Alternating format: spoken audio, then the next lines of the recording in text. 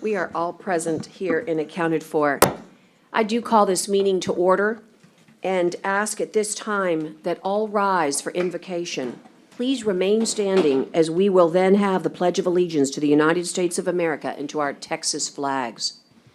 And I would love to have a volunteer for prayer, but if not, Commissioner Modis, would you be so kind?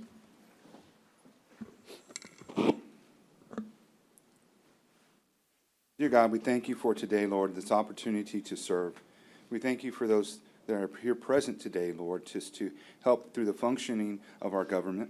We thank you for the blessings you have given us to serve and pray that you put in our hearts today to find the ability to work together, to compromise, and to do the best work we can for our community. We pray for those in need. We pray for those in our community who are suffering through the loss of COVID and through other illnesses. We pray for Commissioner Chesney and his family, the loss of his mother. And we pray for them as they continue through these days of the mourning and preparation to dedicate to her. Dear God, we thank you, Lord, for all of our staff, all those who work hard on behalf of Nueces County. Be with them, heal them, protect them, and be with our community, our nation, and our world as we get through COVID. In your holy name we pray. Amen. I pledge allegiance to the flag of the United States of America and to the republic for which it stands, one nation, under God, indivisible, with liberty and justice for all. Honor the Texas flag.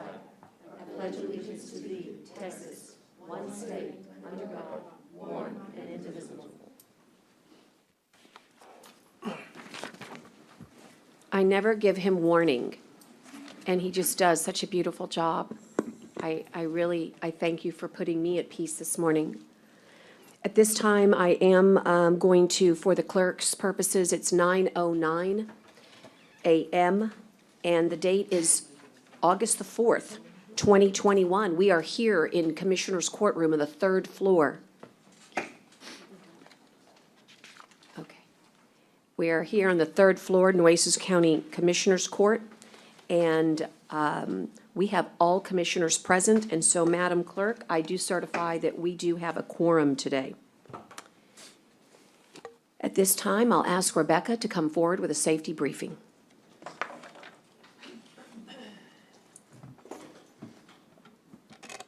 Hello, good morning. Good morning. Good morning, Judge, Commissioners, and attendees. Our safety briefing for today, August 3rd, is being held in the Nueces County Commissioner's Courtroom. The restrooms are located on the right-hand side of the third floor atrium, past the Human Resources Office. There is a fire extinguisher located at the rear of the courtroom, and also 5 additional fire extinguishers located through the atrium area. In the event of a cardiac emergency, an AED is located on the right wall next to the Human Resources Office. Participant for today who will be responsible for dialing 911 will be Connie. Participants CPR certified in attendance will be Dale, and remember, anyone can render aid. In the event of an evacuation, our egress route will be slowly down the atrium stairs, proceeding out the doors located on the left-hand side of the courthouse, and assemble in the parking lot across the street. And it is important to stay together. If it is raining, we'll probably stay under the shield. Should there be a need to shelter in place, depending upon the severity of the shelter in place, the courtroom double doors will be secured and remain secure until given further notice from the Nueces County Sheriff's Office or other law enforcement agencies. Our guest sanitizer for the day will be Michael. Thanks, Michael. Our safety topic for the month of August is school safety. Encourage COVID protocols. Wear their mask, wash their hands, and watch social distancing. Walking. Review your family's walking safety rules and practice walking to school. Riding a bicycle. Teach your child the rules of the road, proper attire, and practice riding the bike route. Riding the bus. Teach your children school bus safety rules and practice with them. Driving your child. Obey the speed limits and obey school drop-off rules. Make eye contact with children who are crossing the street. School safety. Preventing backpack-related injuries. Use both straps. Don't overstuff a backpack. Rolling backpacks should be used cautiously since they can cause a trip hazard in crowded hallways. Preventing playground-related injuries. To reduce strangulation hazards on playgrounds, have your child leave necklaces and jackets with drawstrings at home. The back-to-school, this is just a tiny piece of the rules for school safety. The back-to-school checklist, which is very detailed, can be found on the information desk in front of the judge's office and is also on the National Safety Council website. And this is what you will be looking for. Thank you very much. Thank you so much. That was a good, comprehensive, get ready for school piece, and I hope we all know a child, so that was great, Rebecca. We'll hopefully pass that on. At this time, I'm going to move on to resolutions, proclamations, and orders. And the first, you're absolutely right. So sorry about that. I just have all these great people in front of me, let me say. We do have two, and I recognize the first, so Miss Teresa Klein, she is cleaning your microphone. As soon as he finishes, you may take that microphone, and even though I know you, would you please restate your name and address for the court's record? And then, Mr. Commissioner Hernandez, you'll be next. Yes, ma'am. And I'd also ask Deputy Vasquez to please look outside in the hall to see if there's anybody else that needs to speak. You as well? Okay. Okay, yeah, of course. All right, thank you. Good morning. Hi, I am Teresa Klein. I live at 3501 Monterey Street, and here in Nueces County, and I'm standing here today to ask a favor of the Commissioners Court. Dr. Donna Shaver at the National Seashore has this phenomenal program on sea turtle restoration. It has helped the Kemp's Ridley sea turtles to come back, to survive. It is a small part of a national push to try to restore this Kemp's Ridley. But recently, there have been some budget cuts to her program. Now, I know that the National Seashore is not in Nueces County. It is not in any of your districts. I get that. But we are the gateway to the National Seashore. And the National Seashore gives us back so much. Those of you who have kids or grandkids who have taken them out to a turtle release, it's just magical. Hundreds, if not thousands of people show up. We have thousands every year who come to these events. They are unique in the conservation for Kemp's Ridley. And we're unique because we're Texas. And because Texas has the Open Beaches Act, we drive on the beach. That's different than what we see in other states like South Carolina and other states. And so we have to have different techniques to help to save this endangered species. I am also a member of the Sierra Club, which is the oldest and largest environmental group in the world, actually. We are writing a letter to Deb Haaland, the Secretary of the Interior, in support of Dr. Shaver's sea turtle restoration program. We know that just letting the sea turtles fend for themselves may not be the best bet here in Nueces County, and we don't want to see them try to shut down the beaches for sea turtle season, because that would impact the fishermen and the tourists and the local economy. And yes, we are an environmentalist, but we do still want to protect our local economy as well. But we would encourage the Commissioners Court to also write a letter in support, whether it's a resolution or a letter to Deb Haaland, to Secretary Haaland at the Interior, to help to support and just to tell them how much this program means to us. And so that is my ask for the day, and thank you so much for listening. Thank you so much for attending today. And so we have Commissioner Hernandez, followed by Commissioner Chesney. Thank you, Judge. Good morning, Judge and Commissioners. I signed up for public comment this morning because I have been approached by constituents from all precincts. Their main concern is how the county is spending their taxpayer dollars. The questions that I have been asked lately pertains to the agenda item which water was supplied to area hospitals. The question that I am being asked are, who made the initial phone call to the judge requesting the water? Where was the water distributed to? Why was the water approved by Commissioners Court?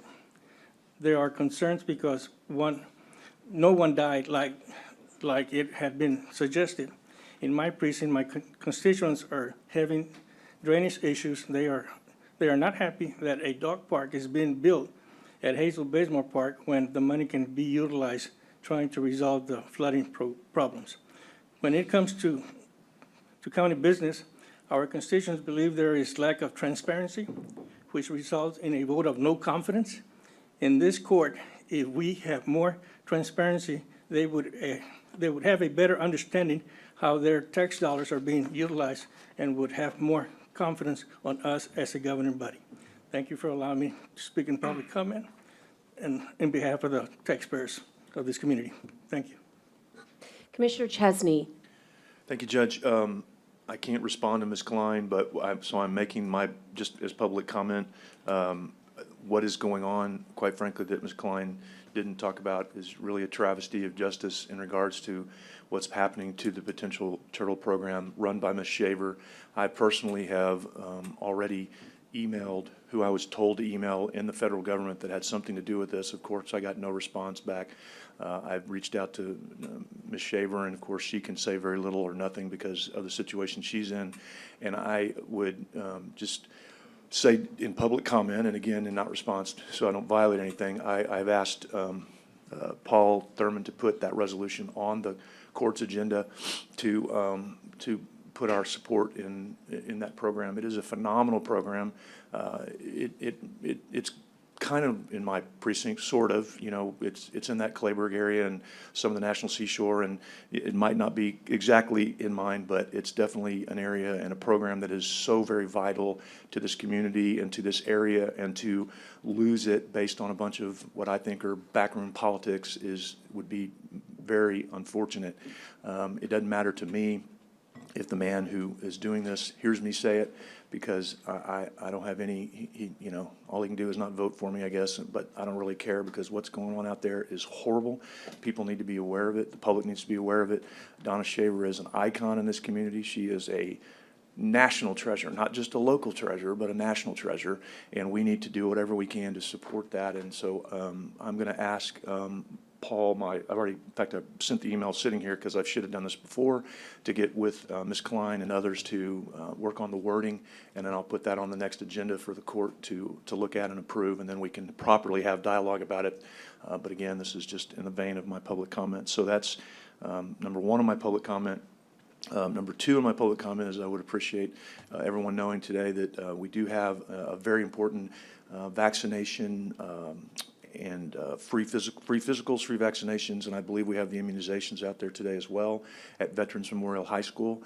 It is at Veterans Memorial High School, but we would encourage anyone and everyone to take advantage of this. We do this for reasons that are obvious. As the judge has reported, 95+% of the people in the hospital these days are unvaccinated people. Everybody has a choice. It's your choice to make, but I would strongly hope that you would look at the statistics and realize that this is an epidemic, and we don't want to go back to where we're having to wear masks all the time and do the things that we're having to do. But this Delta variant is a very serious variant. It's it's attacking the younger people like the first one wasn't. It's doing things that we're not. We don't, when no one wants to shut down, and I don't advocate shutting down. I believe truly you can live with this and live with it safely and continue to operate.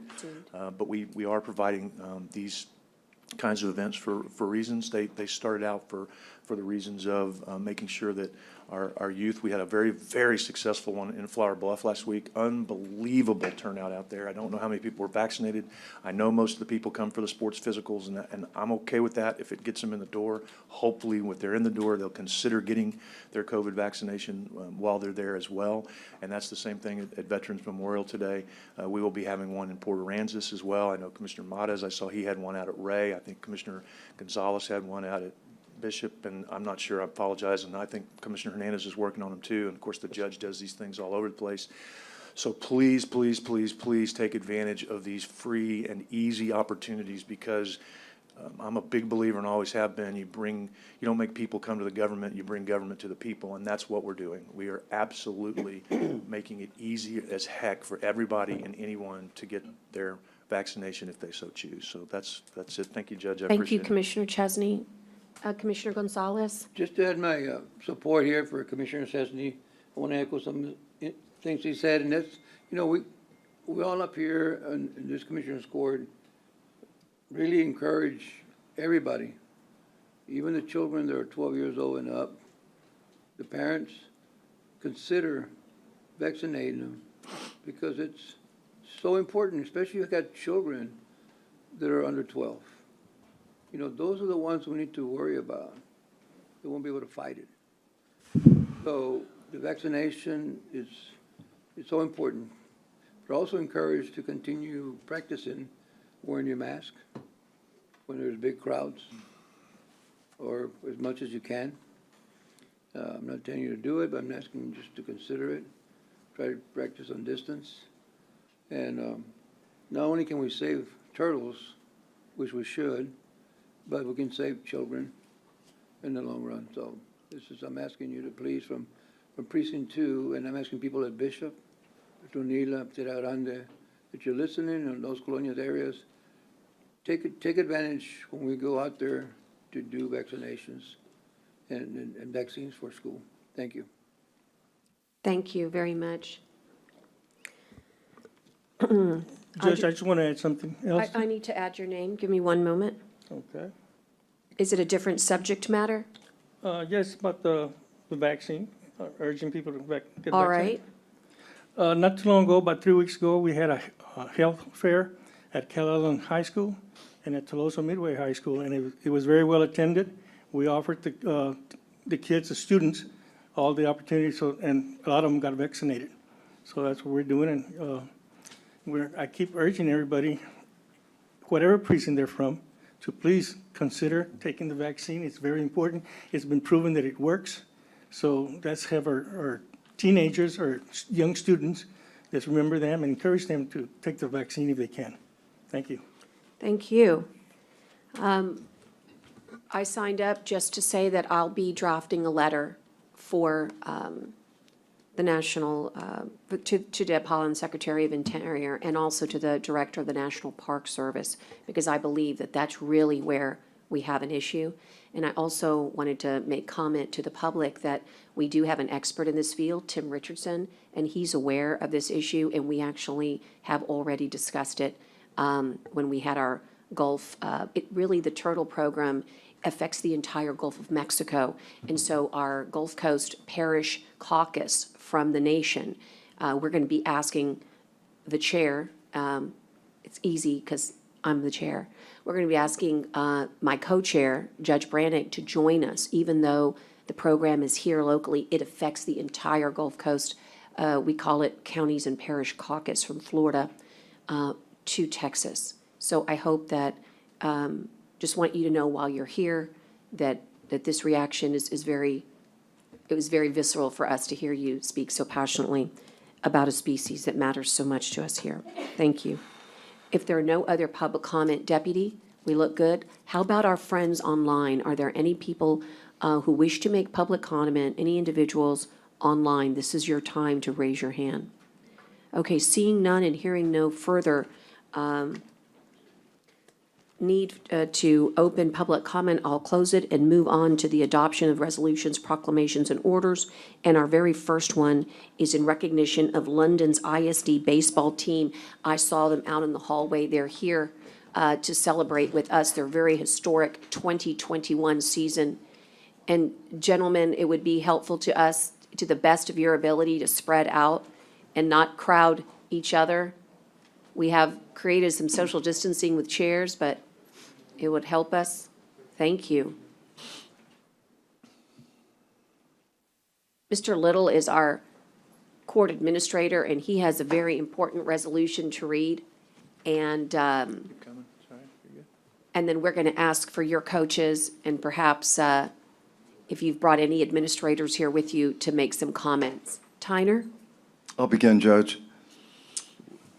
This is recognizing the new London ISD High School baseball team for their 2021 historic and undefeated season. Whereas the London Pirates boys varsity baseball team, led by coaches Kevin Carr, Albert Amaya, and Trey Salinas, finished a historic 2021 season going undefeated in district with a record of 12-0, and also brought Corpus Christi a Class 3A state finalist for the first time in London High School's history. Whereas since the inaugural baseball season in 2012, this was the furthest and most memorable season of the school's baseball program. Not only did the team achieve an undefeated season of 12-0, but also were 2021 district champions, by-district champions, area champions, regional champions, and a Class 3A state finalist. Whereas the team's quest for Class 3A state championship came up short on June 12, 2021 at Dell Diamond in Round Rock, Texas, falling 8-7 against the preseason #1 Malakoff Tigers. However, the legacy of the 2021 London High School baseball team will never be forgotten. The strong work ethic, determination, and respect is shown for one another and the willingness to win throughout the season is noteworthy for all London High School Pirates baseball team players. We know that the London High School Pirates will be back stronger than ever in 2022. Whereas the London High School baseball players include seniors Corbin Egbrecht, John Martinez, Zach Britton, first team All-District, Connor Kuipers, Reed Rosapal, juniors Kate Budd, MVP, Darren Llewellyn, honorable mention, Jaden Martinez, first team All-District, Carlos Ruiz, Cole Schutz, sophomores Mason Arispe, first team All-District, Joel Benavides, honorable mention, freshman Landon Salinas, newcomer of the year, Mason Jacob, first team All-District, John Martinez, pitcher of the year, Blake Waters, honorable mention, second team All-District, Jacob Gonzalez, second team All-District, Blaine Line, Ricky Ramirez, Colby Budd. Now therefore be it resolved by the Nueces County Commissioners Court that the court hereby recognizes the London High School baseball team for their athletic accomplishments and achievements towards a very successful 2021 season. So moved, Judge. I'll second. And just before we have discussion, Tyner, would you, Coach, would you like to take the podium? You may also pass the podium to anyone Judge, at if I this time. could make a few comments while he's walking up Certainly. too. This is an amazing honor. Believe me, we sat at home and we watched that game, and man, we were all heartbroken in the end. But what you have to remember is there is not a person in the state of Texas, except those in the room, that would have ever thought that London baseball would be in that game. You achieved more in a short period of time in this program's history than can even be imagined. You are now the official greatest team in London history by how far you've gone. And that's hard for me to say because I had a basketball player at London. So you guys, that's a tough thing for me to say, but I know it. I acknowledge it. I am willing to give up that title gladly because you have done an amazing job. And I think, and let me, I always get my years mixed up, but I think this is what, the 9th year London, this last year was the 9th year London was a high school, or the 8th year, Coach? I can't remember, Moreno? What's that? Last year was the 9th year. So London has only been a high school for 9 years. Okay, I want everybody to remember that. And I say this next thing not to embarrass, but to make a point. There were a couple of years ago, I don't remember when it was, but it was when Joshua was there. London didn't win a district game, I don't think. So the amazing turnaround, and that's to show how fast. And let me tell you, London plays in one of the, if not the toughest and I know Judge Canales might take exception to this, I'm going to. baseball districts in South Texas, Bishop and Banquetti and Fowl, those are teams that have had long histories of baseball success in this area. So it's especially gratifying, no offense to my friends who represent Bishop and other places in Nueces County, but it's especially gratifying to watch London kick some butt this year. So you guys and girls and everybody who's involved in this and the coaches and Coach Carr never is the one who likes to talk, and I know the other ones like to get up here, but not only do we want to hear from the coaches, we want to hear from maybe one of your captains or whoever you designate that likes to talk. But this is an amazing deal, and we were trying to do this earlier in the summer, and it just didn't work, and then London's on a real short schedule, so they come back to school, so the coaches need their break, and so we weren't able to get them in here as fast as I wanted to get them in here.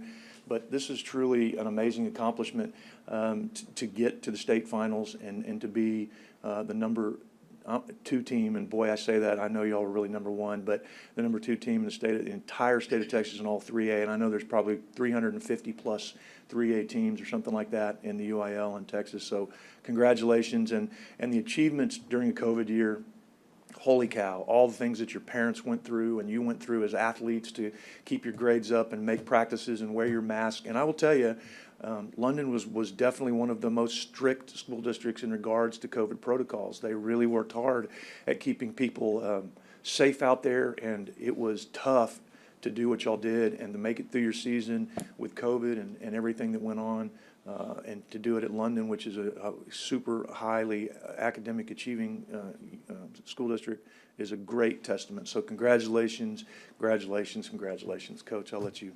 Coach, welcome. Thank you.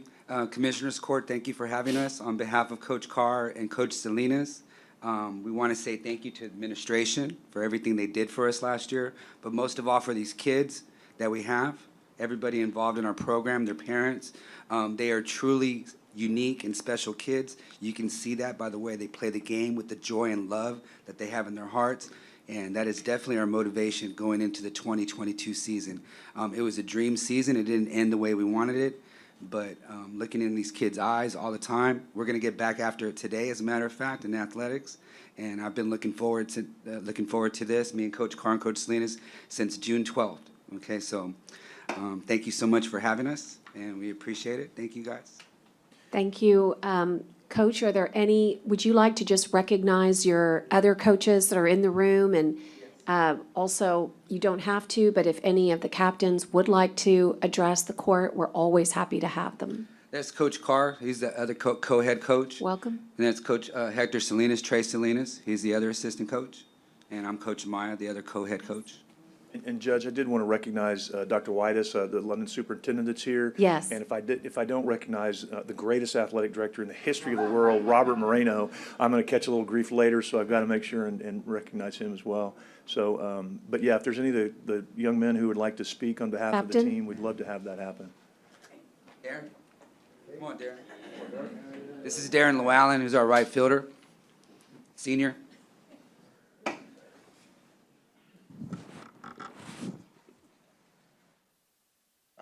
Thank you for having us. It's been a memorable season. I mean, I can remember just starting, and all we wanted to do was just every game, one game at a time, and we never looked further. And I believe that this team is more than a team. I think it's brotherhood. I think everybody here would lay their life down for anybody here. And I really get a little choked up, but y'all have meant a lot to me, and I wanna thank the coaches because they've helped me through a lot, and I was actually injured 2 years ago, and to have me back and for them to allow me to be back, words can't describe how grateful I am for these coaches and for this team I have. So thank y'all. Well said, well spoken.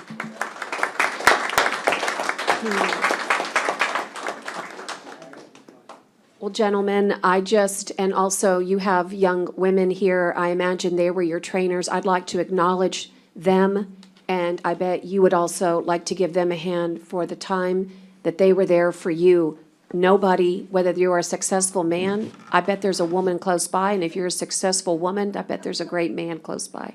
That is Elias Sandoval and Destiny Yanis that are with us. Emma Womack's not with us this morning, but those are our student trainers. They do so much for us, and we appreciate you from the bottom of our hearts. Thank you, ladies. Thank you, ladies.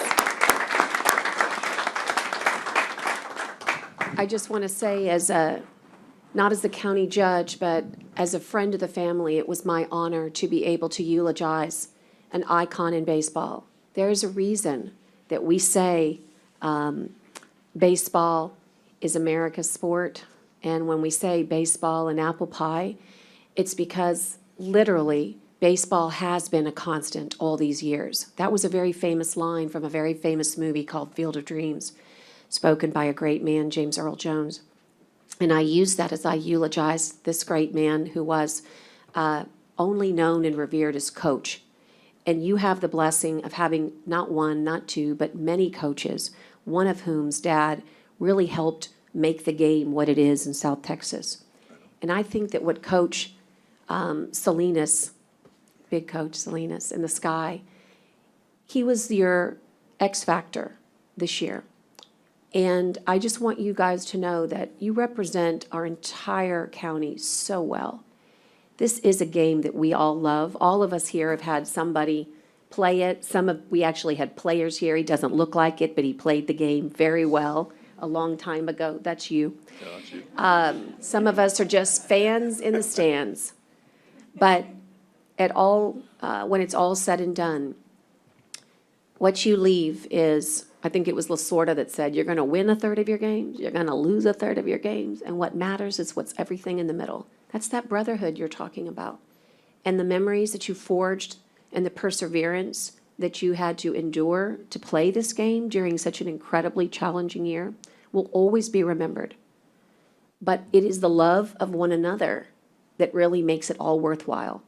And so you learned probably something that you'll keep for the rest of your life. And today, it is my honor as the county judge to say the following. All those in favor, please signify by saying aye. Aye. Aye. And of course, commissioners, you're also welcome to make comments, but we are so proud to have you here, united.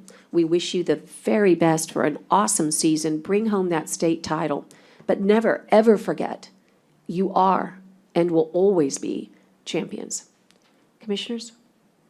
Judge, if we could also get him in the well for a picture, that would Yes. be great. So I think this one's tricky for me because of COVID, okay? Or maybe Normally, outside. I would ask you to be in here, but I'm gonna, with the indulgence of the court, ask you to come outside where we can do a little bit better. I just need to protect everybody up here. I'll get into big trouble if I don't. I'm gonna ask everybody who has one, it's only an encouragement, but if you will wear your mask, we're old up here. Can I say a few And words? we're looking to get some protection. Can I say a few words before we go? Of course. You know, Hector Salinas, he and I played ball together. That's what, you know, and the last game we played was a semi-pro game in Price Field. And he was the paper put him out the hottest pitcher of the night, you know, and I was the catcher. And, of course, he had me Gonzalez, the hottest hitter of the night. Hector and I played ball, you know, for many years and together, and he, you know, he lived it, he dreamed it, he ate every day. That was his dream, ball. How can we get better? How can we get better? You know, and you guys, everybody here in this room, I want to let you know, that no matter what school you're from, you know, when you're the last team standing, everybody's behind you. You know, because you represent all of us. The last team standing that goes to national, whatever, you represent our community. The Badgers supported you. Even Miller High School, once a buck, always a buck, supported you, believe it or not, you know. But I just wanted you to know that, you know, what you did is great, you know, and just continue to pick your heads up and work hard. But remember one thing, whether you're number one or number two in baseball or sports, you got to be number one in education. That's going to be your future. Might not be ball, but it will be education. So, you know, you might give up one of them, don't give up education. Okay? Good luck, and God bless you guys. Thank you. Thank you, coaches, for everything you did. Absolutely, Coach. First of all, just thank everybody for coming out. Thanks for the support. Judge Canales, thank you for what you did for my family and the eulogy.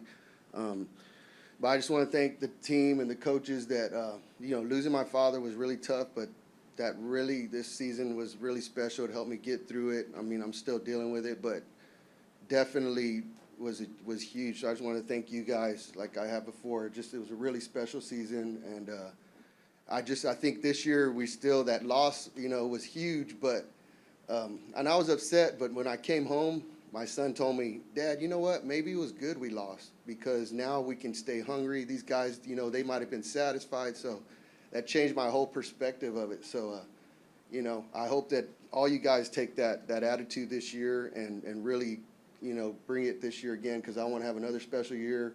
My dad's always going to be a part of me and baseball, and I just hope you guys keep that hunger this year and don't be satisfied, and let's go out this year and make the city proud again.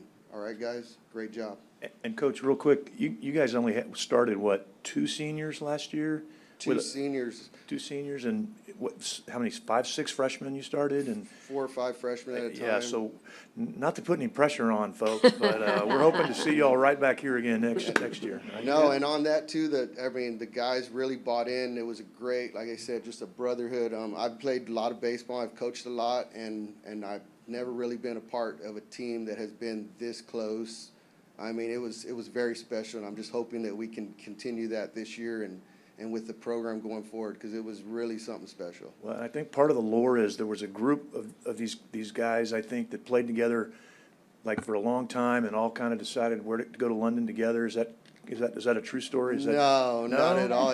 Everything just fell into place. And I mean, I even talked to Coach this year. I mean, everything just fell into place every step of the way. It was so crazy. And like you said, my dad was like an X factor. I felt like he was up there looking after us at every step of the way. I'm like, Dad, man, thanks. And I know he would have been there cheering us, our biggest fan, but I know he was watching every game and right there by our side. But you guys, man, have a special thing going. Take advantage of it. Keep working. Keep that classroom going, and let's don't waste this year, this opportunity. What do you guys say on 3? Pirates? Yeah?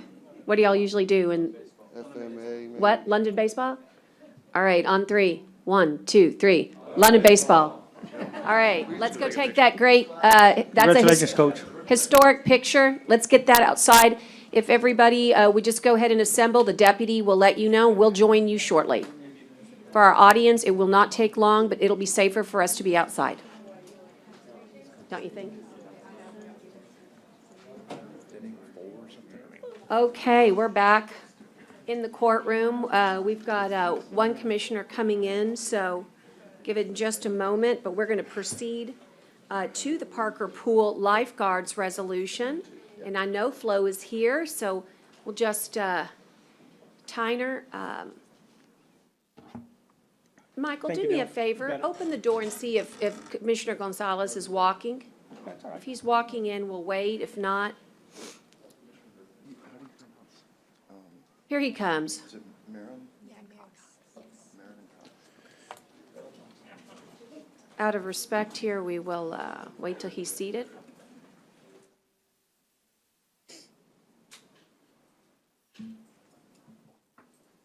You may proceed. This is recognizing and honoring the Parker Pool lifeguards for their hard work and dedication to keeping our community safe. Whereas lifeguards play an essential role in a swimming facility's risk management program. Lifeguards are trained to monitor the aquatic facilities, supervise patrons, inform patrons about the potential for injury, and enforce rules and regulations that prevent injuries. Of course, they are expected to perform rescues, to prevent drownings, and provide immediate first aid and CPR. But to do so, they must first identify anyone who is in distress. Whereas without lifeguards present at aquatic facilities, there is disorderliness, lack of organization, disarrangement, and no structure.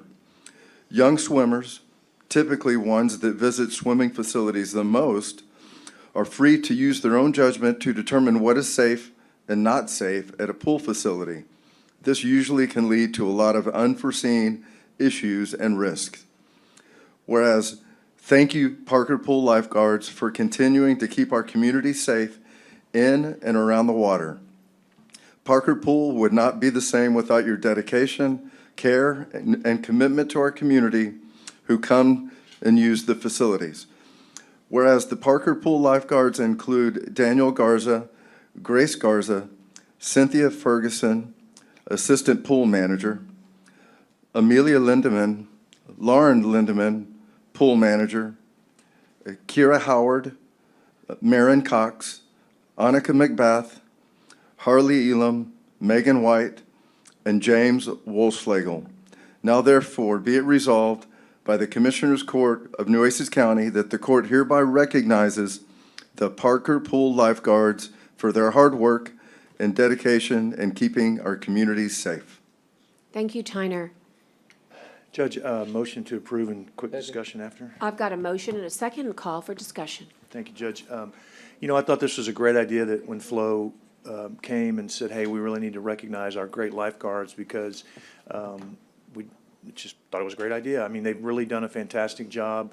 Parker Pool has run extremely well this summer, and we're so appreciative of all the hard work that these wonderful young people put in.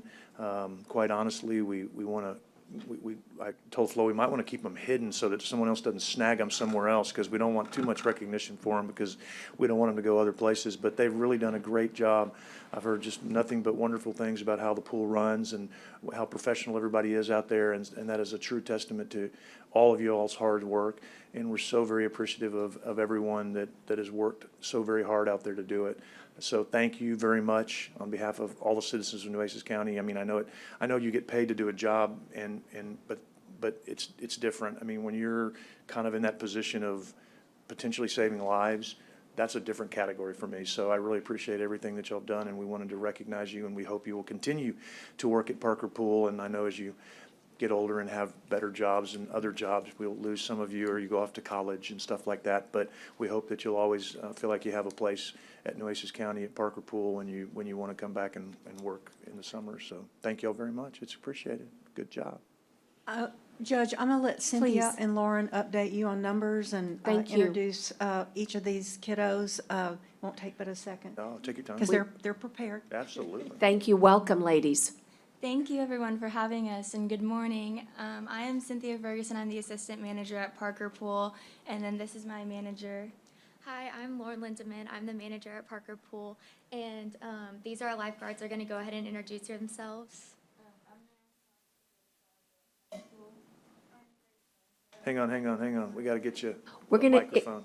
If the mic helps the people online here. I'm Harley Elam, and I go to Flower Bluff High School. I'm Kira Howard, and I'll be attending Texas State in the fall.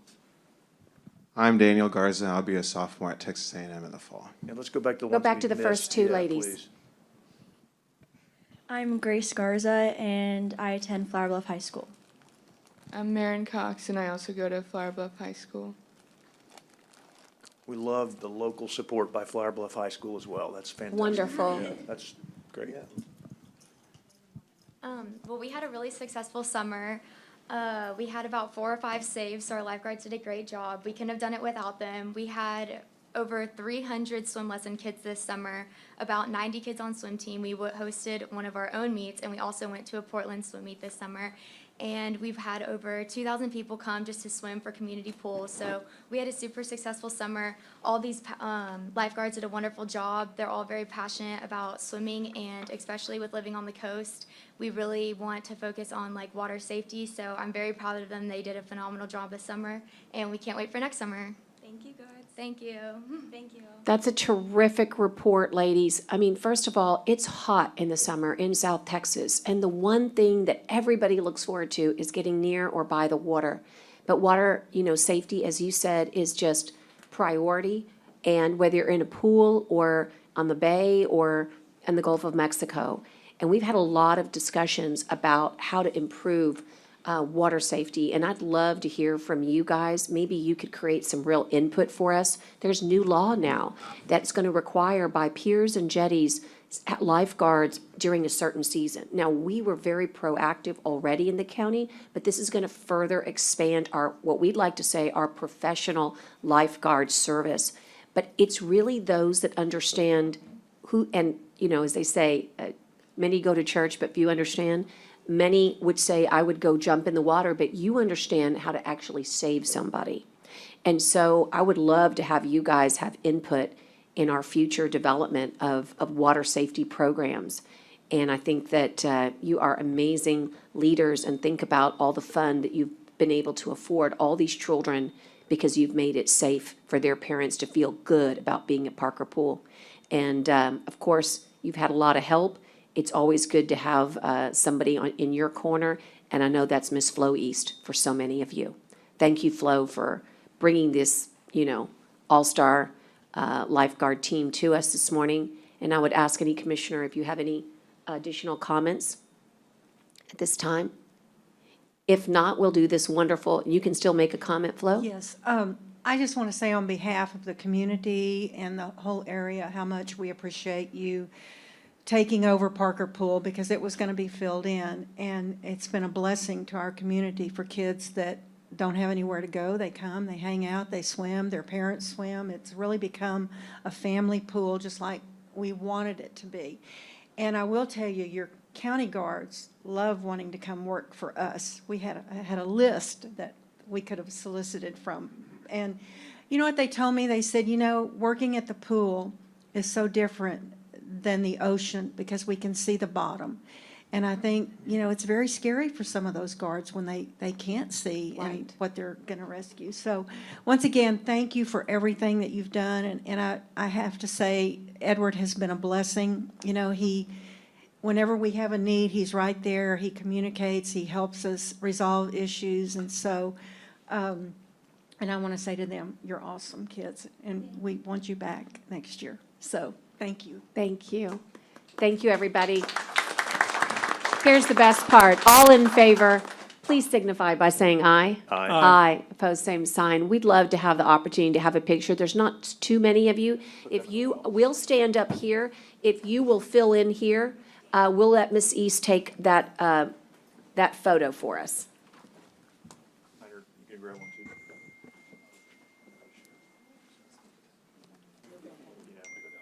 Commissioner Chesney has a resolution to present to you. We have enough. Well, I'm gonna let you, I think there's enough for everybody. If not, we'll get it. Oh, okay. That's one for everybody to take. Okay, thank you. Good.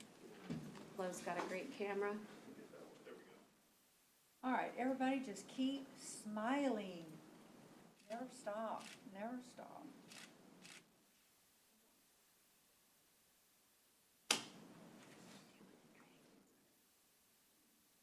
Got it.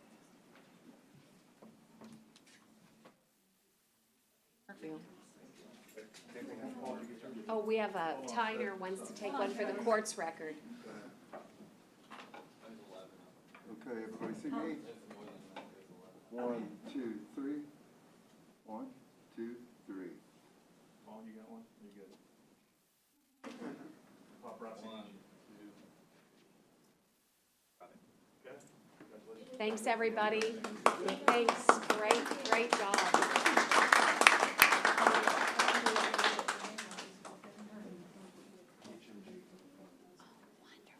That's great. You are really working hard this summer.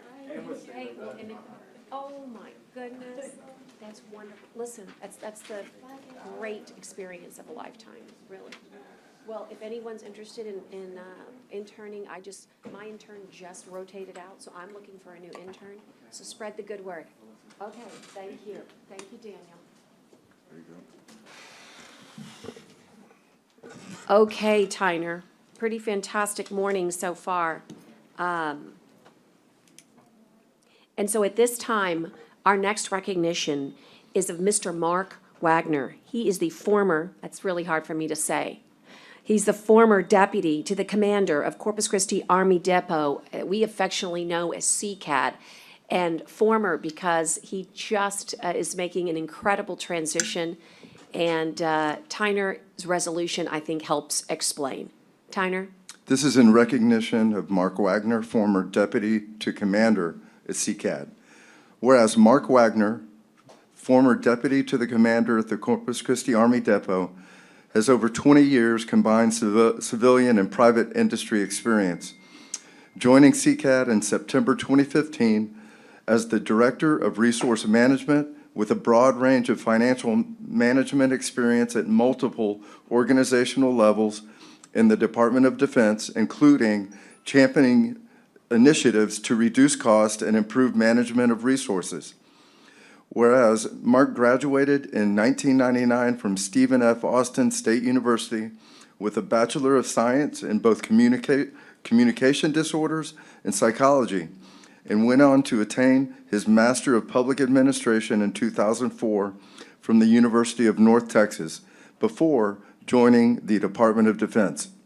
Mark worked as an investment advisor for Edward Jones and as a special educator providing inclusion and content mastery services to students with disabilities. Whereas Mark then served as the comptroller for the Commander Fleet Readiness Centers. As comptroller, Mark had oversight of over $2 billion in working capital funds and $100 million in appropriated resources in support of organic naval aviation depot repairs.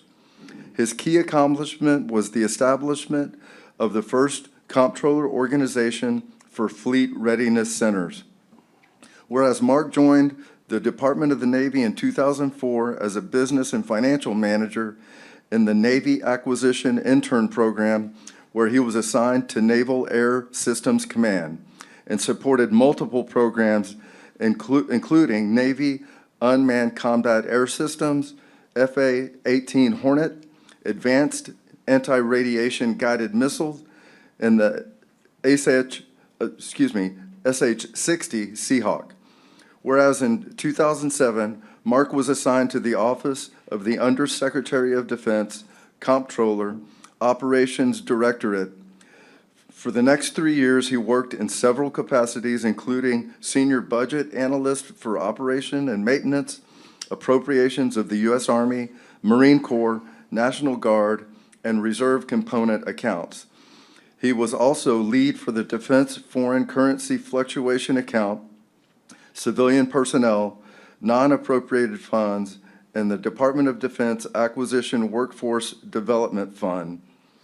Now, therefore, be it resolved by the Commissioners Court of Nueces County, Texas, we hereby congratulate Mark Wagner for his years of service in Nueces County and encourages all citizens of Nueces County to join the court in wishing Mark prosperous and rewarding endeavors as he moves to Brussels, Belgium, to take a position with the North Atlantic Treaty Organization, also known as NATO.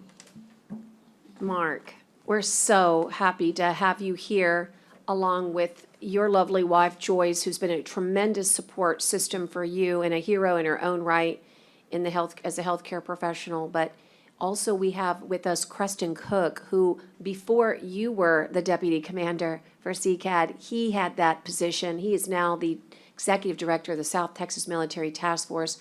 I've had the honor and privilege of working with both of you.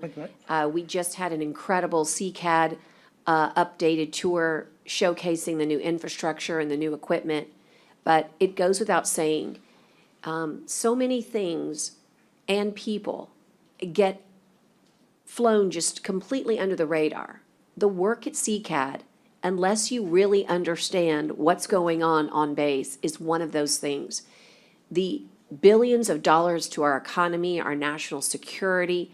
Quite frankly, if you're a rotary blade helicopter pilot, your safety is really in the hands of the men and women that belong to the CCAD organization, of which you led on the civilian side. Our greatest admiration and sense of gratitude is given to you on behalf of Nueces County here today. And before we get too far, I would like to make a motion, Commissioners, for the adoption of this resolution, and would ask for a second. Second. And then just to let you know that, you know, there's always, they say, dream jobs, you know, things that you wish you could do if you love policy. For me, NATO is one of those. Having Secretary and now Ambassador Hutchison transitioning out of NATO, I thought to myself, God, we lost our Texan. Now look what God has done. He has given us back our Texan at NATO. And although you will be far away, I know that you will stay close by, and we are wishing you the best. But most of all, you make us so proud that Nueces County will be represented in one of the greatest alliances the world has ever seen. And quite frankly, it's the alliance that keeps our world safe. We're wishing you congratulations, and I would love for you to make some comments, and then not to put you on the spot, but I might open it up in case Creston wants to say anything as well. Thank you, Judge. And I know with the social distancing, it's hard to see, but before I go on, I'd like to also thank Abby Wagner. My daughter's hiding on the other side. You Abby, couldn't see I didn't her. even notice you were there. I'm looking this way. Yeah. Great. So thank you for that. Thank you, Commissioners. Thank you, Judge. Sure. Okay, so with the oil change servitude. Okay, hold on, Mark. Okay. Okay. We need to mute everybody on virtual. Thank you. Go ahead. Thank you again. Coming to Corpus Christi has been a very interesting experience for me. We came here in 2015. I was initially the Chief Financial Officer to become the deputy, and it has been the most amazing, significant, emotional opportunity of my entire career, of my life. I'm going to try not to get emotional here, you know, I'm the judge and team. But we came here not realizing how much we're going to fall in love with the community. And one of the moments I'm going to give you that before talking more about CCAD is, I know we're going through this COVID thing right now, trust me, I haven't forgotten. Hurricane Harvey. So I'm going to talk about our workforce a little bit. So coming here and watching a workforce, so after Harvey, we had to recover. You know, like everybody here, we all had an emotional significance going on around us. And our workforce was coming in, working 8 hours a day to try to take care of that warfighter and bring operations back. And then this is when I realized I loved Corpus Christi as well as Joyce, who was supporting at Shoreline. I'd see those same people out in the community in the evening, cooking burgers for others, helping others fix their homes. And that was the moment for me I really knew this is where we wanted to come back to. So after some time in Brussels, we will come back. But the depot appreciates y'all's support. I've never been in a community in my entire defense career that loves its military community as much as Corpus Christi. And just to see it reflected everywhere, to see how close everybody is to that. And I know you recognize this, Judge, not everybody realizes the largest helicopter rework facility in the world is right there on Naval Air Station Corpus Christi, delivering for that warfighter every day to deliver on that mission. 3,200 people, if you think about it, it's about 1% of the population here, works within that depot in some way, form, or fashion to take care of their community, take care of the military, and deliver on that. So again, thank you from me. Thank you, you know, to all commissioners. I remember different moments. One of the things that bio doesn't say, and thank Commissioner Gonzalez for his support, of course, through Delmar and to the GED, is I actually have a GED. And I started all this, so to think back, starting early in my life, if you ever asked me doing something like this, I would have told you absolutely not, you know, as I've grown in my life and grown through that. So I'm very excited to go support the U.S. mission to NATO. I'm excited to return to Texas one day as a native Texan and come back and return to this community. So thank you for all your support. Continue the support. That depot will be here a long time, taking care of both the community and the warfighter. Thank you. Thank you so much. Congratulations. Thank you, sir. We are going to present you with this resolution. We would love to take a photo, but Creston, would you like to just offer on behalf of the South Texas Military Task Force and actually the Texas Military Preparedness Commission, because we have a member who serves at the state level as well. Mark, welcome to the ranks of former deputy to the commander at Corpus Christi Army Depot. Brother, yeah, I actually was the person that hired Mark and got him into Corpus Christi, and you have done a great job for the depot and for our community. One of the things that people might not realize is the depot must operate as a business, just like the county does, profit and loss. They do not get a bunch of funds every year to operate from the federal government. And Mark, with your business background, you have put the depot in a great standing and you know, made it successful for years to come. So it's my honor to have worked with you, and I wish you best wishes as you head to NATO. Thank you. Thank you, Creston. Thank you, Mark. Thank you, Joyce, for all those, I'm sure, very hard days. When we talk about hurricanes and all of the challenges, winter storm, that depot is critical to mission, and that means long, hard hours. So thank you for your sacrifices, Abby. You're the light of his life. Thank you for being just a great daughter. And honestly, you have a great family. I'm just a little sad they're going so far away. But you know what? I already told them, because you're here. You're in college here in Texas. I'm right here. Whatever you need. Thank you. Your family's very precious to Nueces County, but on a personal level, you are so important to me. And keep the light on, okay? Thank you. We Thank you. are going to take a photo, and if you guys would come in what we call the well here, we're going to stand up behind you. Tyner will take the photo. And Maggie, if you're listening, there is the Nueces County pins that I have. Did you write? Congratulations. Did you vote, Judge? Thank you. All those in favor passing this important resolution signify by saying aye. Aye. Aye, pose same sign. There you go. Thank you for ladies.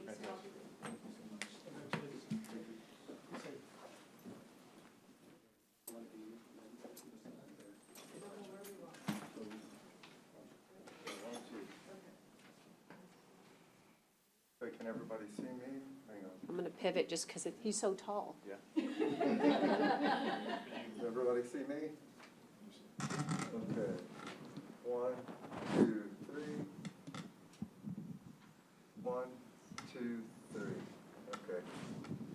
Congratulations. Thank you. Congratulations. Love you guys. Be safe. God bless you. I'm going to email the photos to Preston. Okay. Because that's yours. I'll email the photos. Thank you.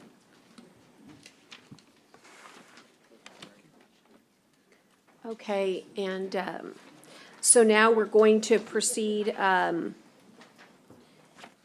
to the August 2021 Employee of the Month. And you know what's interesting is I know it's sitting here. Judge, Kevin Kuchnick's out of town. Okay, we'll just. And he's asked us let's to just move it to table. the next Okay, can I have a meeting. motion to table, please? I've got a motion and a second. All those in favor signify by saying aye. Aye. Aye. Okay. And this one, next one, is really something we had on last calendar, and we couldn't get to it. We really wanted to make sure that the whole world heard about it, because as they say, it's a big deal. And that is the Government Finance Officers Association has awarded Nueces County a Distinguished Budget Presentation Award for the fiscal year beginning October 1, 2020. And Dale, I think you can tell us a little more about that. Every year, we submit our budget to a judging committee of the Government Finance Officers Association to try to raise our budget to a high level, so it's easy to read for everyone that chooses to read this, as well as other functions out there. My staff and I have gone through many trials and items to try to make this work. And for this fiscal year, we were able to accomplish the requirements of the Finance Officers Association. They did award us with the Distinguished Budget Presentation Award for fiscal year October 2020. However, this may be our last because the Government Finance Officers have changed their requirements. They're going to ask for a significant amount more of requirements that we do not have the resources to perform. We're going to continue to review this every year, and once we have this where we can figure out that the resources, where the cost does not exceed the benefit, we may continue. However, for the fiscal year of last year of October 2020, we did receive the award. I thank my staff and everyone that helped us put this book together, and this is a very high award that we received from the Government Finance Officers Association. And Judge, if I may add to that, I have the background here, and I'll just read it quickly. The award represents a significant achievement by the entity. It reflects the commitment of the governing body and staff to meeting the highest principles of governmental budgeting. In order to receive the budget award, the entity has to satisfy nationally recognized guidelines for effective budget presentation. These guidelines are designed to assess how well an entity's budget serves as four things: a policy document, a financial plan, an operations guide, and a communications device. The way I understand it, the auditor's office got one of these, and this one is actually presented to the county, and also I'll hand it over to the judge. Thank you so much. It's just, look, in the midst of all of the chaos, Nueces County continues to receive national recognition, which we did during NACO for our Human Resources Department. We continue to receive statewide recognition through our Veterans Service Officer and Service Office. And now we have this very distinguished Budget Presentation Award. A county only functions one way, with dollars. We cannot help a soul unless we have a strong budget. This award and presentation of such award really belongs to Dale, to his staff, and all those who support the Auditor's Department, from the county attorney to court administration. We really recognize you and thank you for really highlighting the incredible people that make up the Nueces County staff. Thank you, Dale. This belongs to you. And thank you for that high regards to everything my staff did, as well as the other assistance that we've had from other many departments. However, as I mentioned, the GFOA has changed the requirements for the budget, where they're now going to require a lot more departmentalized presentations, a lot more visualizing, and a lot more video information, and we just don't have the resources to continue that currently. But we'll be able to go every year. We'll try to see if we can meet the requirements. But unfortunately, for this next fiscal year, we may not be able to, just because of the amount of time and resources available. So this is the 8th year that we've received this award, and as soon as we're able to get my staff and meet the requirements that they set for us, we'll be able to reinitiate this process again. Thank you, Dale. And we know you will, and we know we will continue to be, a stellar reporting agency here with regards to our budget. At this time, Commissioners, I am going to skip H1. Melissa, if you just please hold. I'm accommodating people in the courtroom that have been so patient for so long. But I would like to tackle I, which is accept the following minutes of July 21st, 2021. And is there a motion for such minutes? Second. I've got a motion and a second. All those in favor signify by saying aye. Aye. Aye. And then I'd like to proceed to the board appointments, just item J1 at this time. And then I'm going to move us into regular agenda to receive a presentation from the Coastal Bend Food Bank, because I know B has a lot of work to do at that food bank, so you will be next. But at this time, I'd like to move into J1, which is the announcement by myself as the county judge of a new appointment to the Nueces County Industrial Commission, which is also known as the Nueces County Development Commission. This is pursuant to Chapter 381 of the Texas Local Government Code. And what happened was that Ms. Christine Bryant was a commissioner, but you might remember she just got a great opportunity in Galveston. She's going to go run their Regional Economic Development Corporation. And so, the truth is that we wish her well, but it left an important void. And we do not need to waste one moment, because economic development is the way we can, quite frankly, obtain recovery. And the Nueces County Development Commission is working hard at that. And so at this time, I would like to recognize just to the podium so that you can see her, and let me give you a little bit of a background. Ms. Christy Veit is affiliated with CWA. For those of you that don't recognize the acronym, that stands for Communication Workers of America. That number is 6137. You just heard about CCAD and all its accolades. Don't forget, they're union proud and union strong over at CCAD. Well, Christy has been representing telecommunications workers since 2008, with all of the billions of dollars, quite frankly, in the field, both at the federal and state level for broadband. I can think of no better person in my mind to represent Nueces County than somebody who understands the telecommunication business. Christy is the past president of the Coastal Bend Labor Council. She actually just made that transition.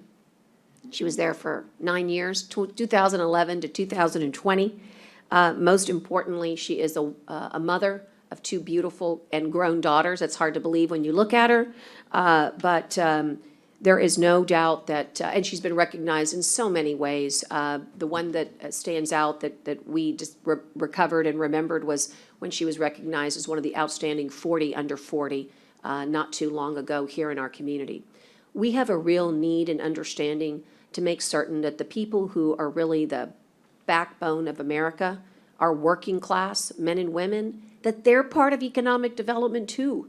It's not just large corporations. I think, Christy, what you're going to bring to our Economic Development Commission is that understanding of when these big projects come to town, that you'll understand how to marry the nexus between the local contractors, the subcontractors, and the men and women that will be working inside those contracts. We need you here at this commission. I'm sorry that they just had a meeting like 2 days ago, but after today's announcement, the executive director will be reaching out to you and get you up to speed very quickly. I wanted the court to see you and to know you, and I also encourage you to bring back information to all of us because they're all interested in economic development. I don't know if you want to say a few words, introduce that we have, we're in some fine, you're in fine company here with some support. Excuse me, do we have a motion or second to it? No, it's just an announcement. She just appointed. Good morning, Judge and Commissioners. Thank you very much. It is an honor for this appointment. I have known so many of you, some of you all my life, looking at you, Commissioner Modis, and I will do my best. I would also like to recognize my union brothers, Rick Lord, that is in the House, who is a mentor and always supportive of coastal towns and all of the work that goes on. And I think we live by the motto that work connects us all. Every single worker in this community at every level creates our dynamic, and without each other, we fail. And so we must continue to have continuity. And just because I work in telecommunications, I have a fascination with continuity because that is what we do. And so we must have continuity to each other. And Barbara, I will be glad to be your conduit and the community's conduit for this committee. Thank you so much. Thank you. And again, I'm so fascinated by how much money is out there for broadband. And as it applies to the rural community, it's Commissioner Modis's wish that we really make sure we can create that connectivity to the rural. But look, it's not just, you can't just say it. We got to figure out how to marry the grant opportunities with the dollars and then bring them home to the right projects. And again, we just need more arms and tentacles to do that. We think the NCDC can be very supportive. There's a particular grant, Christy, that you'll hear more about for Fiber Loop. But again, I need to have someone who's just focused on that. And that's where I think you bring. Commissioner, did you Well, want to I add? just want to say, I don't want Christy to think I'm mad. We've known each other a while, and my eyesight's obviously going because I'm like, that lady sure does look like Christy, but I never once waved because I thought, no, that's not Christy. I need to go get my glasses finally. I think every year I But kind you of push can't be it. that old, right? I mean, you can't be as old as She was John probably, Myers, right? I mean, she was probably single digits. I was in my 20s. But, I think we're similar in age. yeah, I know, we are. But I think this is a great choice, Judge, and really diversifies the Development Commission. And as you said, I mean, broadband is huge, and there's a lot more attention. Surprisingly, even Texas, the state of Texas is putting some emphasis onto it, and sometimes we question, are we on the leading edge of some items? But I think that the governor has really pushed the idea that we need to establish, and he has, a focus on broadband. And so that being your focus, along with everything else, I'm sure you're going to get experience with working with this commission. But I'm excited with the work they've done, and I know that you're going to be more than capable. And so I'm excited on that you're on board. I'm sorry I didn't wave earlier, but I swear I was like, that lady looks like Christy, but I just don't want to wave to some stranger. But it's good Apology to see accepted, you. my friend. Well, and I noticed that Deputy of the NCDC is actually on the line, Holden Hopkins. So now, Holden, you'll be able to, I'm going to ask Christy to step into my office right after this, just to get your contact, if you would be so kind as to reach out and really get her up to speed. Meetings are monthly. They're posted. That means they're open and transparent. And they're also, we encourage people to come and give public comment.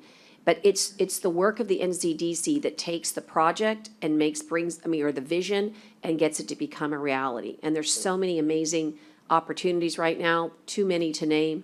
But you can help bring those to fruition, and also your expertise is going to be invaluable. So, gentlemen, thank you for joining your sister here, and really, I hope that you'll be a resource and an advisor as well. Thank you, Judge. Thank you. Okay, at this time, we're going to move to the item, as I mentioned, 3A1, and receive a very important presentation from the Coastal Bend Food Bank with us here today. Just give him a chance. Michael's going to get you all cleaned up there.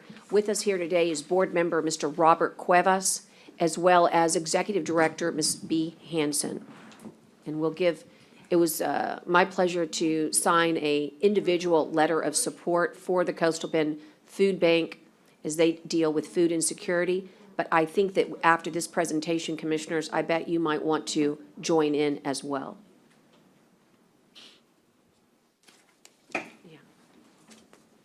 Judge and Commissioners, good morning. My name is Robert Cuevas.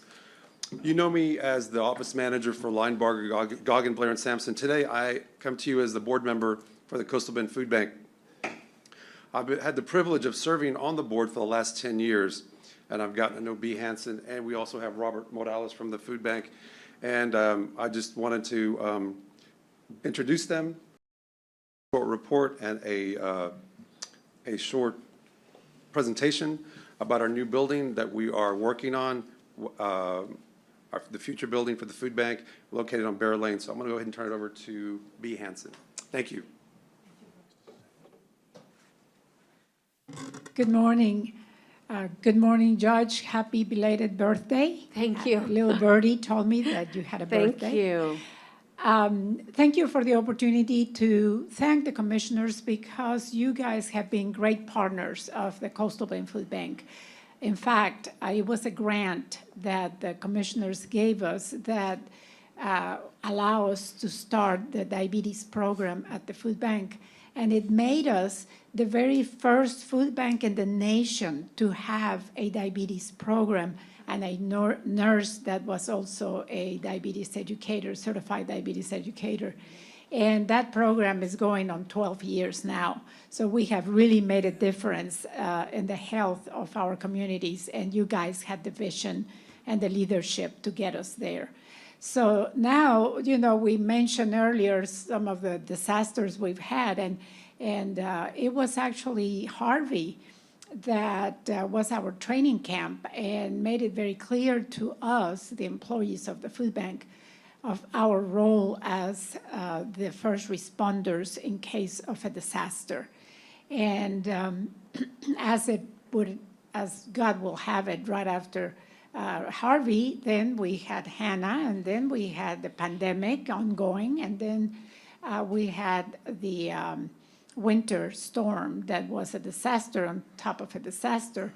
And it has kept the food bank in the forefront doing the job that we are supposed to do for our communities. Let me tell you that in Nueces County this past year, we have distributed 8.5 million pounds of food just in Nueces County. A little over 60% of our total distribution stays in Nueces County, and we serve 11 counties. When I first started working here 24 years ago, we were distributing 2.5 million pounds a year. This year, we will be right under 14 million pounds of food that will be distributed. And let me tell you, the miracle is not so much that we have grown so much and we distribute so much more food, is that we get that much food. When the stores were empty and we were competing with the retailers for food and we were having to buy food, we realize how lucky we are when we get all these donations that we're able to provide for the families. It's my privilege to announce our biggest ever project in the food bank. We have outgrown our 22,000 square facility. 60% of our dry product is an outside storage, which makes it very difficult for us, because sometimes there was a water boil not long ago in Port-A, and we couldn't get to the water because it was an outside storage and they were closed. And sometimes we have, and this is what hurts me, we have had to reject a truckload of donated food because we just don't have a place to put that food. And that should never happen. So we are going to build a 108,000 square feet warehouse with enough office space, and this is the rendition of our new facility, the front of the facility. And we have a video, if you will run it, it's a virtual video of what the facility, I walked through the facility.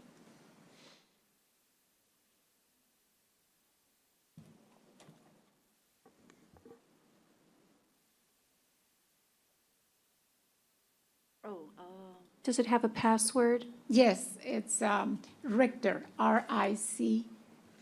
HTER. HTER.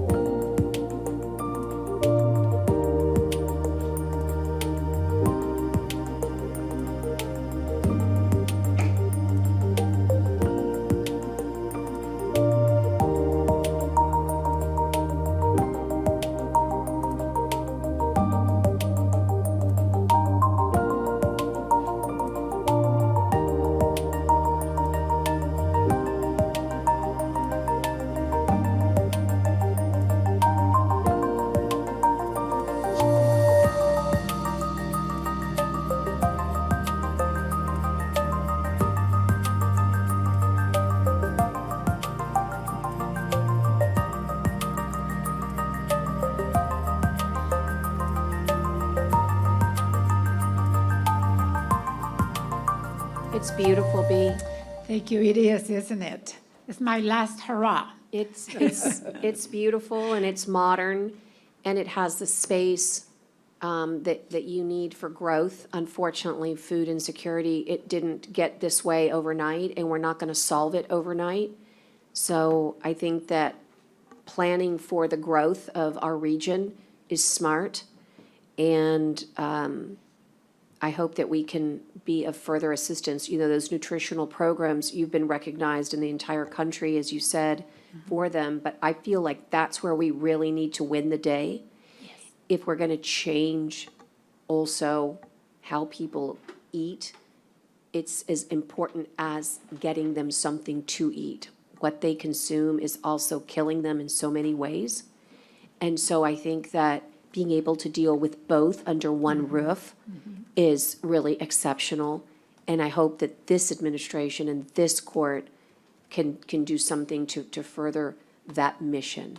Thank you so much. We have been blessed. We are already at 75% of the money that we need. That facility is going to cost around $30 million.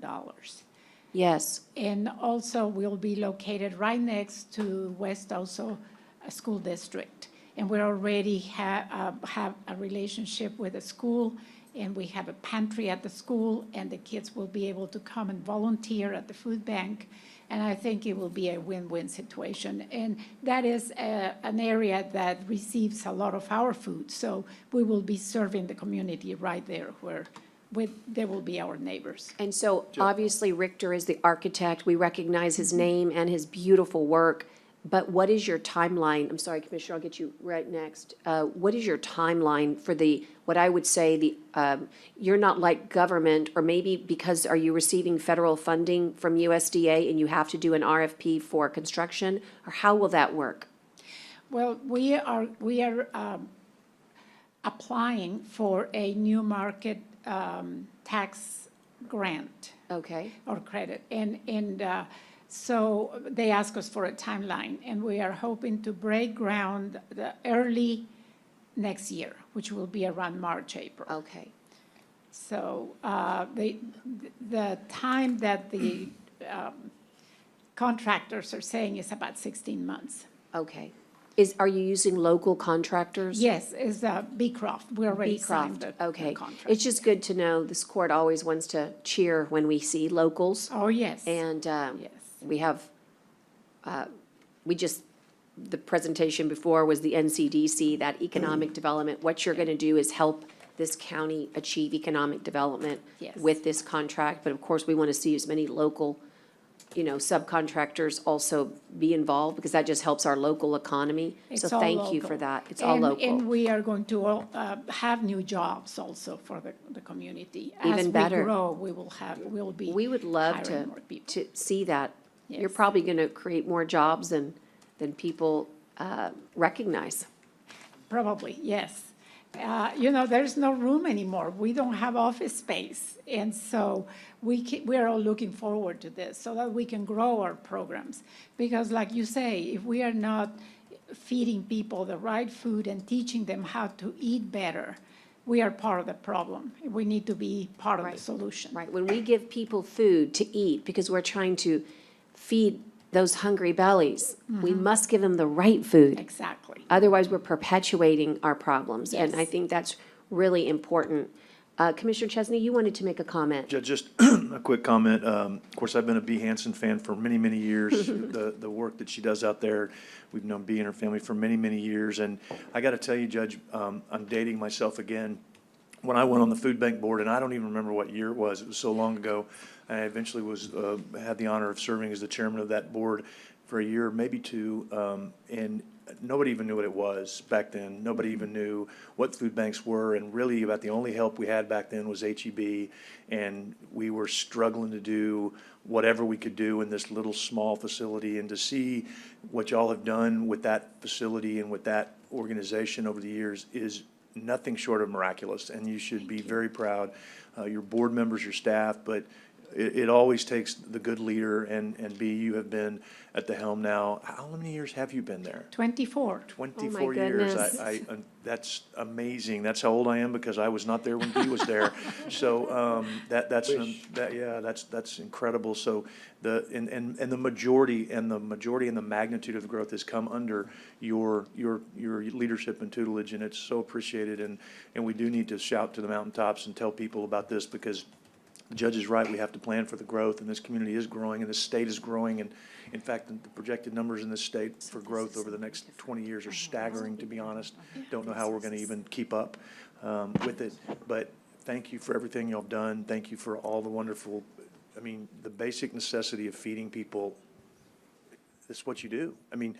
Everything else, streets and roads and all the stuff we fight about and talk about and discuss, you take care of the basics, which are making sure people get to eat, and that's very much appreciated, and thank you for everything you've done. Thank you. Yes, ma'am. Thank you, ma'am, very much. Thank you, Robert, the Roberts. Thank you, the Roberts. Yes. And Thank you so much. I'm not going to embarrass him, but I want to share, Robert Cuevas and I argue about when we retire, who gets to work at the food bank. I hadn't told her that yet. Oh, okay, well, it's okay. the point is that the love that you have for this, Robert, is so palatable for me and all your board members. It's an incredible, sort of work of art, how you've brought all these great people together. And again, I mean, I wanted to ask one more technical question. What's the square footage on this building? 108,000. 108,000. And what, Okay. what was it originally? Do you remember? I'd like to. what was- 22,000. was We're the- still operating out of the same facility that you. But I think y'all expanded it even after I left. I think Yes, that, we that back portion. expanded the back. You're right. That's right. So I Yes. think when I was there, it was maybe like 15,000 or That's something. right. And so you're going to Yes. 108,000. Wow.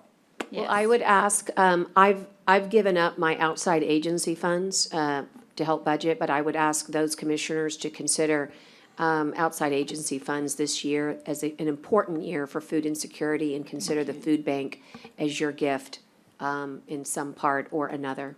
Thank you And, so much. But I think I've been taking care of the food bank for what, 12 Oh, years? 12 You're years? batting 100%. So Yeah. I'm there with you, and whatever you need, you can call me. Thank And I you. really appreciate those school pantries, I was there at Westoso, and I'm gonna help you expand to a couple of more schools. Excellent. Thank you so Okay. much. Thank you very much. Thank you for your help. That's great. We really appreciate it. I also commit myself, even though I'm new to the Commissioners Court, I'm gonna offer my help, whenever I can. And I did go to the Molina Pantry opening, and it was very nice of y'all to do that. Those kids really need it. So thank you for what y'all do.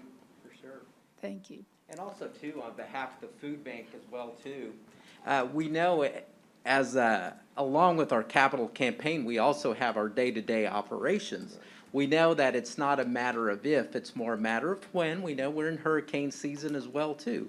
But we're also preparing as well, if that situation arises, that we're ready to serve Nueces County, but also our surrounding counties as well too. So that's the one thing, food insecurity never stops. But we thank each of you for your kindness, your support, and your well wishes as well too. And we look forward to collaborating together and continue being South Texas strong. You bet. Thank Thank y'all. you. Thank you. Thank you for your patience this morning. Sure. It was a great, it is interesting. It's important to be a citizen as well as an advocate. It's nice to hear what else is happening in your community. We'd be honored. Tyner, would you mind receiving those for the court, or Connie? And she'll make sure that we get all of them. At this time, I'm going to ask Melissa to just bear with me. I'm going to try to get through the consent agenda, and then I'm coming right back to you for those all-important disaster information reports. And then, but at this time, Commissioners, we have consent agenda items A through O. Items A through O, I'd ask if there are any at this time to be removed for further explanation or information.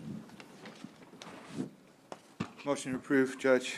Thank you. I'll second. All those in favor? Hold on, I need to pull some. Okay, let's go. I'm trying to figure out which. I want to pull M. Number C. M is in Mary. Yes. All right, it's pulled. C, C is in cat, okay? H, H, I, I, J, J, and N. N is in Nancy. Excuse me. Yes? Yes, ma'am. Okay. All righty, I let's, withdraw my motion, Judge. thank you for the approve the rest. withdrawal. I'll withdraw the second. And Motion to we'll, withdraw the rest. motion, what did you say? Motion to withdraw the leftovers.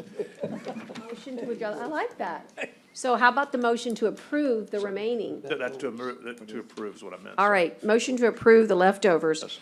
A, B, D, E, F, and G, K, L for the clerk, and O. All, I've got a motion, Commissioner Monas, got a second? And all those in favor signify by saying aye. Aye. We'll take them in order out by alphabet. Item C, please. Yeah, see, I just wanted to, kind of an explanation on that. I know there was we had a contract with, it's a CFB, whatever you want to call it. Let me think. Do you mean B, C, F, Yeah, S? there you go, exactly. Okay. And I know that we had a contract, but it was a cap, or maximum of 350,000. And where are we with that already? I think pretty much there, right? I'll have to review the total amounts, but I believe this is well under the cap that we've had of the total amount of not to exceed. So these are still within the parameters of the contract. Okay. Yeah, Do you have any other questions on that? yeah, on this here, they're helping with the distribution of the vaccine or what? Yes. All right, that's all I have on that one. All right, Motion to pass? I've got motion to pass in a second. All those in favor signify by saying aye. Aye. Aye. Okay, H. Texas Bar Foundation. It's Yeah, a, it says ratify the submission. Was there a deadline that we didn't meet, or what? Do we need to submit that before, or what?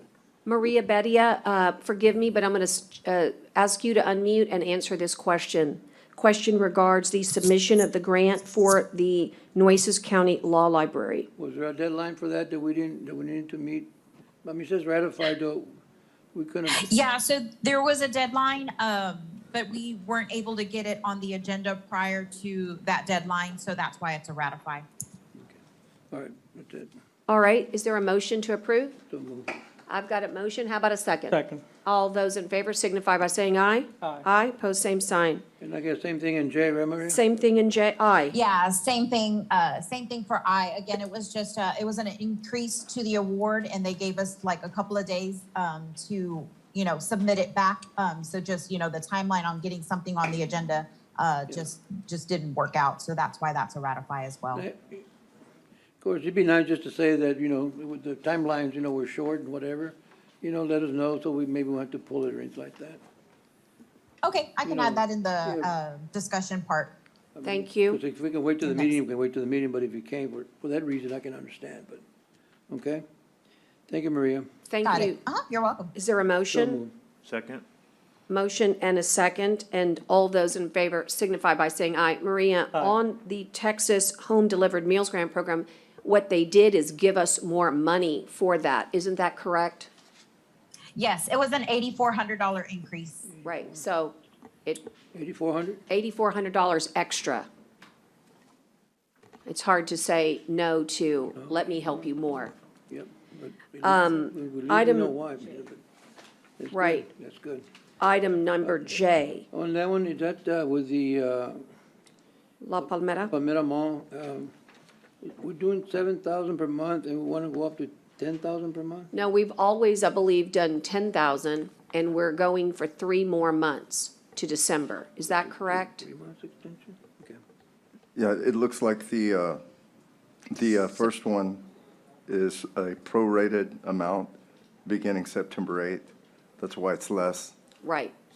But it's a $10,000 per month that we submit for reimbursement and on our, again, against our advanced funding for FEMA under PA. That's public assistance. We wrote that grant, got money ahead of time, and now we have the dollars to be able to pay for the locations where we offer 7-day-a-week vaccines. And this is going to take us through December. Do we have any idea how many people go through there? Every day, we get a census. Kathy Ard Blattner is actually on location right now, and we have seen an uptick in vaccines. It obviously varies. It's a fluid census count, depending on, what day of the week it is. But every vaccine matters, but we can, if you would want to get a census count per week, we can get that for you shortly. Just let Melissa give that to you in her report. Well, if they could break it down daily, how many people go? Yeah, we do. We get the, since we're open till late at night, you get the count the next day. We're open late. Thank you. Is there a motion at this time for Jay? So moved. Second. Motion and a second. All those in favor signify by saying aye. Aye. M, is this the generators we approved, or somebody approved last time? These are not the transformers, right? These are the generators?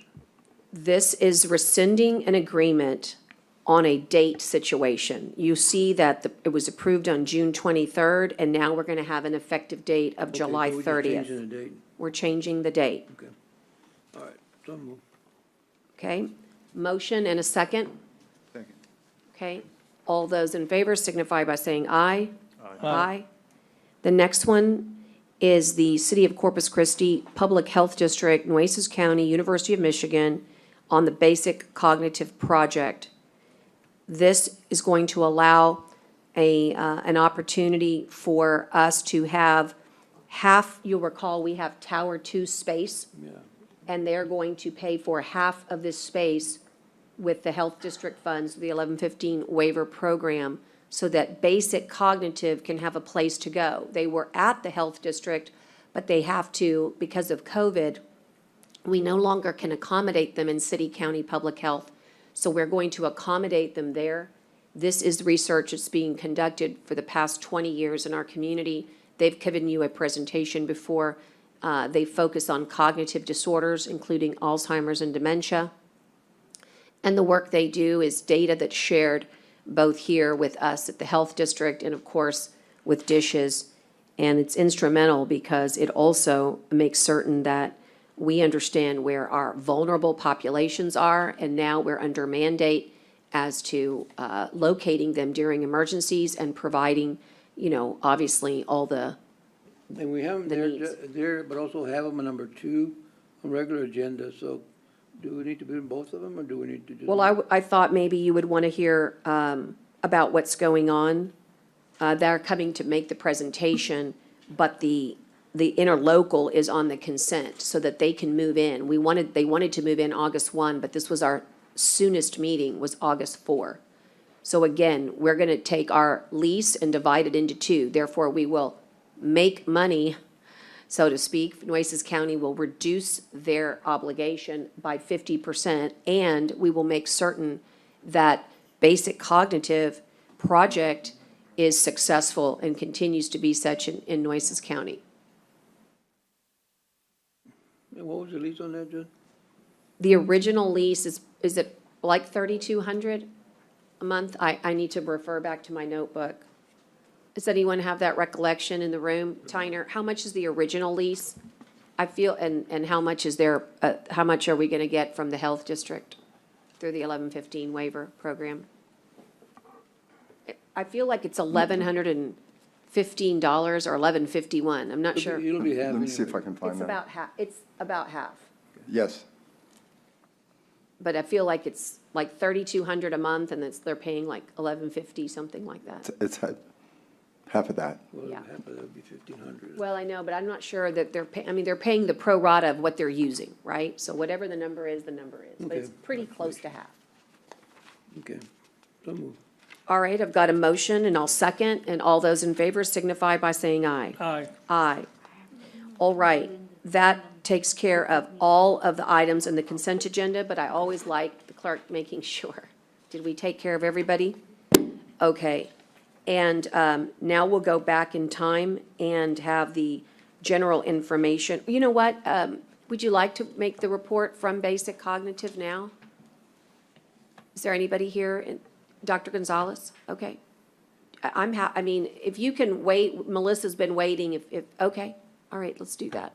I can wait, Judge. It's kind of nice because it goes on the back of it, and then you stay fluid. Do you want to do that?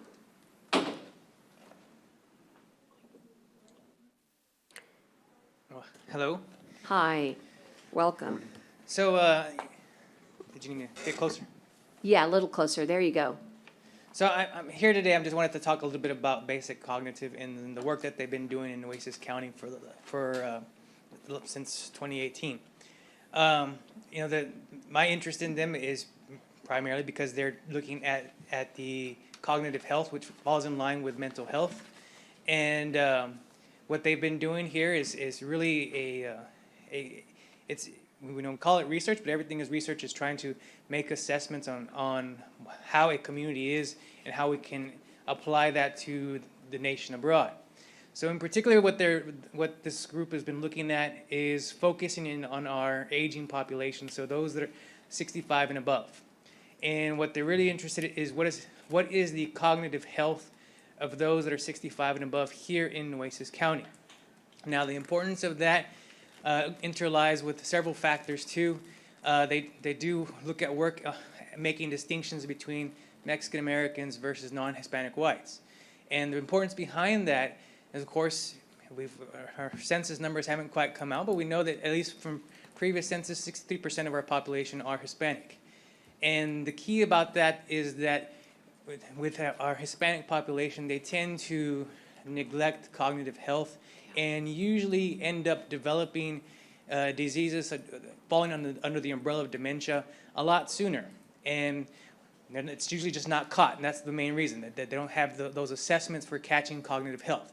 So part of the work that what Basic Cognitive doing is they're trying to address doing cognitive health assessments in those that are 65 and above. And what that really helps is that at the moment they've done nearly 1,600 mental health cognitive assessments. That's important because we really don't have many physicians in town that focus on cognitive health. Yeah. And apart from that, there just isn't time. If you speak to the physicians that actually do that, they'll tell you they don't have time to do a cognitive health assessment because it takes about 20 minutes and an extra individual to be able to do that. So here you have a research group who is doing that as part of their assessment for the community. One of their focus is basically those individuals who might be suffering from cognitive health. But apart from that, they are looking at caretakers, in particular those caretakers that are considered the non-paid caretakers, usually a family member. That's important because that impacts economically throughout the board, because if you have an individual that needs to dedicate their time to a family member, they're not working. And and if they are working, it's very part-time, because if any of you have had any experiences with someone suffering from dementia, they do require a lot of care. And so they are also looking at the caretakers, and if we want to go back to data and statistics, you can look at that caretakers show a trend of actually getting sick sooner, because they're being the caretaker, they are not taking care of themselves. And so now we have a group of individuals who are suffering from comorbidities such as diabetes, heart disease, and they're not taking care of themselves. And so that's just another trend there, and that they're making those assessments with that population well. Third, and I think this is another important factor, is that they are looking at the resources that are available here locally, and making assessments on that so that they can provide that outcomes on what are some of the needs for in particular for the population at hand, our 65 and above, those suffering from cognitive health, looking at our caretakers, some possible suggestions on what we can do for alleviating some of the gaps in caring for these individuals. And so as a whole, that's the work that they're doing. They've been doing that since 2018, and they're going to be continuing to do that for several years. One of the when it comes to research, there's things that just typically don't get done. And one of the things that they're doing when it comes to this research, they're going door to door. They're knocking on doors and they're talking to people. A lot of times people just get a phone call, and nowadays people don't answer the phones. Of course, when COVID, they had to shift gears and they had to move towards doing phone calls and online. But a lot of research groups just decided to shut down. They chose to continue forward because, again, this is an important work here in the community.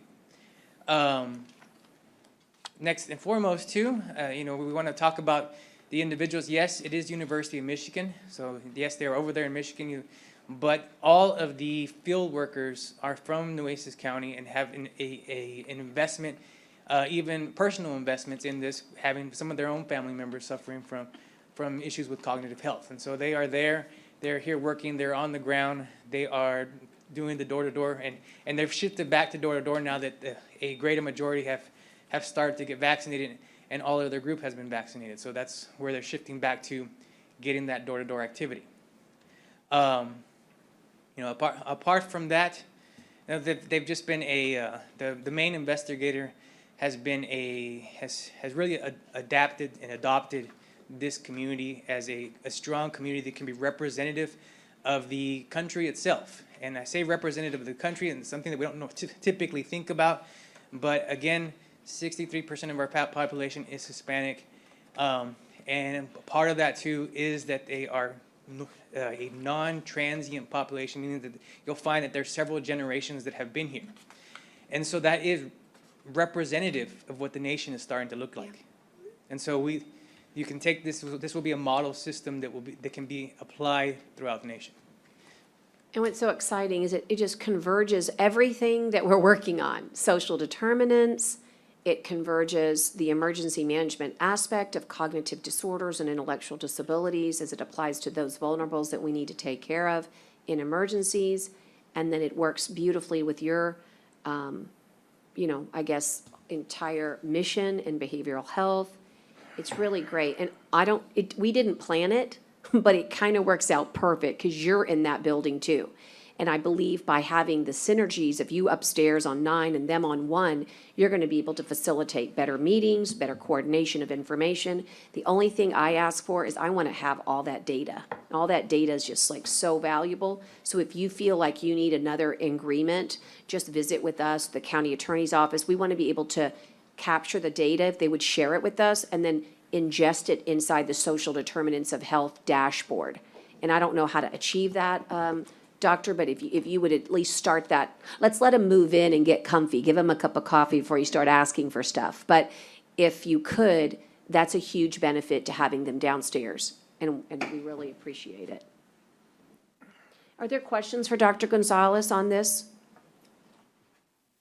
By the way, Texas A&M Corpus Christi was super generous, and they wanted to help, but they just didn't also have the room. But it seems to me if we ever needed to like host a symposium or use their facility, I feel like they're now very well aware of what's going on, and we could call on them as we could call on Del Mar for like those big rooms that they offer from time to time.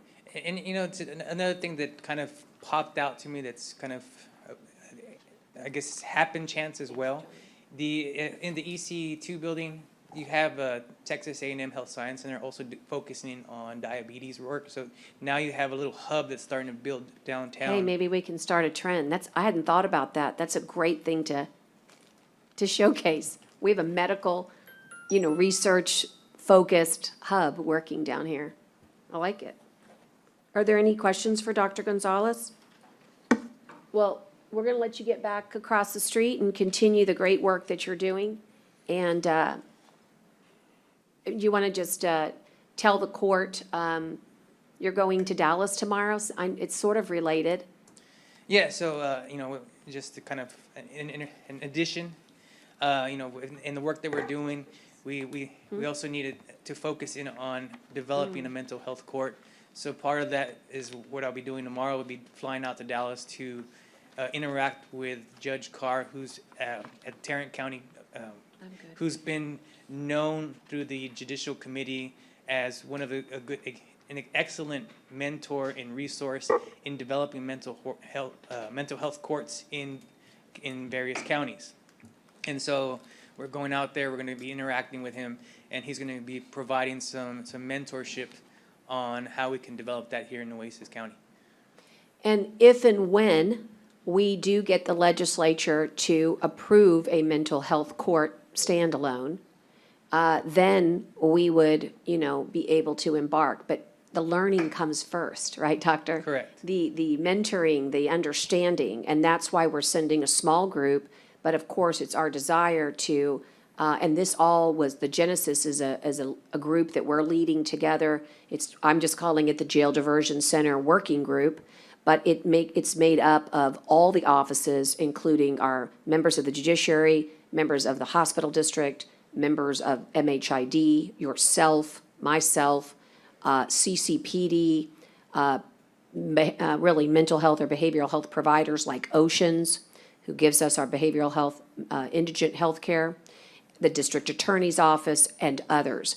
And I want to say that because there was some confusion this morning, and I want to make it crystal clear that in the world of who wants to help us, we're not interested in closing any doors. All are always welcome, and everybody has been participating in this Jail Diversion Center Working Group.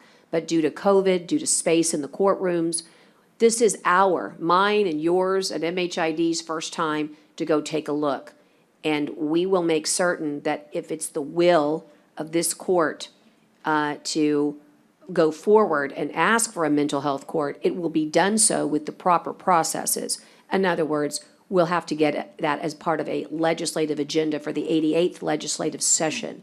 So I don't want anyone to think, we're not excluding anybody from this amazing roundtable in this discussion, but we're going up there to learn. And once we learn, we're able to figure out how to share this education with others. I spoke with Judge Galvan yesterday. He's been active in the judiciary here with Mental Health Court. We'll want to make sure that he gets included, and anybody else on a second trip. But due to the Delta variant and COVID, we're keeping this very tight and small. And again, please look for in the future, for whoever's listening, if you're interested in this type of discussion, again, we have time on our side. We can't get to the next legislative session until, the 88th, because these summer sessions have very specific agenda items from the governor. So, thank you. Right. Appreciate it. Thank you. Thank you, Doctor. Thank you, Doc. Michelle. Okay, with that, I'm going to move on to,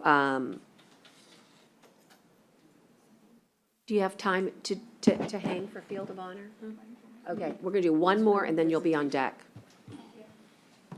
And so what we'll do is move to Melissa, so she can continue her work in emergency management. Melissa, I skipped over H1, and I would ask for you to help identify a good summary with matters relating to COVID-19 and everything else that falls under the other 4 disaster declarations that we're under.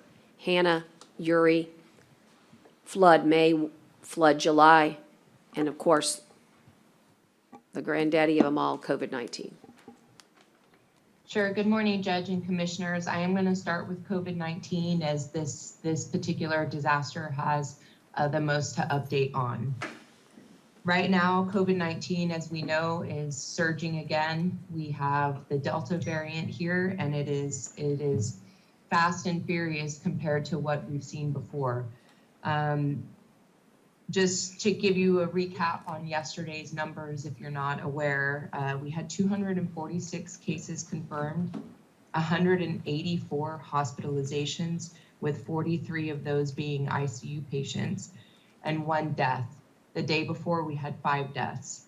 So seeing 1 death is a relief, but it doesn't make me feel like the situation has changed at all.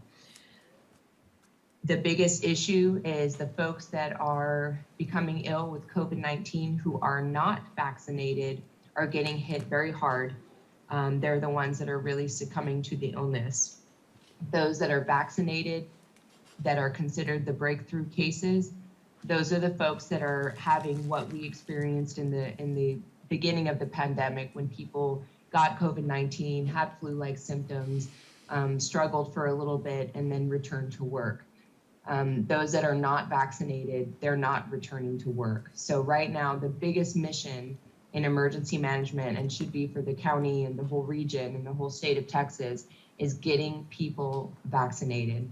We have lots of people who are vaccinated, according to Annette Rodriguez from Public Health, that are only vaccinated with first dose. So it's important also to message to those that for whatever reason didn't come back for a second dose, to tell them how important that second dose is to their overcoming COVID-19 if they do get it. I do want to say quickly, I will discuss more some of the events, but I want to bring up, after just saying that, the Memorial Hospital drive-through that we're going to have. We're going to be vaccinating from 7:30 in the morning to 7:30 at night, all day long, asking anybody and everybody who needs a vaccine to please show up. This is going to be, again, an all-day event. And so you have many opportunities to make it out to this site. And of course, there's other places to get vaccinated as well. Because we're seeing the increase of people that are suffering from COVID-19, the impact is really trickling into our healthcare system. We do know that one of our best defenses to keeping people that have COVID-19 out of the hospitals is the monoclonal antibody treatments. So we're already looking forward at that potential shortage, at the potential need, and how Nueces County, all of the jurisdictions within and the hospital systems will manage the large volume of people that would qualify for infusions. Because of that, we have decided, both county and city, public health, CBRAC, the Coastal Bend Regional Advisory Council, and others, that our best bet in being able to manage the infusions for the hospital systems and keeping those infusion processes from further taking away from the hospital's capabilities, we're going to be submitting a STAR request today. The STAR request is for a team to fully run what is called a rapid infusion center. This rapid infusion center is going to be a direct connection from the hospitals to BCFS, who will fully operate what's called the RIC. This will have a regional reach, which will help our Krista Swan partners as they have facilities outside of the city of Corpus Christi and many others. Again, this will be a self-sustained team that can fully operate. There's a second component to our STAR request that's requesting the BCFS team that can also perform mobile infusions, as we recognize and have the entire pandemic that there's a population here in Nueces County that has limitations, that's homebound, and has other reasons for not being able to get in a car and drive to an infusion center. And we want to be able to have that reach. And so that secondary team will be responsible for going out into the community to perform infusions. It's been established by the entire team, and when I say the entire team, that's not Nueces County. That's all of our partners at hospitals and these different agencies that respond with us, regional and state agencies, that this is the best decision for Nueces County to make to help ourselves, help our partners, and help our hospitals. Moving from that, I think it's important to talk about the hospital system and the healthcare system. We have an extreme shortage of staff. You'll see that we put out a press release. It was an all call to nurses. The reason why we did that is because the situation for all of our hospitals is critical. They have more beds, they have more capacity, they just don't have the staff to run them. So we're working collectively with many other people in trying to identify different ways of getting staff into these hospitals. I've been managing the all-call nurse line, and I'm very happy to say that it's a steady flow of people calling in that are willing to work, that are interested in helping fill these gaps. We do have more information directly from the hospitals, and I'm going to ask that Judge Canales present this on the press conference later, but I think it's a great time to just say it since we're talking about it as well. So if you're interested in employment with Corpus Christi Medical Center, please call 361-761-1531, and you'll be speaking directly to Human Resources, who can help you navigate the application process. Additionally, we have for Krista Swan, 361-881-3204, as well as 361-881-3138. Those two numbers for Krista Spahn are both HR individuals that can directly help you with the application process. Additionally, the phone number that was released with the press release was 859-396-8204, and that phone will be continued to man if you prefer to call that line. Eventually, we're going to get up a recording that has all of this important information connected to our all-call nurse line so that you can get that information in one call. From there, I'd like to discuss quickly, I know that Commissioner, you asked for the average, if you will, at La Palmera Mall for our vaccines. I'm still waiting to confirm what the average for May was, but our average for June was 201 vaccines per day. This site is critically important, as I've just expressed how important vaccinations are here in our community. In addition to that, we have other sites. But in addition to that, we also have the opportunity possibly to have a team, a state team from DSHS come down and perform regular vaccine operations. There will be a call at 12:30 with the state and public health, TDM and DSHS to discuss how this would work and what this means for the county. But if we have an additional way that's being run by the state to continuously provide vaccines for our community, this would be critical to our reservation of staff and abilities. I think we're at a place right now where it's really important to talk about getting vaccinated and all of the additional precautions that should be taken and could be taken by all, whether you're vaccinated or not.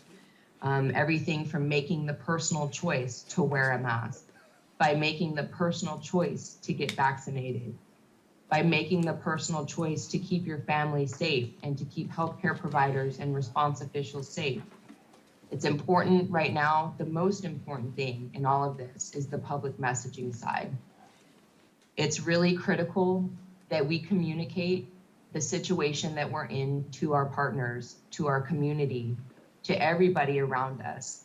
I'm okay with taking the time to go through this slowly because it is so important. It's more important to me right now than other disasters that are happening, because this one is really impacting our community in so many ways. So I urge everybody that's listening today, whether you're an employee with Nueces County or a resident of Nueces County, to please make the decision for yourself and for the community on how you're going to take precautions. We do know that people who are vaccinated can get COVID-19. And so whether you're vaccinated or not, I really, really, really urge you to take those extra measures and to not forget all of the things that we did in the beginning that to us at that time were so critical, so important. That social distancing, wearing masks, staying out of large groups. Though those things are not mandated, they are still just as important as they were in the beginning in helping us prevent the further spread of this very, very fast spreading Delta variant. I think it's important also on the back of this conversation to talk about the resource reserve warehouse we were talking about, it seems like a month or two ago already, and how important on the back of the winter storm and a few different flood disasters, May and July floods, that in each of those disasters, we identified the need for a warehouse where we can store PPE, where we can store resources that are needed. But I think because of the situation that we're experiencing for COVID-19 and the situation the hospitals are experiencing, it's even more important, because the next request we're going to get for the hospitals is probably, how can we store PPE? How can we get more PPE? We need to go back to the beginning of the pandemic and think about what were the issues we dealt with. Supply chain interruption, not only with the antibody treatments and the acquisition of those treatments, but potentially the PPE that can continue to protect and save our responders and healthcare professionals. So considering further purchasing those items, because we can look forward and we can see the need there, as it's been the need the entire pandemic. As far as COVID-19, that's really my update for now. I want to open the floor to questions before I move on to anything else. Okay, are there any questions for Melissa? Obviously, the highlight is that she has this 2:30 call. We have a 5 o'clock press conference. We're inviting every member of the public to be a part of that messaging and listen to the press conference. But that 2:30 call is pretty significant because it is an opportunity to partner once again with our state folks, and we love doing that. And so that would allow us to have vaccinations all around the city. This is very important because in the last go-round, we used the state for everything, for staffing, for contract tracing, for vaccinations and testing. With limited resources now, anytime the state says, can we help you? We say, yes, we'd love it, thank you. And so we're gonna have these teams, these strike teams come in and focus in areas where we believe we have high level of vulnerabilities and where we could utilize the vaccines. But this also frees up another team to work on testing. We're starting to get a lot of calls for testing. And so with schools having outbreaks and just we're seeing in general, wherever there are big congregate settings. And for that reason, I'm decided to reschedule the state of the county because we were expecting over 800 people on August 25th, and there's just no way I can effectively achieve that goal unless we reschedule. I have been offered to do things virtually I'm always happy to produce videos to talk about the county, and I probably will do that to keep people informed. But we'll wait for when it's a better time. And that's all there is to it on that. So that was my update, Melissa. I know we'll have more information at 5 o'clock from the hospitals. I don't know if you said it, but because of our all-call, we were able to achieve over 30 very viable licensed healthcare professionals to send to our hospitals who are offering incentives and good pay. And so I think it's really important for people to know that when we do these types of calls, we do not do so lightly, but look at the results that it yielded. HCA needed 40 nurses. We were able to identify 30 in 24 hours. What does that tell you? It tells you two things. One, we have an amazing community, and I want to thank you all for heeding this call. And two, when we are in trouble, we come together, period. And we don't believe in fear-mongering. We believe in sharing accurate and truthful information, but we will act. This court and this emergency management team that I have the privilege of leading understands that history and experience means something. And we're not going to wait until we're in uber crisis with zero staff, with the staff that's there not getting the support they need. That's why we took action, and I'm so grateful that the results have already been felt. In addition, Melissa's working with, as really a facilitator for the contractors that are available to the hospitals. There's a lot to unpack here, but just so you guys know, when staffing is needed, there are two different tracks. There's a track for profit hospitals, and there's a very different track for nonprofit. So let's take Krista Spahn. They can hire contractors and have a portal available to them for FEMA, but that's not the case for HCA. We need both hospital systems for adult care to be strong for this community to respond to our region.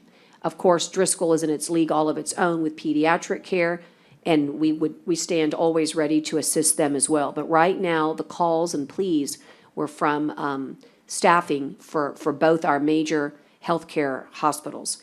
And I believe that because of our efforts here at Nueces County, we have been able to help both the nonprofit and the profit achieve an opportunity to staff correctly so that all other illnesses in our community can also be taken care of. You do not want your hospitals not performing regular services because their entire hospital is dedicated to COVID. This is absolutely critical. So that is an update from myself, from Melissa. Are there any questions for her at this time? I've got a question, Judge.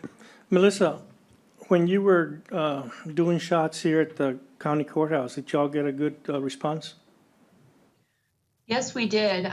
Those numbers looked anywhere from 20 to as much as 40 that were happening in a one day period. So that site has been successful. We want to keep doing any of the vaccination sites that have rendered people getting vaccinated. So La Palmera is very successful. Having one here in the courthouse has been very successful. Like the judge said earlier, even if we vaccinated one, it makes a difference. But some of these areas that are actually got a higher volume being vaccinated, we want to make sure we're putting the right effort into keeping those up and running. I do want to add real quick, just because we talked about testing and I kind of skipped this part of my notes. I just want to make sure the public and commissioners, as well, that if someone's needing testing, whether they are sick or well, they can always call and get tested through the Amistad Clinic. And if they are sick or already know they have had a possible exposure, they can always get tested at the Public Health Department.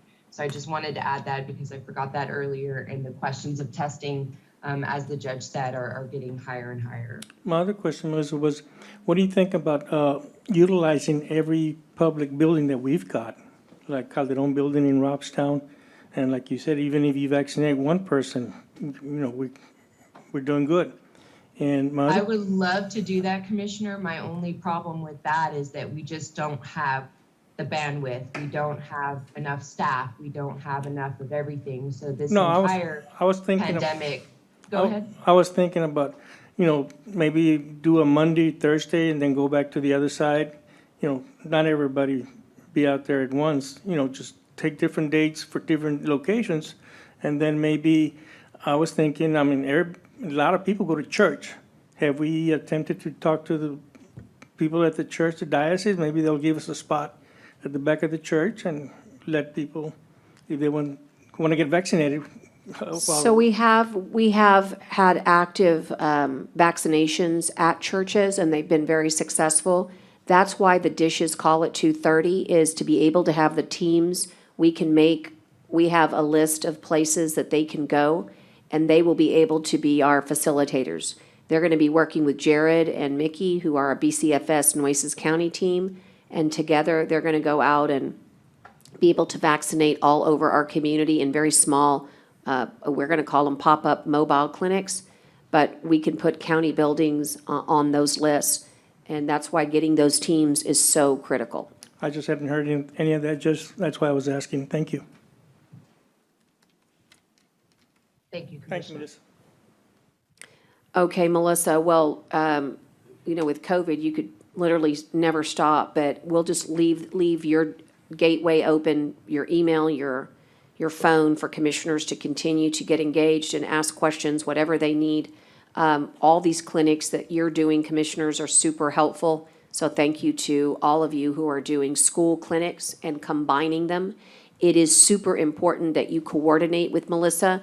Otherwise, we do have repetitive, as you say, we're going to be round robining the staff. And so if you've just been at West Oso yesterday, we can wait a few days to go back, or it can, and so we would ask that if you have a separate clinic working, we're grateful, and we just want to make sure those coordinated efforts happen. Also, if the county or the health district is not using our software, it means they're uploading the information to MTRAC in a different way, and therefore we need to work with them so they can report the census of their vaccinations. That's how we'll understand weekly how many we've been given. If we wait for the state to tell us, it takes too long. So not everybody has the really high-tech software that we do that lets us up this Texas MTRAC 2 site. So just remember, if you're having something in Bishop or Flower Bluff, London, wherever you are, if you'll just coordinate, give the point of contact to your vaccinator and get them in touch with Melissa, she can work with them so that we can report the data accurately every week. Melissa, I'll let you continue. I don't know, that's sort of the highlight. You're always welcome to talk about the rest, but again, I know that COVID just takes up so much of the oxygen there on these other areas. Yes, I think as far as this commissioner court session goes, that the update I just gave is our most relevant and most critical, important information at this time. And I would like, if that's okay with the court, to be able to continue back in my work right now. Yeah, I'll just open it up. I have more information I can share via email on some of the places we're at on the other disasters. It's just when we get one particular disaster that turns into what we're experiencing right now with this COVID surge, it really does take priority. I agree, and that's why I'm just going to ask for, I'll do my own all-call here. If there are any questions regarding weather, flooding, drainage, economic recovery, ERAP program, or any other infrastructure status regarding our local disasters, Uri, Hannah, May flood, July flood, that you speak now, and if not, allow Melissa to give you a summary. But if you do have questions, this is your time. All of those local disasters. I personally will be addressing Commissioner Hernandez's public comment regarding water and the necessity of water during our it felt like a hurricane, freezing hurricane, winter storm Uri, separately. I won't belabor the moment now, only to say that that I'll be addressing that, and I find it disgraceful, quite frankly, that a commissioner would not understand an emergency management Are situation. you commenting, Judge? Are you making a comment? So, Melissa, do you have any, just hang on for a second. Do you have any questions from Melissa, commissioners, with regards to with regards to this. We've delivered the information regarding water and the necessity for water to keep our hospitals available. During Winter Storm Uri, there was no water available. As you know, not only did we have the lights off, but we had a water problem all throughout the community, but it especially affected 3 hospitals, all of which need water in order to run their boilers, to run their facilities. And with no water, it is not just a crisis, it's a complete catastrophe. And we spent 3 nights, I don't think, sleeping, trying to make certain that we found every water pump, and it wasn't just us, it was the entire state of Texas. So I'm grateful for the fact that I was an engineer in the oil field, and I called every oil field service company that I knew had ever worked with, looking for the right trucks, the right water. And I'm always happy to answer, but we've had numerous reports on this in Commissioner's Court. And again, it's sort of an opportunity for me to be able to lay it out, and I'm happy to discuss it with any resident that's listening today. You don't have the information that these commissioners get because they have an opportunity to talk to Melissa every day of the week. She's 24/7. You sometimes don't get a chance to participate in these commissioner court meetings. So you get open access to any question, and we're always happy to answer anything that we can when it comes to emergency management disasters. But it would be an honor and a privilege to address a commissioner who doesn't understand quite frankly, the catastrophe that we were living through. And there is no excuse because we're all here. And again, I'm grateful that we could supply water. Thank you to the judge from Laredo, Texas. Thank you to DD2, to Water District Number 3. You saved so many lives by allowing water to be used from your jurisdictions, and all the amazing people from Ainsworth Trucking who gave us CDL drivers. It was an unbelievable feat, and it's not about me, but it really makes me very angry that there is not an appreciation for the hardworking men and women inside emergency management and law enforcement who did everything in their power to get water to these hospitals. If that was not crystal clear, I will make certain that I write a very thorough briefing so that you can understand it, Commissioner Hernandez. You might want to let Channel 6 know that they said you overreacted. I'm so glad that you think Channel 6 and one comment, it really defines emergency management. We know inside emergency management, and all 3 hospitals understand that it was Nueces County, the city of Corpus Christi, that was able to deliver for them inside emergency management. If that's where you get your information and you do not get it from emergency management, I feel sorry for you. Well, thank you for feeling sorry for me, but the people at taxpayers really want to know where that money went to. Well, it went to save your hospitals. Okay. It went to save your hospitals. Well, that's And not- again, That's not what Spahn Hospital said, okay? That's not what Peter Sinoni said. that's. I mean, everybody. You are incorrect. And listen, it's not important until we get you the information that you need to reread and re-understand. You were here, so there's no excuse for you not knowing. But since you've invoked. Judge, you don't tell us been- anything till after you've done the thing, okay? Okay, Somebody called you Commissioner late at Hernandez. night and you acted. And then you come to us and tell us, and we thinking that you're telling us, being truthful, that people were dying, so we approved the payment. And people were criticizing us, the commissioners, because we approved Yeah. that money for that water. You know, Commissioner Hernandez, again, you have invoked the city of Corpus Christi. You have invoked CEO, Dr. Osbert Blow and Krista Spahn system. I'm going to be happy to have them call you and tell you what the urgency of the matter was, since you don't seem to I'm understand. only going it. by what they told in the media, okay? You have the story as usual incorrect. I'm sorry for your lack of understanding. I'm going to try to give you the information that you need. I'm not going to take up any more of the court's time. What I need Well, I you to know appreciate is that winter storm you're absolutely right. Melissa Munguia, everybody in our ride-out team, and myself as the emergency manager, you better believe we're going to act to save lives. That's what we did that night. And it's disgraceful that you don't have an appreciation for those people in that emergency ride-out team. But that's another I appreciate everybody story. that does work for the county, that acts in the emergency Right. management, but there's such a thing as, you have to be truthful. Yeah, well, we are, and we are. And I just want to say, commissioners, and I'm really calling on you at this time, sometimes it is the silence of our friends, not the hateful words of an enemy that really hurts. And I am calling on you, Commissioner Modis, Commissioner Chesney, and Commissioner Gonzalez, to correct this record. You know for a fact that water is required to run these hospitals. And whether you need the information after this meeting, I expect that there should be some documentation that you can acknowledge. This county saved lives that night and the nights afterwards to make certain that water was given to those hospitals. You've got to have water to run your hospitals, and we did. And that is an unequivocal fact. Judge, I understand. we all acknowledge that water saves lives. We all acknowledge that. Well, that's what Water happened. is needed in hospitals and the medical facilities. Listen, Okay? you keep with your line of argument. It's fine. well, you brought keep it up, with it. Judge. That's right. You keep it because you can explain to people why you wouldn't want to pay for water to your hospitals. I am completely comfortable and Judge, fine, Commissioner Hernandez, Judge, we with it. approved to pay for that water. What That- you just that's- said, you just said No, you no, didn't no. want to. No, I said I didn't want to. I said we approved to pay for that water. It was just under the circumstances you told us that were happening. That's why we approved.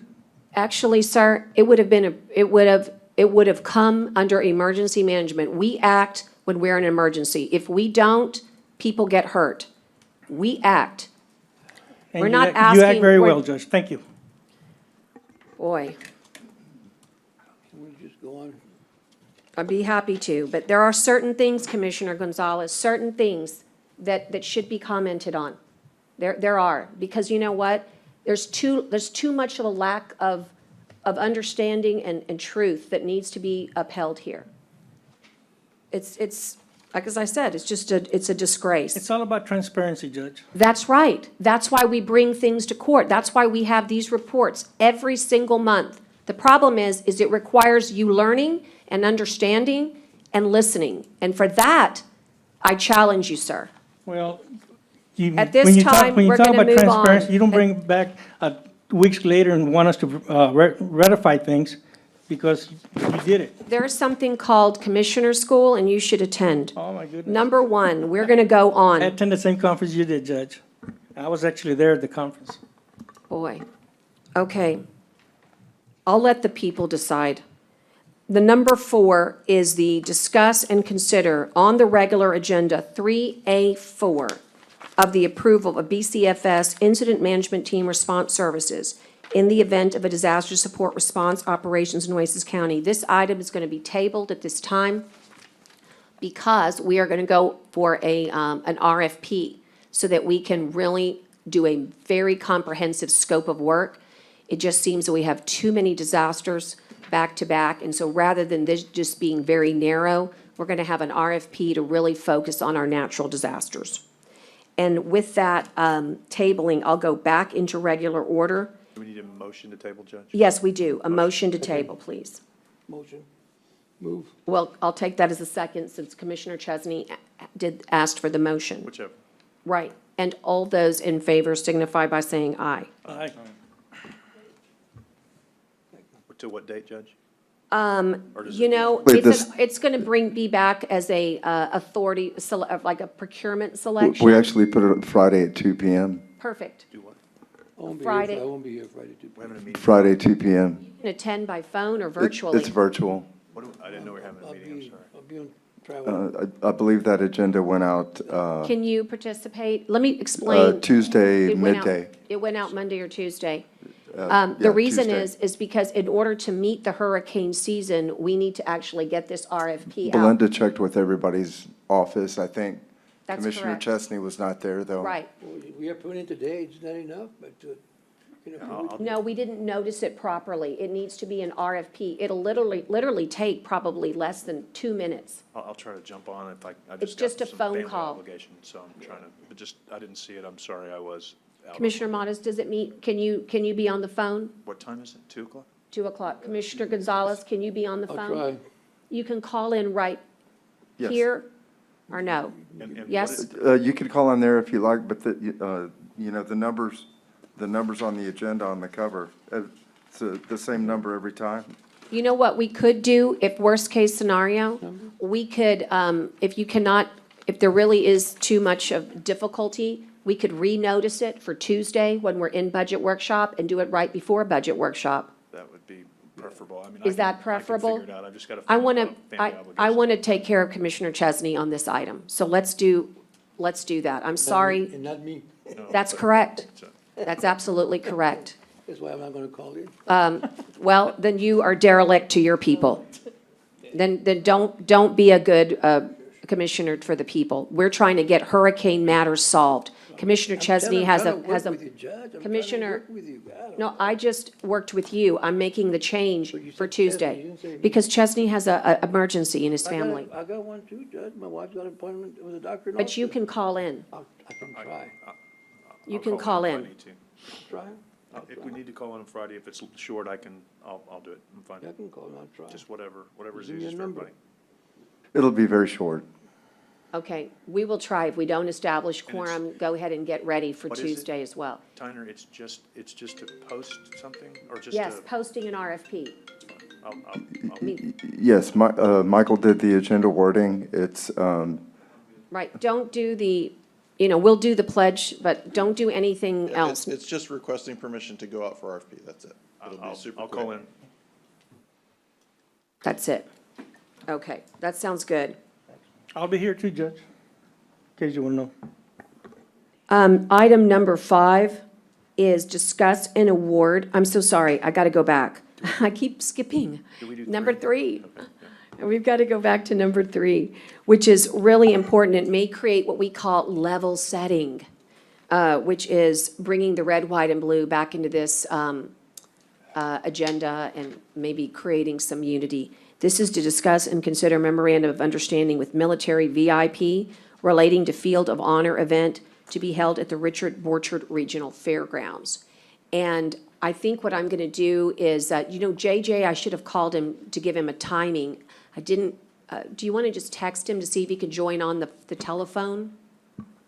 But let me give you a little bit of background, and then I'm going to ask the representative of Military VIP, which is a 501c3 organization, to help also provide background information. But there is an amazing event that we discovered in Victoria, held every year, called Field of Honor.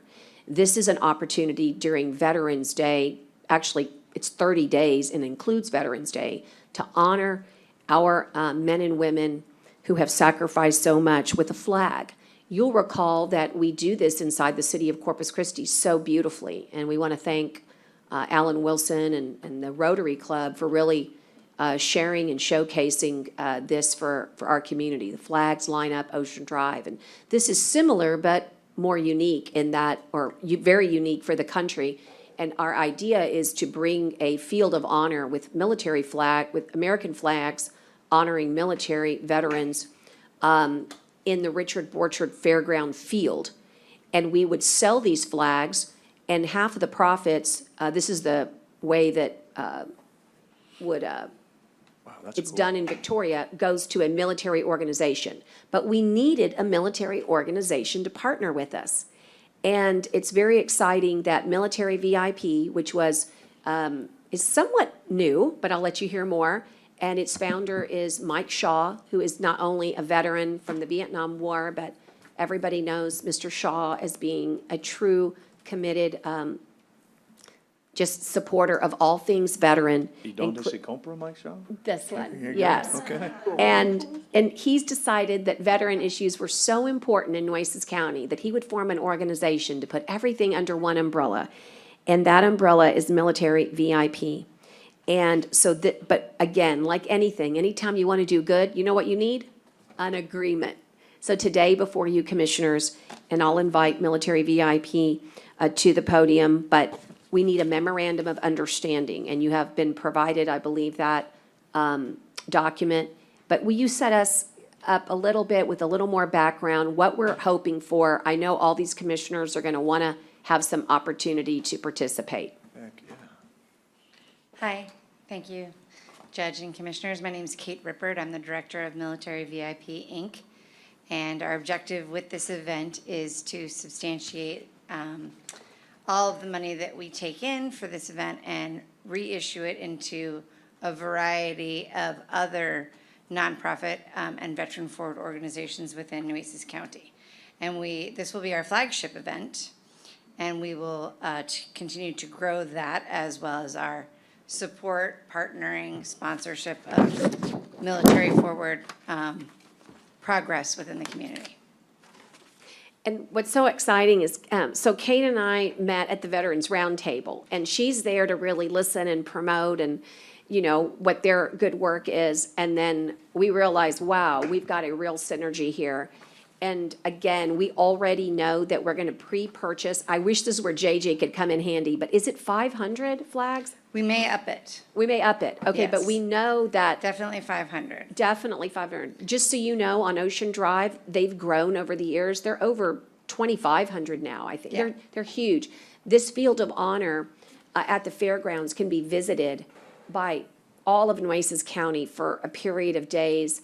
And we've already started to receive people, individuals, organizations, and political jurisdictions who want to be a part of it.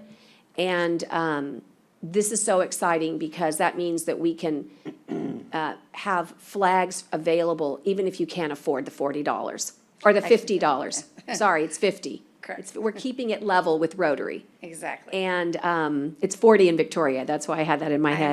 understand. And it'll come with a tag, which will have this name of a veteran that you're honoring. Correct. And it's just going to really be beautiful. But the most exciting thing, and this part we haven't worked out yet, but JJ's got a nice committee. I want to thank Stephen Davidson from MODA for stepping up to the plate. He was the Soldier of the Year at one point for our country, and he works here in the Coastal Bend and lives here. And Israel Garcia, a very fine Army veteran, and he's also stepped up. And so we have a nice small committee, but if you're interested in getting involved, I'd ask that you reach out to Kate at Military VIP, and that also you start thinking about who you're going to honor this Veterans Day. We're looking also for a lighting sponsor in order to really appreciate this incredible sea of flags. We need to find some sponsorship for lighting it up. We're getting Kate's working on this with this committee, but I've pledged to help in this endeavor. You know, so we have some work to do. This is gonna grow, but this is gonna be just a beautiful event. We might have a hand up. Oh, it's JJ. Yeah. In addition to all the beautiful things JJ does and all the veteran cemeteries, he's agreed to take this on, and we think that it's going to be very meaningful. JJ, welcome to the court. Sorry to give you no notice, but just wanted to tell you we're talking about this memorandum of understanding with Military VIP, and I wanted to see if you might want to say something or throw in your 2 cents. Morning, Judge and Commissioners. Thank you for having me on. I'm sorry I wasn't there in person. I do have 2 kids that have COVID, so I'm in isolation right now. Yes, ma'am. We've been working with Military VIP, with Kate and Mr. Mike Shaw, and hopefully we can get this Field of Honor going. We are looking to do, at the minimum, 500 flags out there at the fairgrounds. I did, we have put together a rendering of what we want it to look like. We're trying to place the flags out there in the shape of a cross. So in keeping with what Colonel Mike Petrash is doing out there in Victoria. And so Colonel Mike Petrash has actually been guiding us through this whole process. And so I talk to him daily, and of course we talk to Kate daily with Military VIP, and I think it's going to be an amazing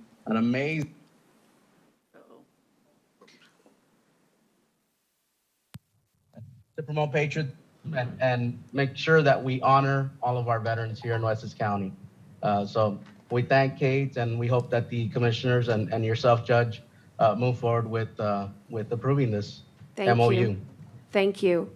Are there any questions for Kate or for JJ? And again, even though he's not listening, our gratitude to Mike Petrash for Colonel Petrash, I should say, for sharing so much. I mean, sometimes when you get an event and it's like a signature event for the country, Yeah. it's like, it's yours. But he doesn't see it that way. He sees it as a huge expression of love to be able to come and share it and have it replicated. I personally think that you're going to see all the counties around us That's what we're gonna work for. do this. And I'm looking forward, Juan Pimentel just walked in. You didn't know this, but I am gonna ask a favor. What really helps these logistics folks is to have a map, a GIS map of how you would place these flags. In other words, and Asalim Monsivais works under Public Works. This is our Public Works Director and County Engineer. What they're looking for is, we've identified the field, but we need to just pretend that there's 500, and then you have to pretend there's 1,000, because you won't know until the end. So the idea is they need to be so many feet apart, but only a GIS 70. person can figure all that out. Yep. And JJ, that's good, right? Juan didn't, you just dumb luck, but he's here in the courtroom, and so we're Yes, ma'am. putting this together. The other reason it's very important is the lighting.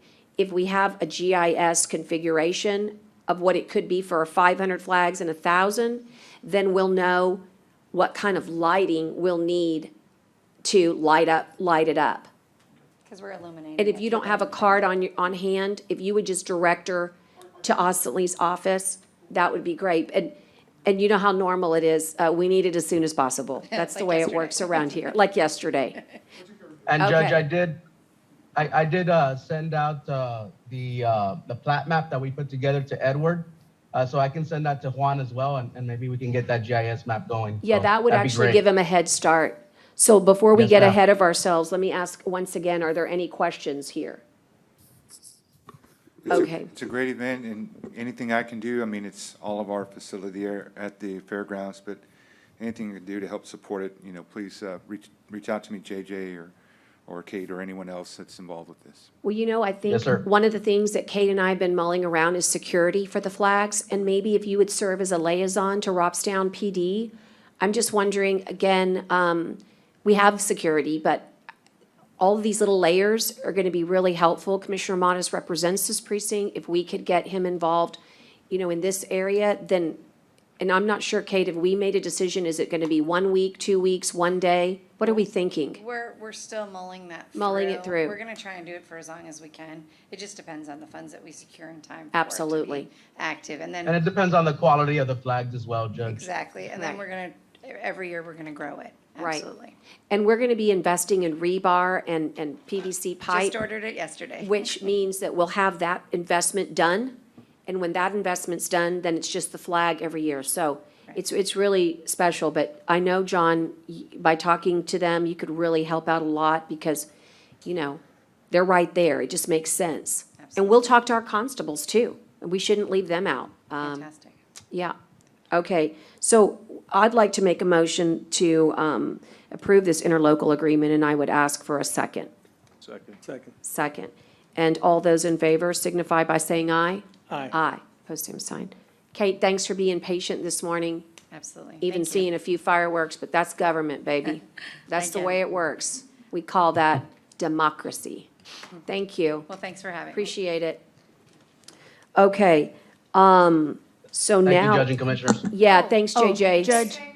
Judge, you called it an interlocal, it's the MOU? It is, it For is. the motion? Let me revise for the clerk. It's a very good catch. It is a memorandum of understanding. And interlocals are with other governments, memorandum of understanding with agencies and organizations. I've got a motion from Commissioner Chesney, Just to amend the prior motion to make it Thank an you. MOU instead of an interlocal. and I'll second that motion to amend the previous motion. And then all those in favor signify by saying aye. Aye. Aye. Post same sign. Okay.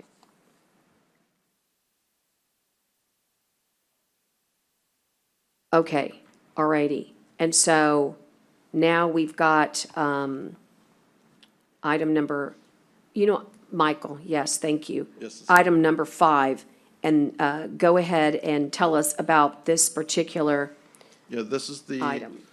discuss an award of CSP 3166-21 for the Nueces County ADA interior improvements. We conducted a bid opening, and actually, before I get to that, I'll mention that when we started this project, we had a 30-day window for bids to come in, and Juan had approached my office and indicated that some vendors were interested in having more time to bid, and so they requested that we add an additional 30 days to the bid window, which we did accommodate that request, and extended it out to July 27th, where we conducted the bid opening. Unfortunately, though, we were not able to receive any bids. And we don't have a great understanding of why that is just yet until a decision gets made today. Our recommendation today is going to be to reject all bids and maybe pursue bidding it in a different manner the next time out. This process is a very detail-oriented work in terms of replacing all of the doors in the entire courthouse, and it's a very disruptive activity. And that work was going to need to be occurring after hours and on weekends. And we also had a pretty substantial list of statement of values that we needed from the vendors to provide quantities of all the individual items that were needed. And I know some of the vendors had some pains over that process, and that might have led to us not getting bids. But we're considering using construction manager at risk as a possible means of going out for this again in the future. And in fact, it's on the agenda on item number 6, and so I was going to consolidate, but what I'd really like to do is use the time wisely, given that we're going to have a motion to reject bids because there are no bids. You could go and, as they say, poll the jury, go and talk to them, and then by this afternoon, when we get to this item, perhaps you could give us some insight as to what's going on, and that could help this court determine if CMAR would be a good method of procurement. And then you could even talk to Juan in between that time. But we know from the pre-bid that there was a lot of concern about the nighttime work the nighttime aspect. There was a lot of concern about the unit cost not really being, in keeping with what vertical, it's what we do in civil engineers for roads, but it's not necessarily, it's super onerous when you're considering vertical construction. So let's let him go talk to these folks. He has not been able to do that. Once we reject, then he can go do that. And then this afternoon, the two of you come back. When we do that item, it's set up in purchasing. Right, we placed an item on there in the event that is determined to be the best Okay. method to move forward. If we find through these discussions that we have after the vote that there's a different method that we'd like to pursue, then we'll come back and make a motion or request a motion to table it. Got it. And come back with the recommended delivery method. So, Understood. And try to probe whether CMAR would get their attention as well. yeah, the CMAR process is a lengthy one. It is? It's 20 weeks for Right. the entire process from start to finish. Well, as they say, beggars can't be choosers. but We it got no does- bids the other way. It does give us a guaranteed maximum price for which the construction manager at risk would be responsible for obtaining those bids from the subcontractors to provide that work at the cost that's agreed to. Right. And there's some back and forth that goes on in that process, and we can explain that further after we have these discussions to see if this is the method that we would like to pursue. So at this time, I would recommend that we reject all bids on CSP 3166-21. And I'll make that motion and ask for a second. Second. And all those in favor signify by saying aye. Aye. Okay, great. And then the next one is a biggie. It's receiving the calculations of the no new revenue rate, the voter-approved tax rate, and the fund balances. And of course, it's not just for one entity, it's for Nueces Farm to Market, Nueces Hospital District for this coming fiscal year. And for this, I'm going to turn to Dale. Thank you, Your Honor.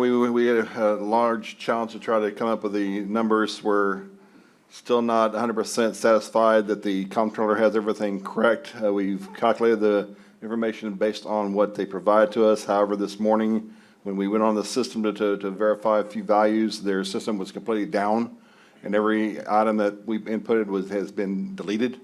So we're going to go through the process of what we have. Now, please note that these numbers may change, but we're going to go ahead and provide you what we have and what we've been All provided. I've given you several lists, including the calculation list, if you wanted to see that it has been many pages and it goes all the way to a 78 line number to try to calculate the rate, so that you know that what my staff and the tax office goes through on an annual basis to try to do this. We'll go to the first page on the value you have, showing you our net taxable values and the increases or decreases in each. You'll see that the tax value for the 2021 year for the general fund is $32,814,671,249, or a $1.4 billion increase, or a 4.51% increase in taxable value for the general fund. For our farm to market fund, since they have a little bit different means and they don't have abatements as the general fund does, their numbers are going to be higher. We're seeing a net taxable value of $33,076,209,281, or an increase of $1.64 billion, or a 5.24% increase.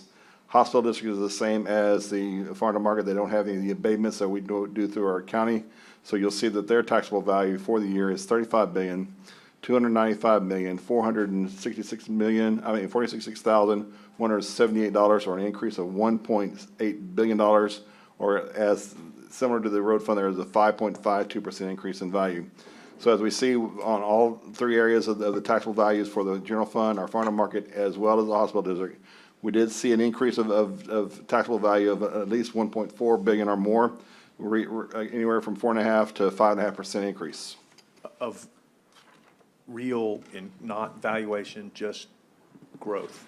This includes both increase in values as well as new property. Okay, so.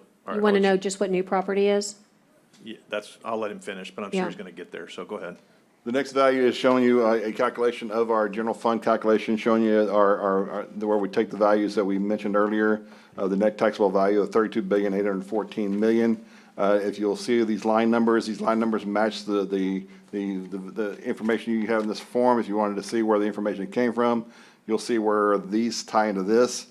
And we see that we had a increment financing fund of $673 million. So our net taxable value after our tax increment financing, and these includes all of our CERT as well, is $32,141,506,123.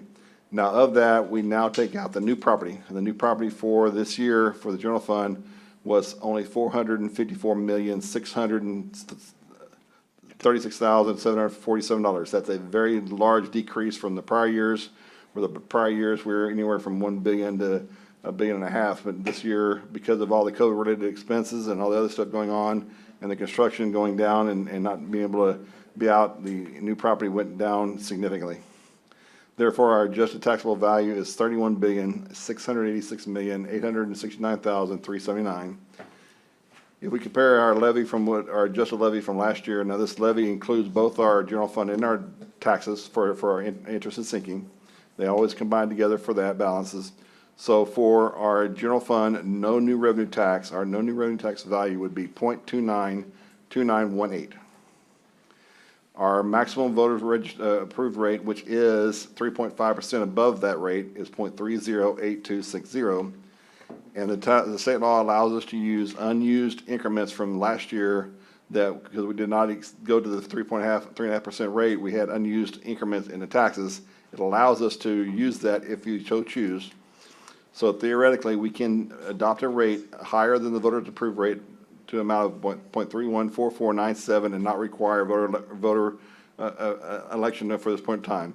So for this point in time, our general fund no new revenue tax rate is 0.292918, and our voters approved rate is 0.308260. If we go to page 3, you'll see our farm to market calculations. We follow the same procedures for all the calculations, and so we'll go to the very bottom lines where we see our no new revenue tax and our voter approved tax rates. For our no new revenue tax rate for the farm to market is 0.003560, and for our voter approved tax rate is 0.003714.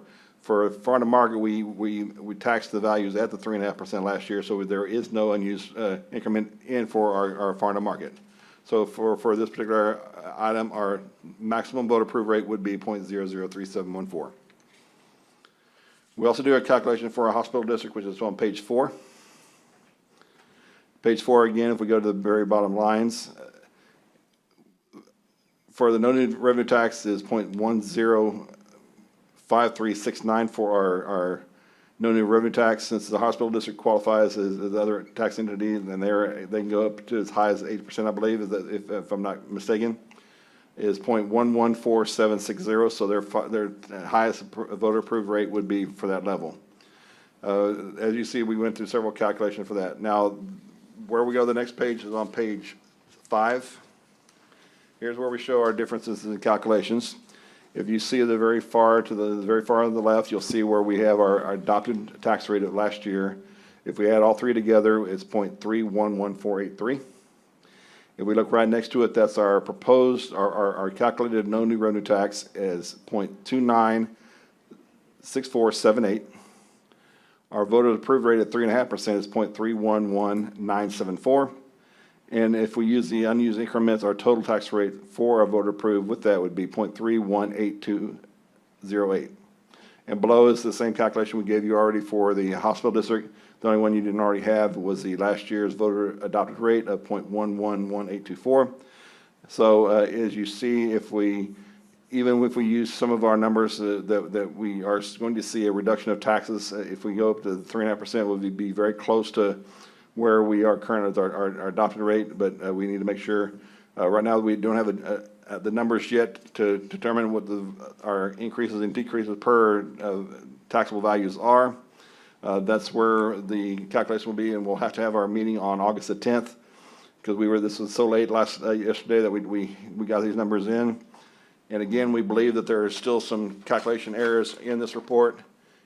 And I can go through them very quickly, but I believe there are some calculation errors on the balances. If you look at the calculation worksheet, and on some of the balances it requires us to use on page 2, you don't have page 2, but it's on item number 18. It's not that you don't have this one, Connie. Oh, okay. It talks about tax increment financing, where it requires us to put the captured appraised value, which means the entire taxable value of the TIF, to reduce value.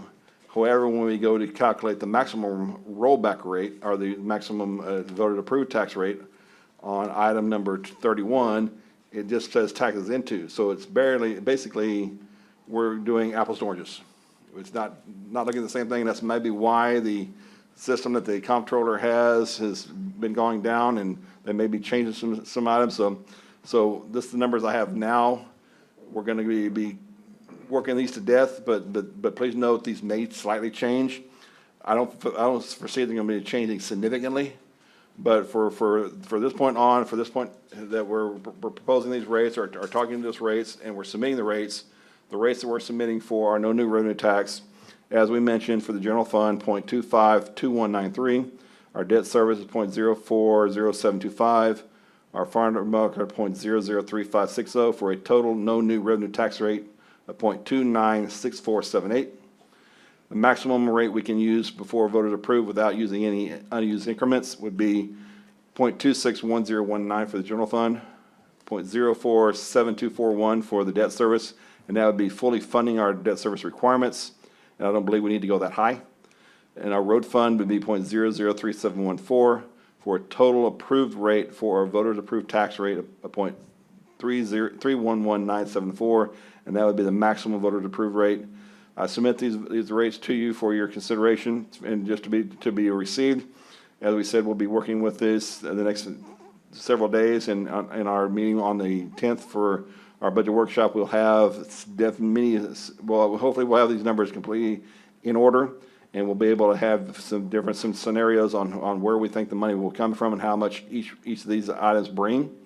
And that way, then when we have our Commissioners Court on September the 11th, then we can bring in and revise these rates if we need to, and then propose a rate for the budget. So I submit the no new revenue tax rate and the voter approved tax rate as been calculated, Your Honor. Okay, thank you. Given that we just got it, given that it's not 100% final or confirmed final, I would just suggest that we accept this information and be ready to discuss vigorously on Tuesday, the 10th. Judge, I would suggest well, no, we can't do anything. I guess it's just going to be a workshop, but do we need to put an action item to accept something? No, basically all we're doing is basically you're just receiving the calculation so you know where the values are. So then when we meet on September the 11th, we can actually propose a rate. So this gives us a chance to say, here's where we believe the beginning rates are, the maximum rates are, and then we'll make any modifications and we'll let everyone know as soon as we are 100% sure that what the numbers are, we'll let everybody know, and then we'll start putting many scenarios together just so y'all can know where the numbers are. You need an action item on for August 10th prior to the 11th, or can the 11th be the action item? The 11th is the action item. Okay, that's all. Yeah, and we're prepping for And that. I've already read the agenda. I believe the action item includes as well as receiving the numbers as well as proposing a rate. Correct, it does. I agree with moving on. And the only thing is that, did you mention the fund balances? Now, we'll have those available and we'll Fine. give those to you at the time. Since everything is changing, we want to make sure we're. No worries, we're- just we're- wanted to make yeah. sure. Okay, I'm going to go ahead and move on. The next item is amending the August, September court schedule for meetings and budget workshops.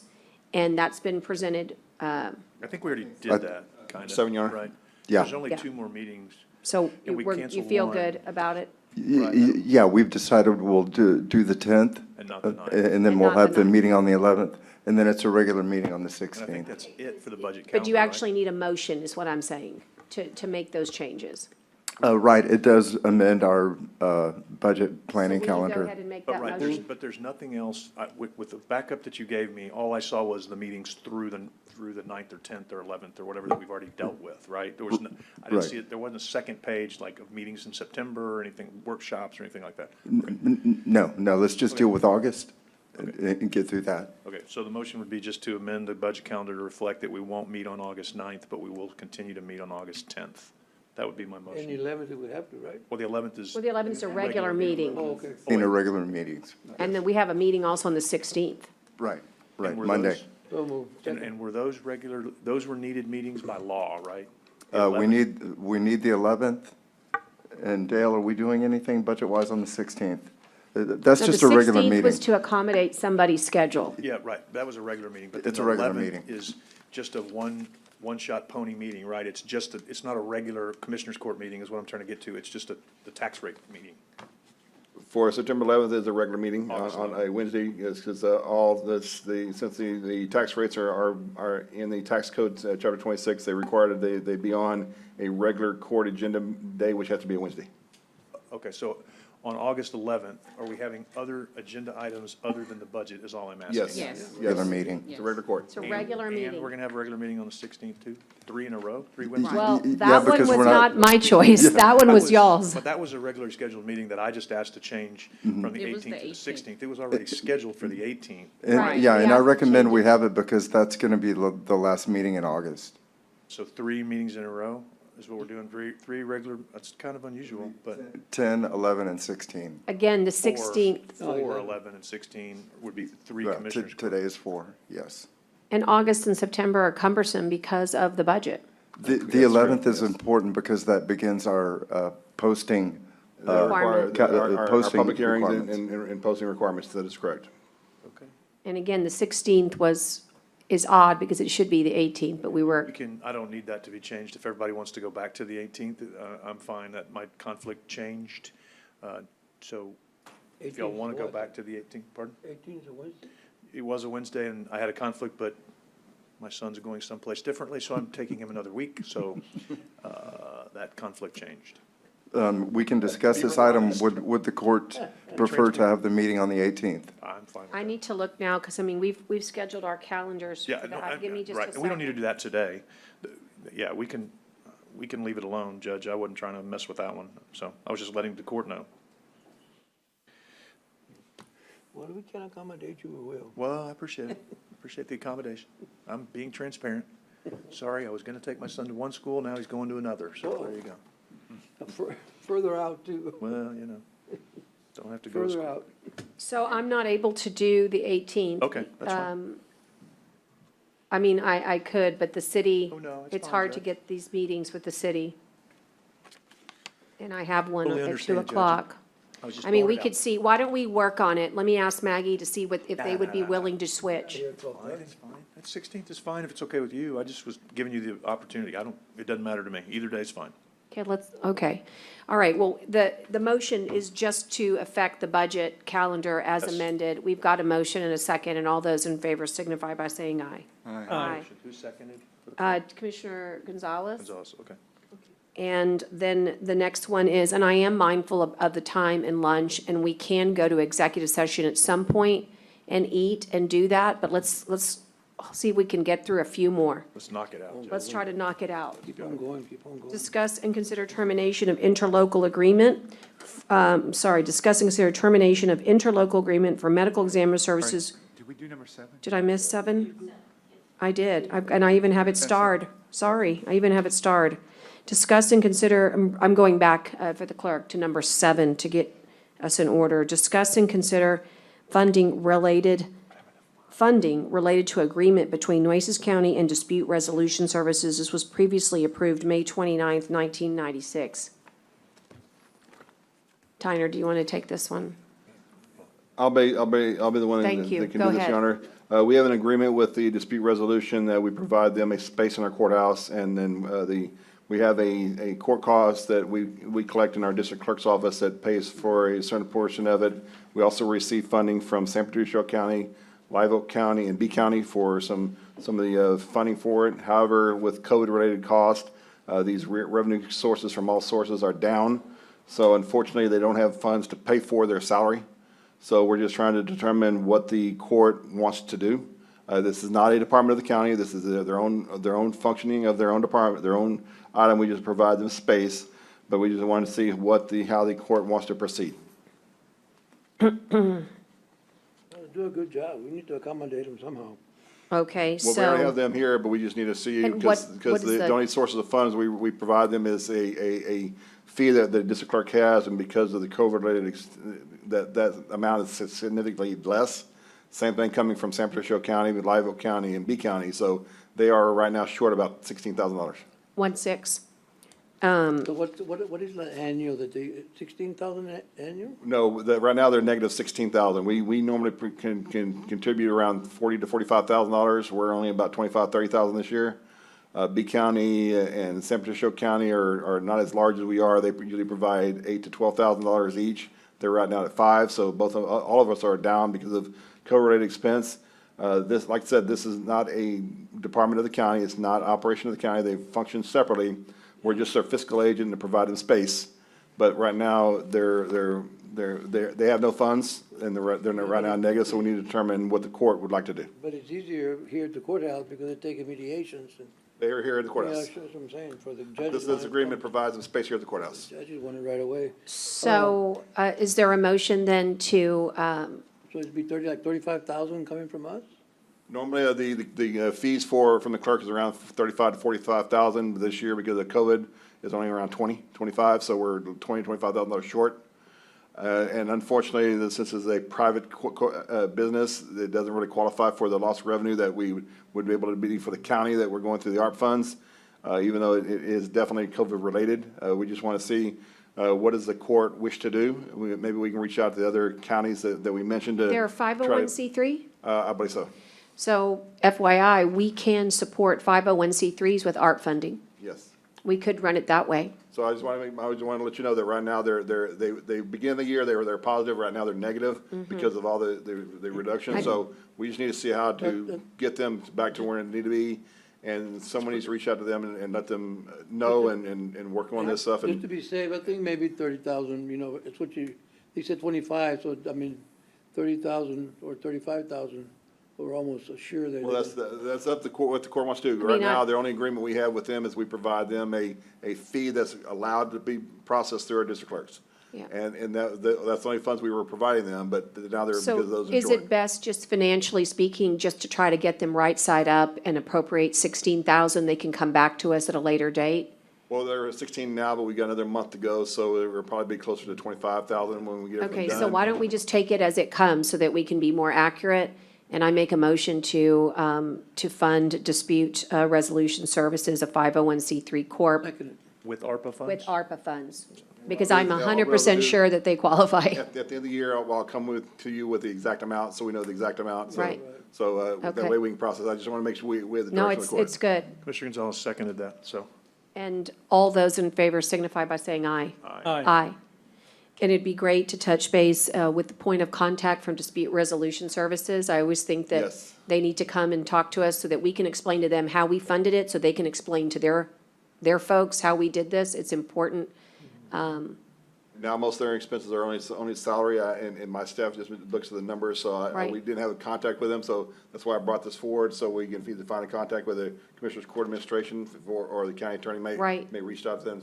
That'd be Because great. the services are used for the family court, if I'm correct, and so, Yeah. civil and family uses it, so. And it's kind of interesting because we've been getting a lot of, obviously technology changing, but there's some amazing platforms where dispute resolution services, it can be worked with technology, just do everything online. And I don't know who brought that to our office, but I can see that there might be ways to streamline this service and even make it wider in the And we also may want to reach out to Marie future. to see if there's any grants possible Right, for it. so. exactly.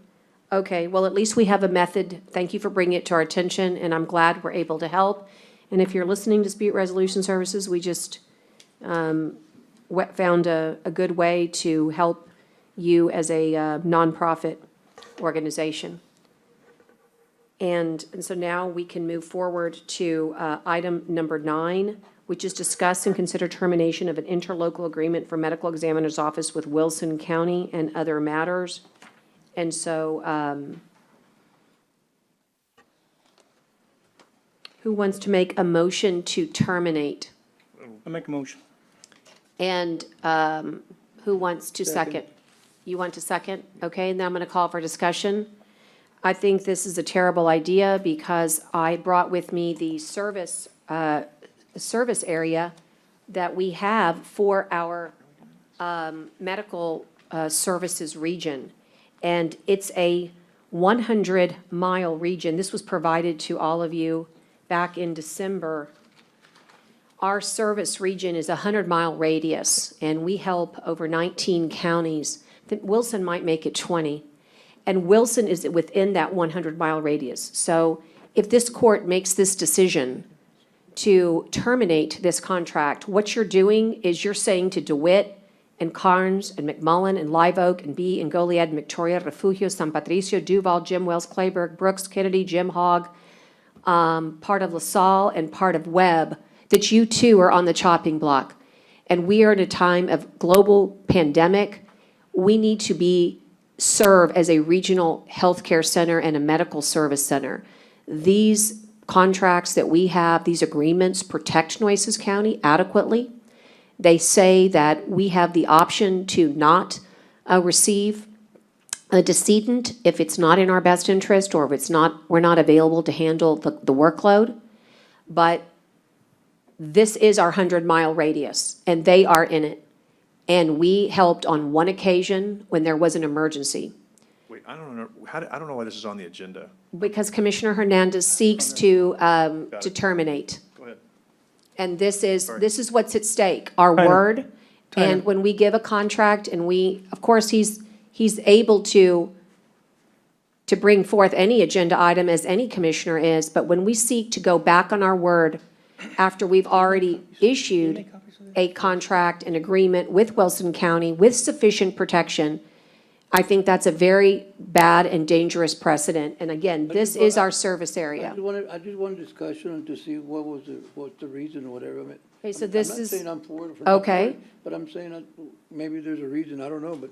Is there a reason you wish to terminate, Mr. Hernandez? Well, yes, Judge. What is it? Because the ME offices, right now, they're in the negative. Okay, what does that have to do Well, with they're not anything? making a profit for us, Judge. Well, so neither is Inland Parks, neither is Veteran Services, neither is we don't make profits on everything. Sometimes things are service-related. What? They're in Nueces County, but you just met Inland Parks, they're in Nueces County. They're not going out soliciting for work, okay? And I've just had Tyner make me some copies. I reached out to the people at Baxter County. And where? Baxter County, is it? Anyway, they're Bear County. explaining to us. You mean Bear County? Bear County, I Mhm. apologize. They're explaining to us why they decided not to do Willis's autopsies or work. Okay. So Tyler's coming with. Right, so to give a fresh recollection, we had a emergency request from Wilson County, one decedent, that autopsy was performed, and an agreement was needed in order to fulfill, quite frankly, the protections that Nueces County needs, and we've done that one decedent autopsy. You wish to terminate that, and therefore the next emergency that happens, we will not have an agreement in place to protect Nueces County. This agreement allows the medical examiner to not accept any decedents that are not, that we're not able to perform an autopsy on. The protections were developed by the county attorney along with, well, quite frankly, all of us, because we all passed this agreement. We passed this agreement, I'm not sure the date, but we did it was it you have a date for us Can I when we ask a passed this agreement? Quick question. Jenny, when are we going to get the Policies. policies back? Because we are going to address all of this in the policy so that this would never be a problem or issue. I sent that out. The medical examiner agreed to it. There just needs to be some final tweaking, because the language was unacceptable as it was written. Okay, so can we put that on the next agenda? Absolutely. Come heck or high water, because I think once we get this policy in place that's firm and the medical examiner knows what the policy of the county is, I don't think this will probably ever be, I hope this will never be a problem, or if it is, then we have certainly termination grounds and things like that, that I'm not suggesting we're at that point in any way, shape, or form, but if someone violates our policies specifically, then we certainly have a lot of leg to stand on. So, okay. Okay, I'm going to call the vote. All those in favor of terminating this agreement signify by saying aye. Aye. I'll make a motion that we table this until we get the policies. There's The a only motion problem on the is floor, that but I you have could a ask- motion you and a could withdraw your second, and I've second. called the vote. I withdraw. You withdraw your wish to terminate this agreement? No, not terminate, I mean, to table it. I think he's agreeing to table till Yes. further, which is, I second, I want to table it, I'll make a motion. You know, to I'm table it. afraid, though, the rules of order, I've already called the motion in a second. I have to call the vote. I'm sorry, I would have liked that. Let's just call this vote, and then we can, I don't let's see think what the that- vote. I think you can rescind the vote, I mean, you can We've done it before, Judge. I mean, why can't you say, you know what, we rescind the vote and go back and here's make what the I'm gonna motion? say. I'm not gonna be in favor of terminating this today or I'm not or either. next week, but I certainly am willing to allow someone to withdraw their motions, Judge, if you're okay with it, and let them table it and Yeah. until whenever, because if we can avoid a fight, I agree. I'd avoid the fight. But I think the rules do allow for you as the presiding officer to allow the withdrawal of a motion. And I think, when we're talking policy, and I've mentioned this before, and, I should push the issue, but, in the previous bodies that I have served on, and Brent, you may recall on city council, there are policies in place that prevent this, right? There's cooling off periods after votes. I don't have a problem with us being able to put items on the agenda. I completely support Commissioner Hernandez's concerns with this, but I think that this doesn't help the movement of court. I don't think that this helps the atmosphere of court when we rehash votes that have been already taken. And especially if you look at CCISD, City of Corpus Christi, and I'm sure other governmental bodies have procedures, policies in place, that there is at least a 60 or a 90-day cooling off period before you can bring that topic up again. And in addition, also includes that if you are on the losing end, you cannot bring that item back up again. I think that will help, just with the continuity of the agenda, I think that will help us. If we have concerns and things come up, I'm not saying not to bring them up, but this could become very cumbersome for a court if at every meeting we all feel that there was a vote that we didn't like and we lost on the vote, and then, you know what, I'm going to bring it up and bring it up again. I saw that happen several times in previous elected bodies that I've served on. And so I just think that that's something that we need to include in our policies. Never take away our ability to post on the agenda, but if it does not meet those terms, and that could be for discussion, right? I think that this should be for another day, but that definitely needs to be examined by our county attorney and then brought to court for discussion, because look, It actually fits in. I think we need to stop. We beat ourselves up enough, okay, on some issues, right? All bodies do, they do. But I don't think that it helps allow us to put our time into other items that have not been before us and then to rehash anything. I just have a problem with that. I bring it up within 60, 90 days, 30 days, whatever this body would agree to, but I think that there needs to be something in place that ensures that we can move forward and that every week, the potential is right now, correct me if I'm wrong, Tyner or Jenny, you know, if there's an item I don't like this week, I can put it back on the next agenda and we'll talk about it again. And I don't think that's healthy for contracts. And like I said, I don't think that's healthy for the spirit of this body to be able to just get stuck in those items. Like I said, doesn't mean we can't, but there's got to be a particular amount of time, I think, to allow for us to reanalyze the issue and maybe bring it up to a later date. But that would be my suggestion. It actually fits into our next agenda item, I think. Commissioner, you're saying like we have to do it, we have to wait another 90 days to even bring it up? Whatever the number is, Yeah, right? but- I mean, And I different don't know if bodies it's have already in different there. dates, and that just, Is it already in there? you know, like, No, just, the rules are if you lose on a vote, you can't bring it back to reconsider, period. If you are on the winning side, which Commissioner Hernandez was, because I think we all voted 5-0 on this one, he has the right to bring it back Right. at whatever period of time he wants to. Right. And I think that's the basic understanding of Robert but, rules that I have on and that. this is not about Commissioner No, Hernandez, I- I'm just saying in general. No, think I that agree, but this I kind of mean, I brings think- up, as we're talking about policy, to make sure that we all understand that and that we maybe revisit that, right? And I wasn't quite sure if that was going to be a part of 10. I was trying to read through it and couldn't find the language I was looking for, so. Yeah, that language is not in there. So,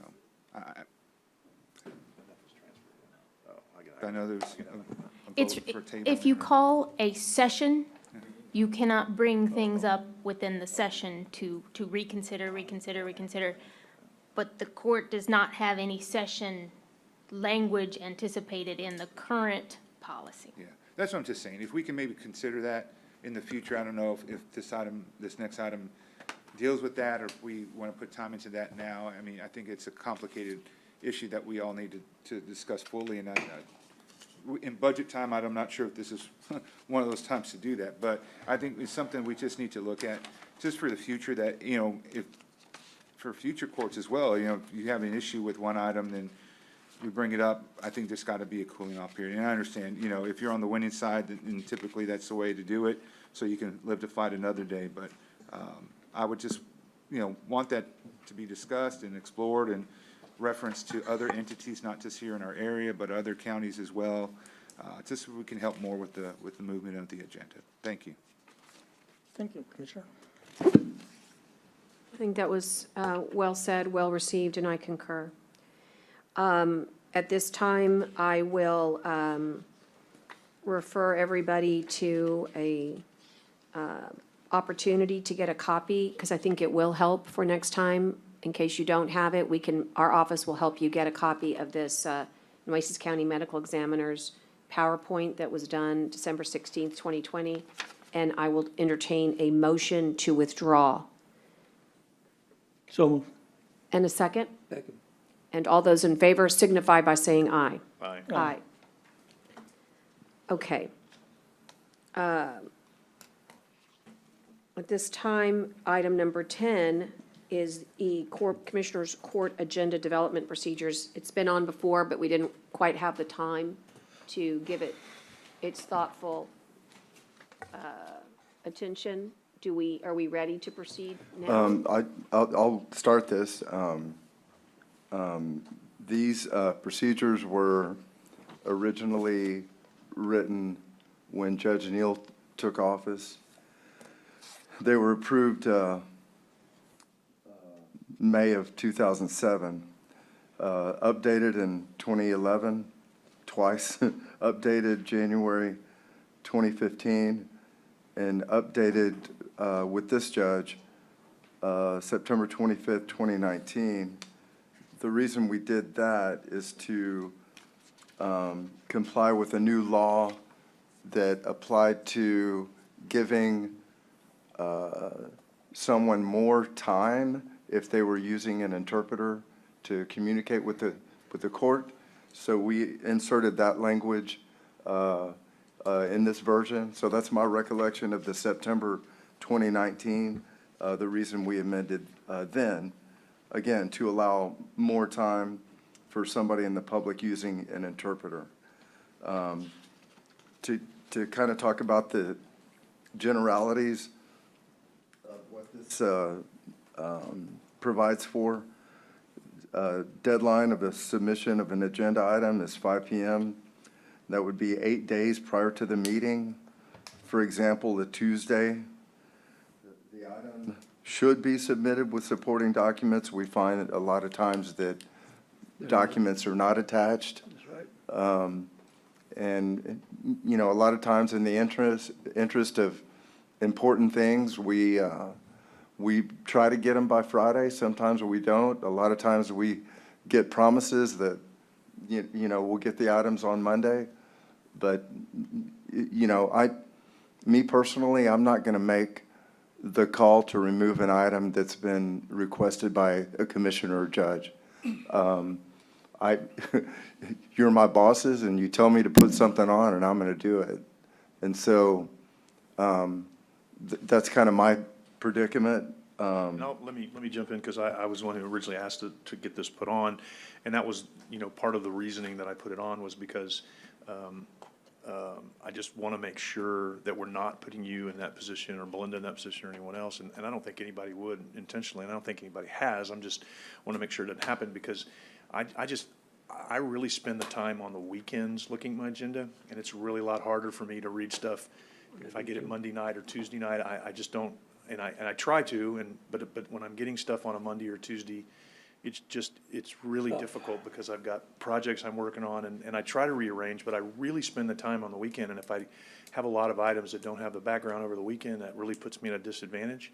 You know, the city, I think, has gone back now, and this may be impractical for us to do, but the city, from what I understand, and I don't love all their practices, so I'm not trying to, you know, from what I understand, they get their agendas with backup now a week in advance, meaning if they have a meeting on Tuesday, they get their full agenda on Tuesday before the Tuesday, which is hard for me to believe they can pull that off with the thousands and thousands of pages of documentation. So maybe, you know, my thought It might was- have something to do with the hundreds and hundreds of people of staff they have. Well, no, I get it, but that's what I'm saying. So it may not be practical for us. I'm just saying, but if we pushed it back to where our deadline wasn't Tuesday for Friday, or, you know, something to where we were maybe trying to get it now, the agenda out on Thursday even, maybe, you know, that would, I'm just trying to do something to tweak it, not to be like the city, but to tweak it a little bit to where I just want my agenda with backup.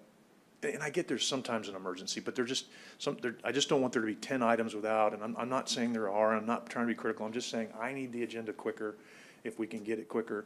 And I was just trying to come up with something. That was the only reason that I had on this, and then if other people wanted to bring up other things, they could. So I just wanted to see if we could look at maybe moving the agenda deadline, say, to Thursday instead of Friday. And that's hard for me too. You know, I don't put tons of things on the agenda, but that'll be harder for me and harder for Paul. And I get it'll be probably the hardest on the judge, because she puts a lot of things on. I'm not trying to, and so if that's not practical for you, Judge or Commissioners, please kick in. I was just thinking, maybe if we moved it back one day and just said the agenda's due now on Thursday, so all the backup has to be in a little. On Thursday. One day earlier, or whatever you know, however it is, so that we get our agendas on Thursday. And then if something falls through the cracks and I still get that backup on Friday instead of Monday, that's really cool, because then I've still got the weekend. So let me tell you, I'm being selfish. I agree, but I just want to get it quicker if we can. And if there's any way to do that that's helpful and that will not be offensive to anyone, that's what I'm looking for here. Just some sort of, you know, consensus. Maybe we could even, you know, make Thursday the deadline for backup. And if, in our judgment, we feel it's an important item, we could possibly provide you, along with the posting of the agenda, the listing of the items we do not have backup for and why. Just an idea. Yeah, I just don't want that to be the practice. I just want it to be the practice, because it's nice that you give me that list, but then I still don't have it. So I'm trying to avoid, I don't want to have to call you and go, Tyler, what the heck? I think it's not a problem. I mean, I don't think it's a problem. I will tell you that, I do think everybody does their best, but I also think that commissioners, you can make a quick call to a department head or send a quick email, and you can get a lot of questions answered. That happened today on consent agenda. You can get those answers so fast, and it does make it look way more efficient. If your question is, tell me about this, I want to know more about it, or a question to Dale, that's a great way to streamline if you have advance information. And I agree, Judge, and I You're wish gonna I have had- all day Friday. Right. If you get that on Thursday. But I wanna say, I don't have a problem with it, but I also appreciate the, don't box anybody into the emergency situation. We can always use court administration to help you, but let me just say, when you're under 4 disasters, what's happening to us is that if we don't make moves, let me give you an example. Right now, we're trying to get multiple grants out that literally arise because of an emergency, right? And so there are going to be times, and as long as we all understand that, I think that's fair. I think it's fair to go to Thursday. So then what are the deadlines now? So everything has to be in on Tuesday? Tuesday at 5 PM is the deadline for the actual submission of the item. And the backup? No, we actually allow the backup to come in as late as Friday for us to collate. And collation is pulling all the information into the agenda to make a packet. We could make that Thursday. Right, so if we Well, set or it you're to- gonna have to give their office a day ahead. You can't move us a day without giving the office a day. Because just because they get the backup, the workload that goes on in your office needs a whole 24 hours. So what you're doing is backing everybody up, which is fine. But you can't just give us the day and not give the office the day. So what do you need, Tanner? Tell us what you need to make this to where we get all our backup. No, Friday at 5 no, my office would love having everything on Thursday, because honestly, the conversation in our office, who we waiting on for this? When are we gonna get this? That's what Friday looks like. And Friday is hectic enough because we have to post, because the clerk, closes at 4. And what we find a lot of times, we still don't have things at 4, and we wait around to try to, get things so we can provide a product to the commissioners that has everything attached. So in other words, Thursday at 1 o'clock? or what, Yeah. if you had the perfect policy to get everything to us with backup by Friday at 5, what is your suggestion? I Specifically. would love a hard rule for Thursday at 5 to have all the backup. Tanya, right? Tuesday, Okay, so just so you know. They're gonna disagree with me. Well, let me just Let's tell hear you, from them. because they're the ones doing it. Okay, what do you need, So Teresa? that's, Thursday, 1 o'clock. and by the way, you know what my suggestion is, in the interest of time, I'm gonna hear from these ladies, but look, why don't they make a proposal? No, this is the time, Judge. You know- They've known this was coming. I told them this was coming for about 3 months, so they should have a Okay, well then go ahead. I've tabled this 3 times. The agenda deadline in our office is Tuesdays at 5 o'clock. All the agenda items have to be submitted. If we make it a hard cutoff, submit the item, including your attachment, because, because that only gives us a few days to get everything finalized to post on Friday. If we move back posting to Thursday, then we have 2 days to stay on the departments to get everything we need. Not only is Tuesday our deadline, the auditor's office is 2 weeks prior to that, so that they can get it on the agenda, the special motions, all their backup. So it's not just moving our deadline, it's moving some of the other departments' deadline that request the items that they need to include on the agenda. And the problem is, they never have the backup. They don't have the backup to include at the time that they submit the item. And they'll call and say, can you open the agenda? I need to add an item. Well, do you have your HB? Do you have your 1295? Yeah, we're getting it. Friday, we're still trying to get all the documents that we need. You want everything submitted by Tuesday, Teresa? Tuesday at 5 Okay. should be the agenda item as well as the backup. Here's the only exception that I would make to that, and I will tell you why, and that is these congratulatory resolutions, which Oh. I could care less if I see those on, over the weekend. Those would be the only ones exceptions, because I'm telling you, and I do a lot of those, those are the only things I cannot get people, to give me as timely as I want, but those are not substantive to me. So if it's a congratulatory resolution and that one sneaks in, great. But if it's a substantive issue, I'm fine with that. I think what you're saying is fine, and if everybody's fine with that, then And I think that the other thing is, what we could do is, if it can't be done, I'm gonna give, let's just say Michael is waiting. He knows it needs to be on the agenda for the following week. But on Tuesday, maybe the selection committee's coming to meet on Wednesday, okay? That we'll just have a documentation to the file that says what the nature of the reason we don't have the backup, okay? It could be a very reasonable, explanation, like selection committee will occur Thursday afternoon. I mean, there's gotta always be some level There are of- exceptions, of that's true, exception. but. Right. And that's another one Well, that, I have to be honest with you, I've had my packet since Friday. What did you think that was substantive in this packet that was missing? obviously, and it wasn't this packet, Judge, this started Right. with me 2 months ago, whenever I put it on, and there were several meetings in a row Yeah. where there was no backup on agenda items. I mean, and I can't, Well, what I I can't can- tell you today, I didn't look at it Yeah, well, closely for what today. I can do is, I can issue a important department head, memo that reinforces what this court is asking, which is that Tuesday be the day that they bring backup, or that they provide a reasonable explanation by Tuesday at 5. So they're gonna bring their agenda item, their backup, and if they cannot, in order to make that agenda, it has to be approved. And then you guys can send to the commissioners, Tyner, what it is that's missing, okay? By Thursday at 5, and the reason why. And then again, if there's a problem, we still have Friday. We can even amend over the weekend, if needed. We do that all the time for supplemental. Well, and I didn't word this right, or whoever, and I'll take the blame, it's my item, because I don't think it even gives us an opportunity to have an action item It today. doesn't. So I'm gonna suggest that what we do is we put this back on as an action item, and Tyner or whoever wants to do the wording on that, Tara, I'll let you speak in just a second, to do this, because I'd like to get this in the new policies with the language. And then again, I'm not cutting off the discussion. If any other commissioner has something else they want to talk about with regards to policies, please do that. But if we could make that official and have the wording, for it, so it's a discussion item, since we have so many meetings coming up, let's put one on there and let's get this one done, and give me the language, Jenny or Tyner, that y'all want to put it in there that says Tuesday, our deadline, and I'm good with that. And, save for and you can even put in there, save for congratulatory resolutions. And then, and if you want to put an emergency provision in, Judge, I'll look at that too. I'm fine with looking at that. I mean, And commissioners Go ahead, and Tara. Judge. Sorry. In here also is addressed the manner in which contracts and agreements should be brought to the county attorney, and that's before they're brought to the agenda.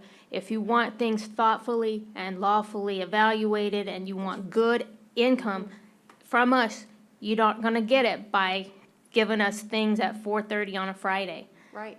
right. So you're we saying- would ask to just follow what's currently in there. So you're saying you want it by Tuesday also then, right? Or? She's saying even immediate, she's just, Or Tuesday. Contracts and Yeah. agreements need to be forwarded to the county attorneys for evaluation before it's put on the agenda. And is that, Or- is that not clearly? It's actually in the, It's in there, It's just in nobody. there.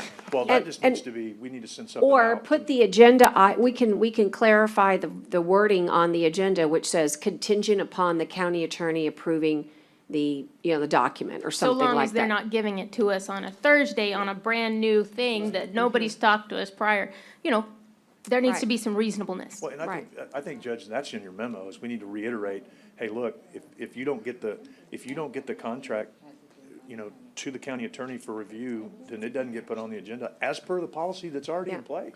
I mean, you should get it like the Well, Friday before, and- or if it's a contract, you should get it like the Friday before, right? And also, and there are other rules, like I said, we're not doing an action item today. Let me hear from Tara, just so she can echo, since she's, really frontline worker here on this issue. So we may want to, I don't know if you can hear me, maybe get together with the county attorney's office, county auditor's office, because the background, at least on my end, I think Teresa's got a good understanding, at least for the auditor's office. Yeah. What they're all putting into it. Yeah. That's kind of, I just assume it's getting taken care of. Sure. But sometimes things are brought to us from other or most of the time, they're coming from other departments. And honestly, whenever I can't really say there's like a usual suspect outside for like no backup. It kind of varies. And Yeah. this particular agenda, no, there really weren't that many. I don't think there was maybe one Yeah, I was that there gonna was say, an it edit. looked very complete to me. But there are some times that I'm printing off the night before 10 copies of just a million different backup items. And Tyner, that is very generous of you to to send to make a list of items without the backup. And not that I'm opposed to working harder, that just seems very redundant Yeah, and can end up being confusing. I'm off on that with you. Yeah. I'm with you on that, Tara. So, Well, and like I said, this needs some work, but look, the sentiment is that more time gives more opportunity to review the items, to do a better job in decision-making. I think we can all agree with the premise. We can also all agree that we want to be rule followers here, and we can also agree that there are exceptions to every rule. And there's a lot of other rules that you should read in our bylaws about the 8 days, about whether it's, there's some other things that we've talked about that, I'm trying to remember what it is. What's the language? It says, if it's deemed to be, like, we don't put illegal actions on the agendas, we don't put, you're right, I mean, there's some interesting language in there.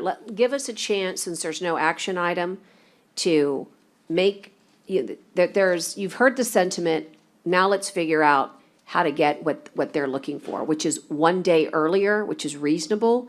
Now, what's it gonna take to get the 1 day earlier, right? And those are the rules that we can, that I can, put forth for all department heads because of the court's will and action. Connie? I have a similar request having to do with presentations. I'm not going to hold them to a week beforehand. I'm happy with 3 o'clock the day before a court meeting. If presentations could be sent to me so I've got time Yeah. to download them, open them to make sure they work, make sure there's no compatibility issues. Backup, they ought to be able to give if they're giving backup, then they ought to be able to get you the same stuff, so I In a mean, perfect world, yes. Right, but she's saying that that's not being done. So look, and a lot of it is that sometimes we don't even, again, we're catching up with technology.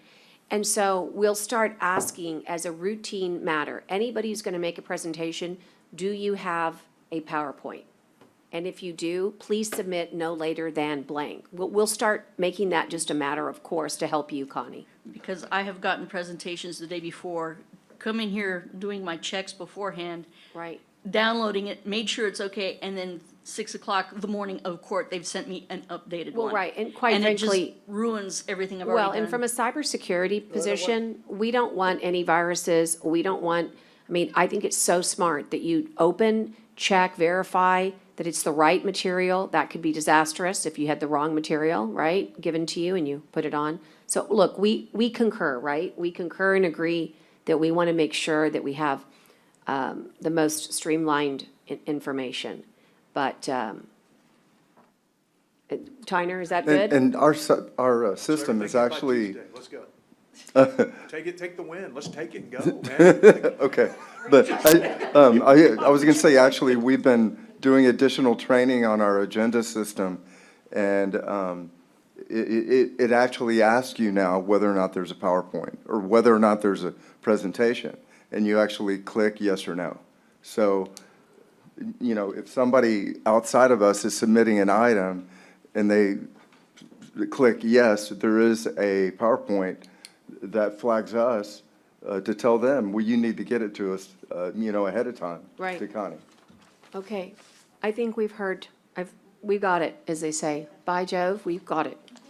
So Tuesday, 5 Okay, so that's just a discussion, and we're going to, item number 11 is an item that needs to be taken up in executive session, so I'll skip that for right now. and ask if item number 12 was, when we put this on, I think we were, it's discuss recent COVID-19 related orders and recommendations and discuss and consider taking any action, approving policies, or adopting any resolutions on orders authorized by law regarding county facilities, et cetera. When we put this on, we were waiting on basically orders from the governor, orders from the Supreme Court. I just wanted to make everybody aware that the judicial branch of government is operating under a Texas Supreme Court order, and therefore the judges will be ordering masks in their courtrooms if they desire to do so. And that, I don't have the order, Jenny, in front of me, but I could get a copy for you. But that means the judicial branch is obviously 3 branches of government. They don't have to adhere to the executive branch's will. And in fact, the Texas Supreme Court order gives them that ability to do so. The more interesting question is what just happened in Dallas County, which is what happens when this is, we are a courtroom for purposes of other laws, like firearms. And so would we be considered also a courtroom for this mask order? Judge Jenkins maintained that they were, instituted a mask order, and there was obviously difficulty getting everybody to adhere to that. So I just want you to know, for now, this item was here because the governor's order supersedes any other order that we have in the county, except for the judicial branch of government, as I said already, for their courtrooms. When the central jury room is used as a courtroom, they can require masks. It is a courtroom. I believe this to be a courtroom as well, but I'm not going to go on a limb and pretend that there's any ruling or I think it's smart to just wait and, as they say, wait and see. But I do wanted you to know that we are going to be, turning on. In fact, I'm glad Juan's here. I was going to say the thermal scanners by the parking lot, by the garage. Sorry, not the parking lot, the garage, the employees, that we were trying to get those on, but I noticed this morning they weren't on. I'm not sure what we need to get them on. Yeah, I feel like we can turn them on. There's things that we can do that are non-invasive, that are not, we're going to comply. We follow the law. We want to comply with the orders. But I just didn't know if anyone had any questions. I thought it was important to discuss what's happening in our courtrooms and in the central jury room. When you discuss it, there's a lot less confusion. Anybody? Okay, we'll wait for more advisement from either the Supreme Court or the state of Texas with regards to any of those orders. And again, the last order, the last GA is the one that you guys should read, and we'll make sure you get a copy of it. That's the one that removes the 15% hospital capacity criteria for limiting indoor capacity and/or mask mandates. It's a very important governor's order, and everybody should read it on this court so that you can be up to date and understand what the rules of engagement are with regards to these items. Okay, on item number 13, discuss and consider approval of overtime pursuant to county policy. Dale, are there any overtime hours that you've provided us? I think there are. Your Honor, we provide you a list of the schedule of overtime. Again, Edward's the only employee that is qualifying for overtime for several locations. The total number of hours worked was 20.95 hours, at a total cost of $964.54. We're requesting that to be paid, and they're also asking the court, do we continue tracking the overtime for any employees? Okay, let's take it first. Approval of the overtime. I'll make a motion to approve. Is there a second? Second. And all those in favor signify by saying aye. Aye. Aye. Pose same sign. No. We've got one no. Okay. I'd really like to talk, I don't know why Edward keeps. That's for the next one. Yeah, I'd really like to figure this out with Edward. He's the only one doing it, and You know why? I don't. Because no other department head wants to honestly come here and be told that their work isn't valued. And that is the truth. And I know because I am in these vaccine clinics, I'm in the preparation. Almost every department head, commissioner, has significant hours, but they just won't do it because of the no's, because of the lack of understanding. It's demoralizing for them. I have to be Judge, here's the honest deal. with you. I haven't voted no on this in No, I'm- 6 this months. no. No, but But Judge, I this is mean, my and first no time that I one- voted no, Judge. But I I've haven't always voted been- no on this in 6 months, and still, none of them have ever come to me and explained, because they know I've got questions, and I've had questions about it. I see Edward all the time. I saw Edward sitting in that vaccination clinic that we had down here day after day after day. Mhm. I can't imagine he had to be doing that, but maybe he did, so I just kind of need Yeah, we some of do. them to We do reach have to out, have a because, supervisor. I mean, So I just hey, need- look, that's what I'm let saying. me have him reach out. That's all I'm asking. Okay, to That's you. all I'm asking. But I do believe that, That's all I'm asking. we are, we're really missing a lot of overtime. And I'm going to remind you that all overtime is FEMA reimbursable across the board, FEMA reimbursable. All the burden and work comes into emergency management, and we gladly do it to get these people paid. I thought this was the one where maybe I'm getting them confused. Is this Like the one FEMA, where- like, for example, FEMA PA, they advance, that funding is advanced. This is not money that the county is not going to get reimbursed for. And I'm sorry, I'm from the emergencies judge, I've lost track. No So kidding. which was the one that we couldn't get our supervisors reimbursed for because we hadn't passed the policy before? Which one was that one? That was Harvey or? Well, Harvey for sure, but Or was so it not Harvey? COVID-19 Sorry. is not automatic, right? So we have to take all of that, so we don't have a comprehensive disaster finance policy, but under the new FEMA PA vaccine funding, we put all personnel, towards that. Okay, and so has that been getting Dale reimbursed? We already have the money in advance. We just have to calculate it, put it through, and make sure it's all processed through our consultants and ourselves to make sure it qualifies. And does, in your opinion, as the auditor, does Edwards qualify for reimbursable? With the details we've been provided by him, they do. Okay, that's fine. That's.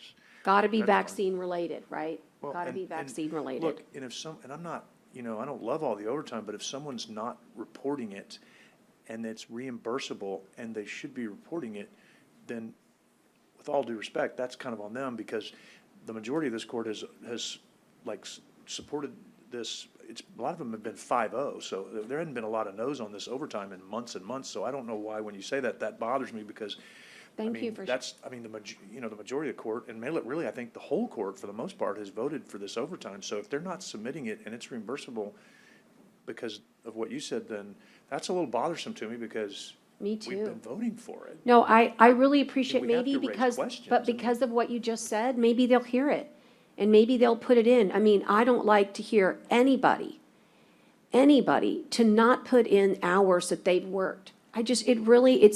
You hear about healthcare workers and how hard it is for I'd like to know what they're them. doing and why it's overtime, but Yeah. that doesn't mean that I still wouldn't vote for it. I just Right. I ask a lot of questions, But that's okay. and if someone's doing stuff that we don't know about, then, and I don't need a report on it, I don't need someone to come report verbally, but if someone wants to send me something, a department head or whoever needs to do it, and we'll put it in writing and say, hey, this is why I'm submitting overtime in a written report, and send it to all of us, that might satisfy 99% of the questions. And also, they're required, because the activity logs that we have are very important to justify the reimbursement. Even though we already have the money, we still have to do what's called an RFR. So we basically justify the dollars that we're using. So we apply for the money, they send us the money, and then we submit an RFR.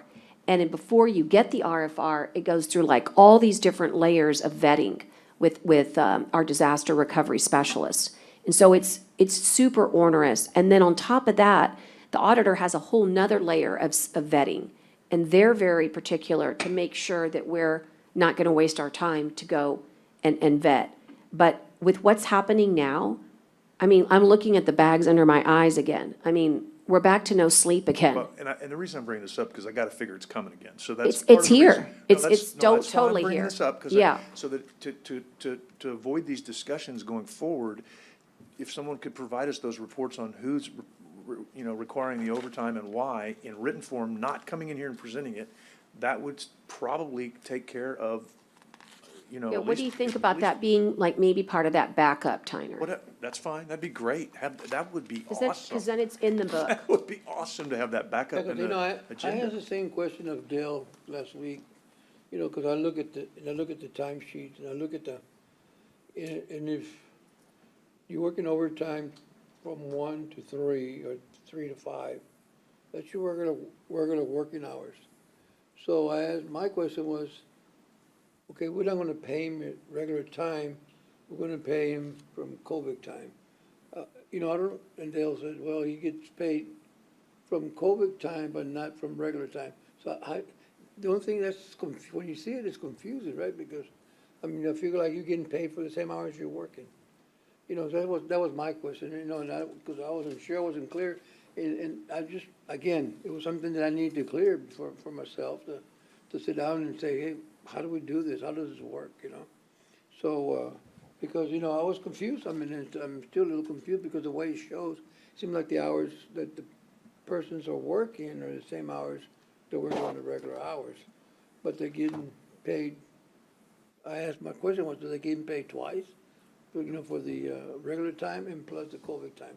Of course, Dale's answer was no, you know, and so but when you look at it that way, that's the way it seems like. It's confusing, you know, the way it is. I don't know if there's another way to do it, explain it somehow. You know, I like a backup too, but to be explained. Okay, 1 to 3 wasn't regular time, it was COVID time. But, you know, but I don't know if we can do that. We're not paying him his regular time, you know? I mean, those are the questions that I have that are not clear, and I'd like to have it cleared, you know?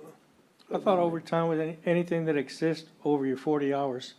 And this is the first time that I've said no. I've always agreed. I appreciate Edward. I think he does good work. He's always willing to help. But I'm just thinking, is there anybody else that would like to do that also? You know, kind of rotate with him, so he would have some time at home? So again, we have, And I withdraw my no, Judge, if that's the case. I didn't know. I'm not asking you to do that. Well, I want to do it. Okay? Thank you, Commissioner, very nice of you. All I can tell you is that I've never met anybody in our county emergency operations that has ever put 1 hour in that was not justified.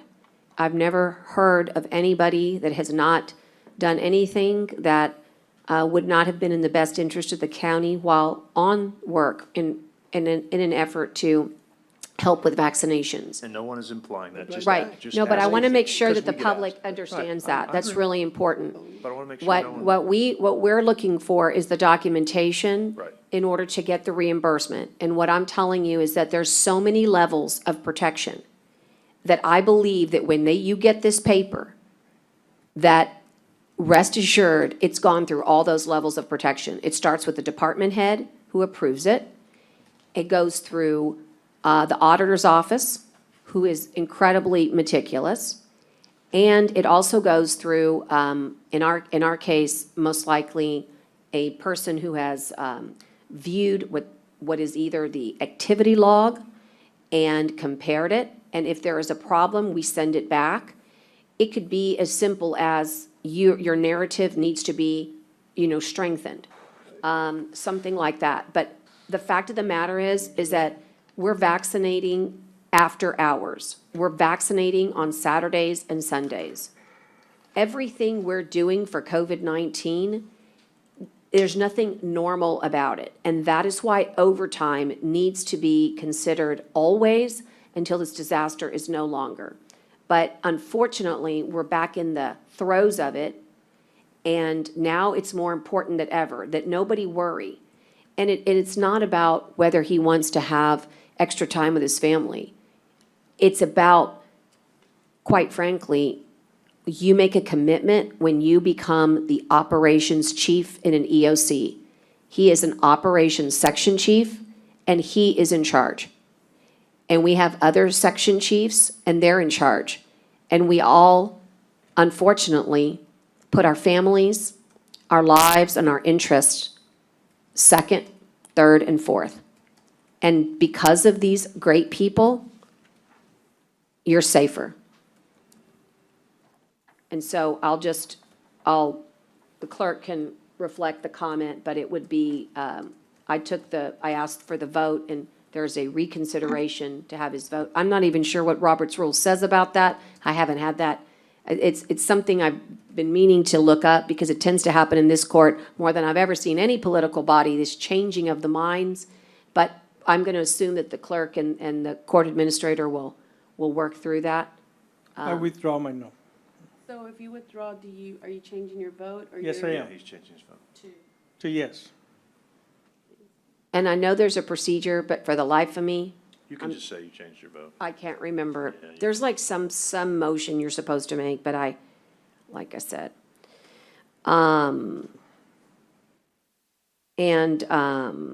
Okay, and so we're gonna go on. So we've got that, and then we have, the issue of the voting.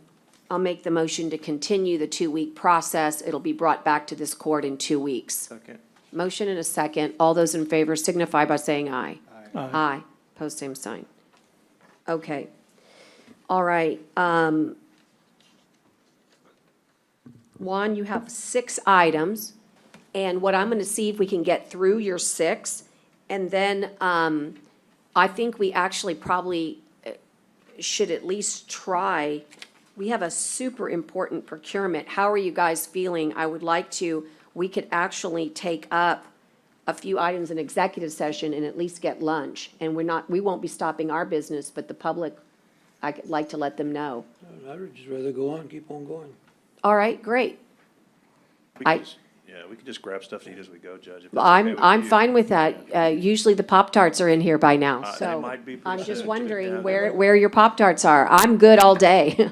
It's getting close to Pop-Tart. Okay, all right, well then, as they say, everyone listening, the crackers, let them commence. There you go. If, Got my crackers here. if you need a break, just signal. Juan, take us through the roof survey for Nueces County Courthouse, Old Jail, and New Jail facilities. Item B1 on your agenda. Yes, ma'am. Judge, Commissioners, Travis Jones is on Zoom. He'll be doing the presentation and report for Marmco Industries. And this is for the roof survey for the for the courthouse and also the 2 jail facilities. Travis, can you put Travis online? Good morning, or good afternoon, I should say. Good afternoon. I'm going to try to share my screen here so I can bring up a roof plan.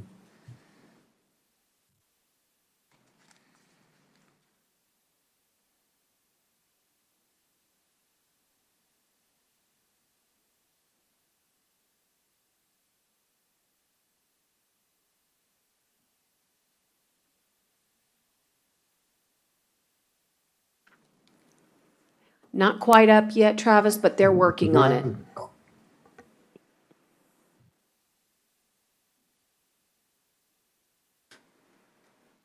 Is he able to, You should be able to share his screen with the. can you try sharing your screen again, Yeah, Travis? I'm doing that, and it doesn't seem to be cooperating. Hang on. You got it? You're on. Go ahead, sure.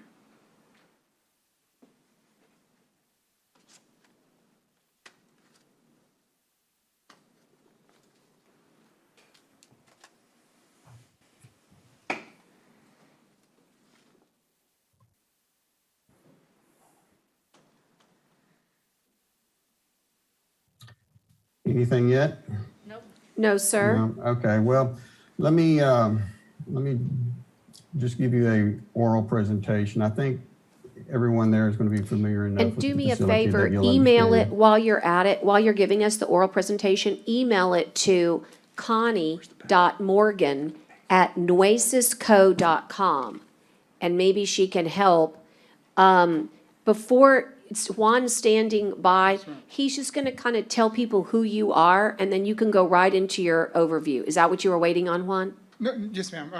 Travis Jones is the one, they're, They did the they assessment? did the assessment, Judge, and they, on the roof for the courthouse and also for the 2 jail facilities.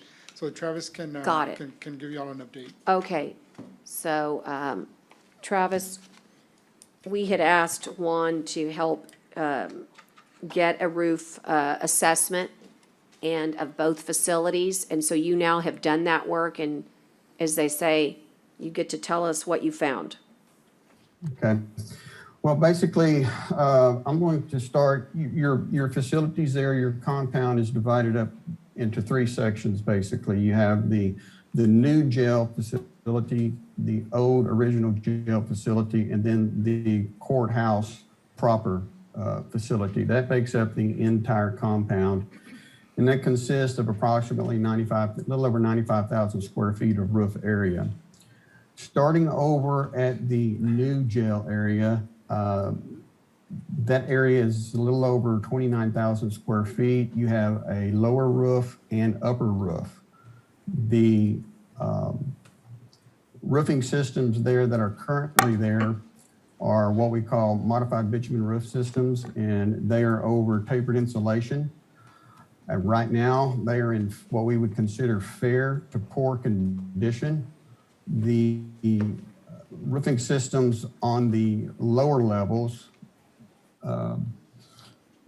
really are in worse condition than the roofing on the upper level. I'm assuming, or it appears that those were done at 2 different times because the degree of deterioration is quite a bit different. Both of these roof areas need to be replaced. The lower roof area is more urgent. The upper roof area, you could probably buy a little bit of time out of it, but when it's all said and done, they've extended their usable service life. The next area, which would be considered the old jail area, has what we call a PVC recover system over the existing built-up roof and gravel system that, as best we can tell at this point, was the original roof system. It could have been changed at some point prior to now. We don't know the history of it. That roofing system there is in poor condition. The membrane is oxidized. There's a lot of failing penetration flashings, especially around the solar panel array. There's fasteners backing out of that secure the membrane down. And a lot of it is just due to normal age and weathering as well. It's spent its life. The same holds true for the roofs at the courthouse facility, all the roofs around the surrounding perimeter of what I call the tower, as well as the tower roofs. It's the same PVC single ply membrane recovery system over the previous BUR gravel system. It's suffering from the same conditions, but on this one, it's also receiving quite a bit of damage from the ongoing construction to the facade of the building. From falling debris and equipment and so forth. Both the old jail and the courthouse facilities are in need of replacement. So we did a roof system analysis, a cost feasibility. There's several different types of roof systems. The one that we felt would provide the county the lowest cost per square foot over the life of the roof, okay? That's not to insinuate that it's the cheapest, is a thermoplastic multiply roofing system, including insulation and so forth. Our total budget estimate to replace all roof areas on all 3 sections, the new jail, old jail, and the courthouse facility, is a little over $3.8 million. Now, that would include the removal and the reinstallation of the solar panel arrays that you have there. It was uncertain to me at the time that we did our surveys if those were actually still functional or not. That would also include the replacement of the skylights. It would include the design fees, putting together the bid package and then in observations throughout the course of the project. What that number does not include are any contingencies for unforeseen conditions, program management fees, NEP or structural conditions or other items that are unforeseen, and nor would it include the plaza deck. That's it in a nutshell. Does anyone have any questions? Will Just- those solar panels be put back on? Yes. Okay, thank you. Well, they're not functioning, so that's not that may not be necessary. And Travis, I mean, I'm certain, I mean, there would be, money being no object, we could probably fix anything, but they do not function and predate this current administration that's here. But, I mean, I guess that remains to be seen, right? Whether that would be a recommendation to fix the solar panel. Yes, ma'am. From a construction standpoint or roofing standpoint, any penetrations through the roof that you can eliminate, Are good. that's a good idea. You Right. know, the fewer holes you punch through your Right. roof, the better, And- less maintenance, et cetera, et cetera. Right. If it's not functional and the county does not wish to make it functional, then my recommendation would be to remove them completely, and that would also help reduce some of the cost. That's good. That was gonna be my question. If you remove them, don't use them, then the cost will be a little less than the 3.1 million, right? If you don't use the panels, No, the panel, well, he's you don't- asking, I mean, we have to bring them down. I know, but I'm saying if you don't reuse them or refix them, you just take them down, leave them off, then the cost will be probably less than 3.1 million, right? But why? Huh? What does the solar panels have to do with the roof repair? He just said the cost would, Yeah, he said- the cost would be less. It would be, cost will be a lot, he just said that.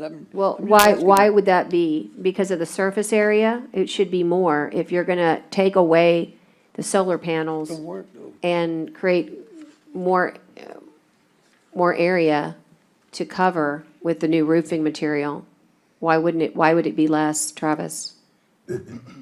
If I may, the removal of the solar panels does not add roofing material to the project, okay? Because they're on a stand that has pipe penetrations coming through the roof, and then they're mounted on the frame, okay? So it doesn't add roofing material to the project. What it does is it takes away the cost to disconnect, remove the panels, put Of on the course. new roof, Yeah. and then reset the panels. Got it. Yeah, no, we And agree then with that. And reconnect. Yeah. And They're not functioning, we then there's no estimated somewhere in the neighborhood of, I believe, about $110,000, which is included into that total budget number of 3.8 for doing that work. Okay, so So if you 100,000. elect to not Reuse reuse them. those solar panels and make them functional, then there would be a Right. reduction in the cost. Got it. Expected, benefit. So it's expected reduction. $100,000 off your bid, Yeah. right? Because We like that. Okay, and then also I want to create a clarification, so the debris, just so you know, is not falling off because of the construction Yeah. that's being done. The debris is falling off because the debris was falling off from pre-existing, situations regarding Hurricane Harvey and other, event. In other words, it's the debris that's causing the holes in the roof that you can see. I mean, I'm certain there could be some situations as they're fixing this roof, but just so you know, this debris has been falling off and has been causing these holes before the envelope was slated for remodeling. Or remediation, I should say. Correct. Yeah. Okay. One more question, the recommendation, if you talk about there's three sections here. I mean, if we can fix one section at a time, will be the courthouse, or maybe then go to the new jail, then go to the old jail, it don't have to be all done at one time? Or you think it, if we're gonna do it, might as well do it all at one time? No, sir, it's not mandatory that it has to be all done at one time. However, I would say that it would probably be more beneficial to the county to do it all at one time if possible, simply from the fact of the standpoint you have one mobilization by one single contractor who's going to be putting on the new system. It also offers you a more level consistency of quality of work from the same contractor doing it all, and the same manufacturer who would be offering the warranty would be offering the warranty on the entire compound. If you break it up into various phases, you may not have the same contractor, and he may not elect to use the same manufacturer of materials. Also, the longer you wait, the more expensive it's going to get, especially with the supply chain interruptions that we're encountering nowadays on not only roofing materials, but materials throughout any industry that you look at besides construction. I think it would be, in my opinion, most advantageous to the county to address the entire compound at one time. Okay, thank you, sir. Appreciate it. Okay, so with that total, Teresa passed out to you all an opportunity to, today is just, receive this report and presentation. We need a new roof. The amount has been articulated at approximately, 3.8. $3.8 million. And I just wanted to point out to the court and had this done that there is a way to get us there. I didn't get one. And this is through our CO 2021 funding source. And it would require, obviously reworking some of the items that we prioritized, but it's very clear that without a strong roof, we are not going to be, it's going to be raining inside as well as outside.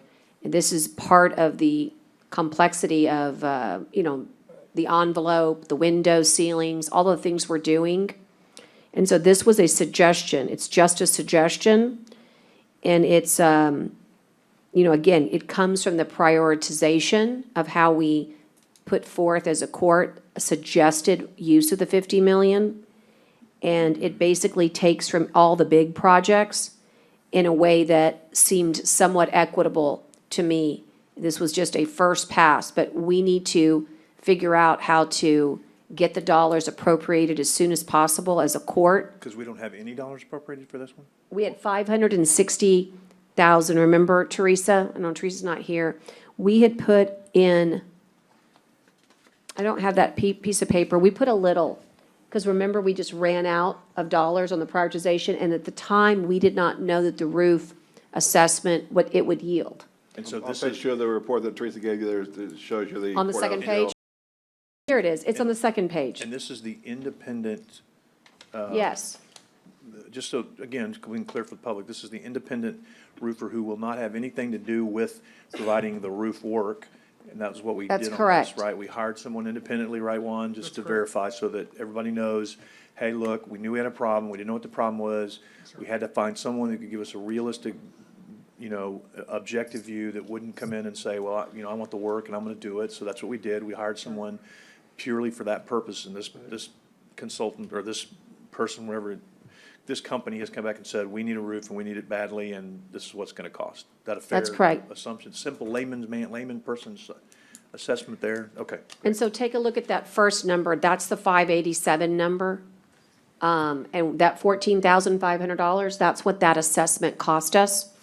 And so 572 is the remaining from the CO 2021. So we only put 587 in the roof, and the rest, it shows you the shortage of 3.284, and then it shows you the itemization of how we could achieve it. The first is a little bit of savings from our digitization contract, $793. Not big, but every penny helps.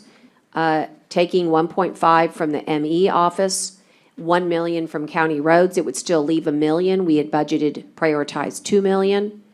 And then half them, and just so you know, Juan, there's so many ways to get to county roads, and quite frankly, you guys have been the beneficiary of over $20 million of roads, so it's not like I felt bad at all. It wasn't that I just trying to exit, is that the State Infrastructure Bank, CTIF, there's other ways that we can get to more county roads, but we've had our lion's share of county road improvements in the last 24 months.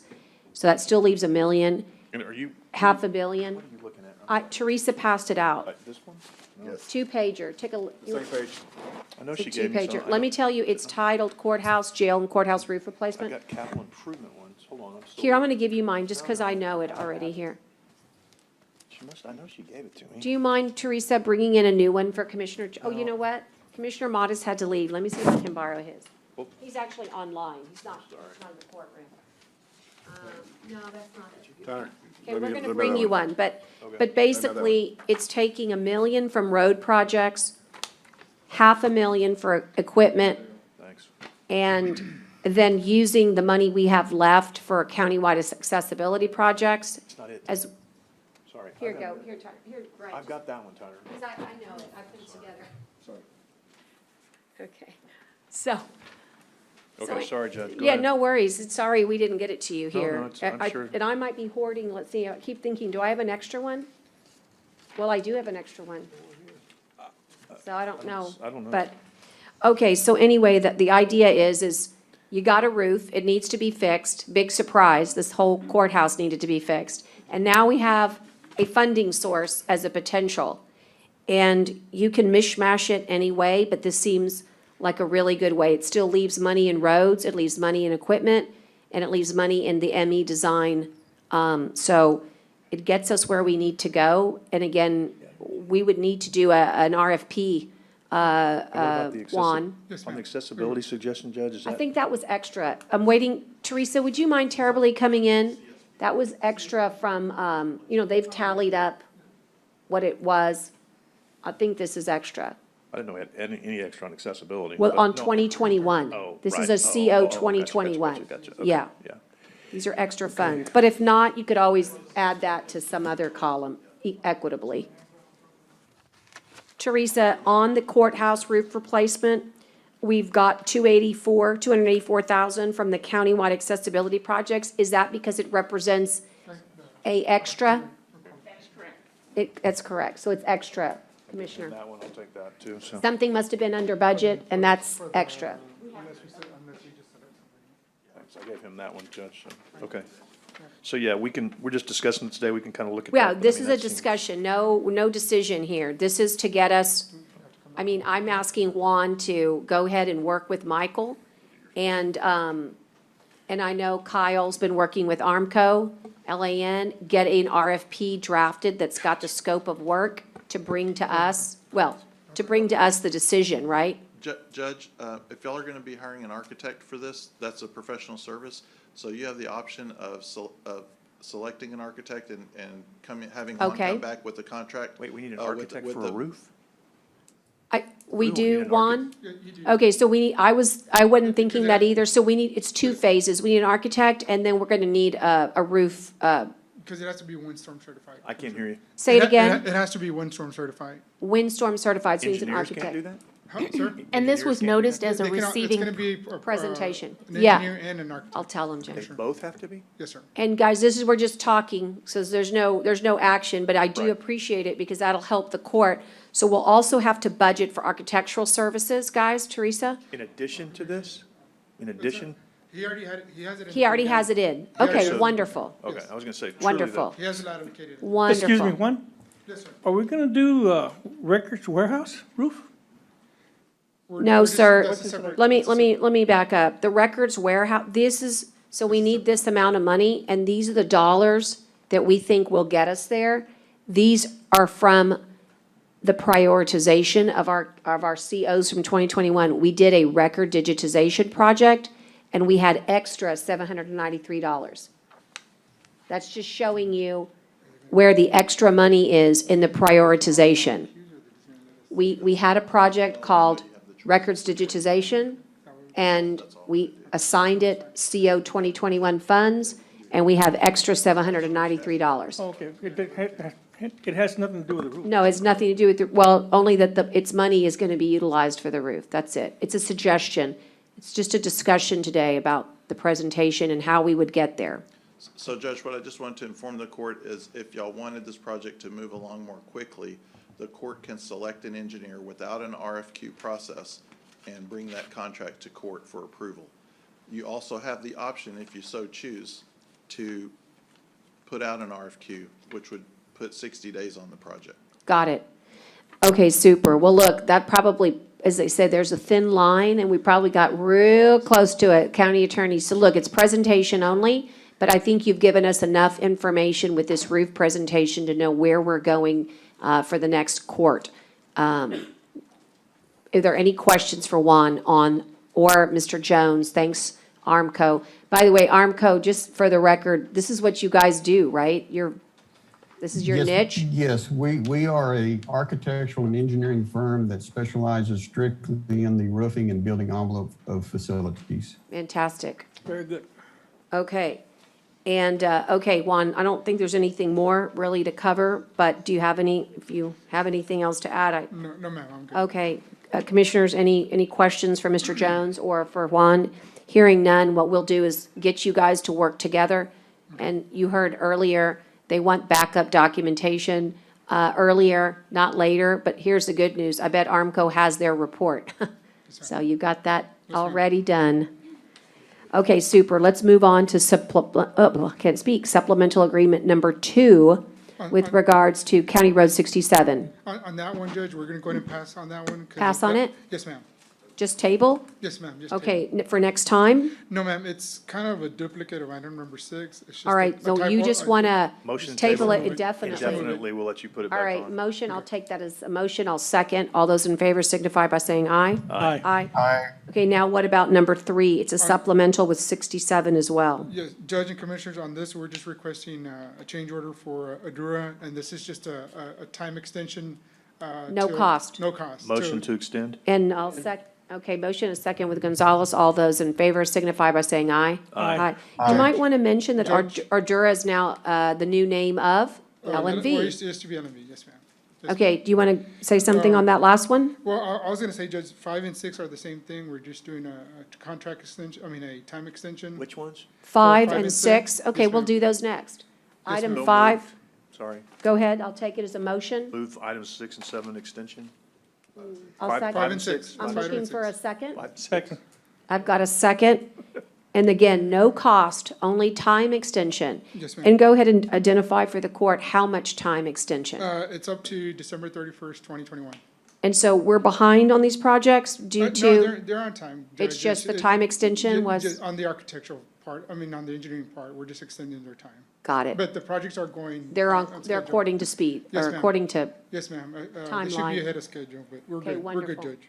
all right, I've got a motion and a second. All those in favor of item number 5 and 6, considering the approval for the supplemental agreements regarding County County Road, Project 73, as well as County Road 69, for time only to December 31st, signify by saying aye. Aye. Pose same sign. Okay, great. Modest was an aye online. That leaves us with item number 4. On this one, Judge, Commissioners, it's this change order number 1 for the rehab of County Road 73, 67, and 48 and 59. 69? Yes, ma'am, but this portion is on County Road 52, which ties into 69. The change order is for $26,600, and this is to an overlay an existing portion of 52. And this is, the funds for this is gonna be out of the 2016 CO monies, and it's from Precinct 1. Okay, so Yvonne? I'm gonna Did you move? share with you, I've got a motion. Motion. I've got and a second from somebody. I've got a motion, a second, and I'm just gonna ask you, so we're taking advantage of the fact that we're out there doing this work. Yes, ma'am. And that this isn't a supplemental, if you will, it's a change order, but you're gonna basically add on to the current contractor who's doing the work to do an overlay of what's the linear It's footage? about 1,000 linear feet. 1,000 linear feet. Yes, ma'am. So the economies of scale say, do it this way, Yes, ma'am, and and- they're in the area, so it's a good time. in County 52. Yes, ma'am. Well, okay, and, And will that extend a need for time as No, well? ma'am. No, ma'am, no time extension on this one, Judge. Okay, We're- all we're right good. then. In that case, I'm pleased because those 2016s need to be spent, and this is a good use of them. You had 3 years, and we're already past that, so we need to get rid of as many 2016s as possible. Keep finding ways to spend it on capital improvement. Was County Road 52 listed inside the CIP? No, Give ma'am, me not, some, not, Commissioner. not that I remember. You can give me some, I need some. No. Yeah.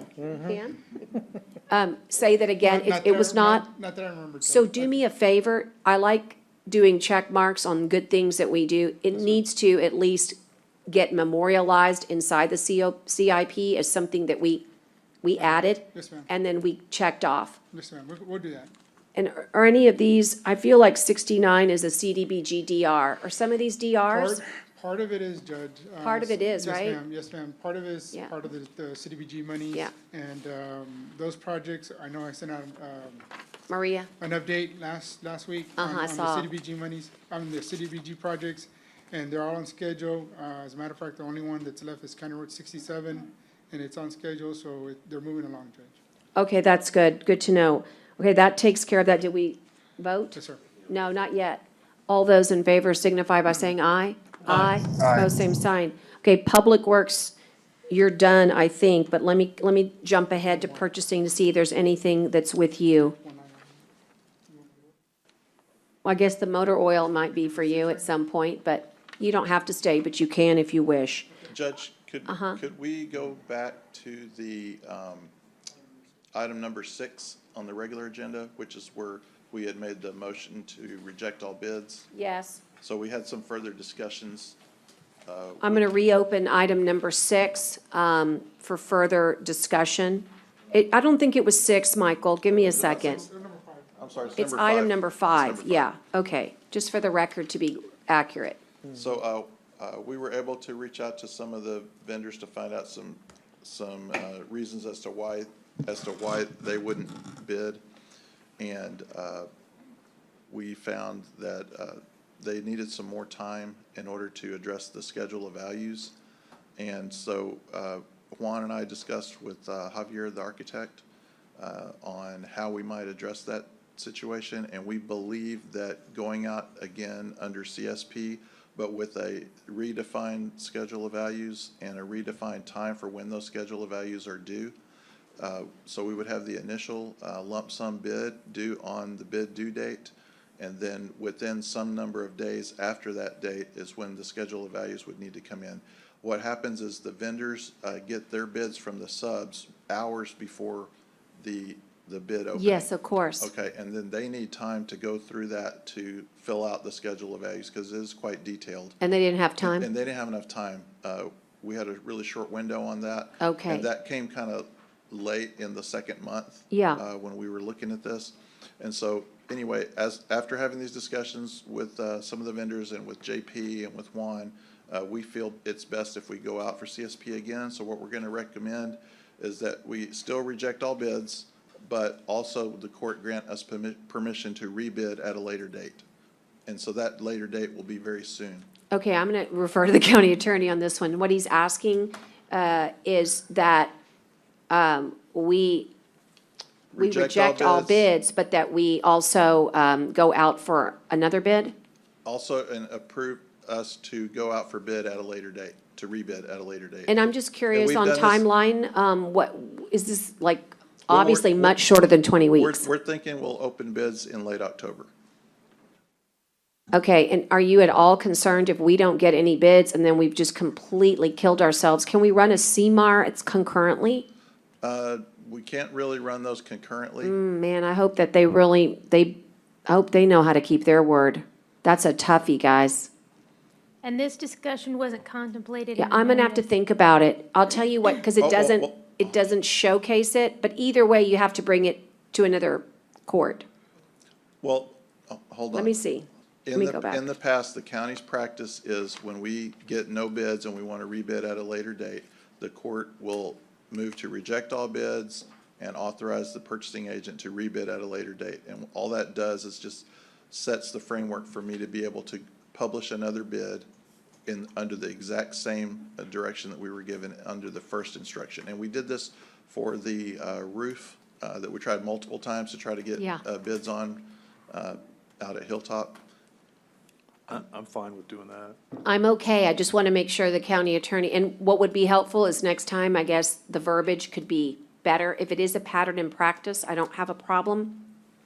But I think it, just Yeah, those, it's never been written because we don't know what y'all are gonna decide. got it. Okay.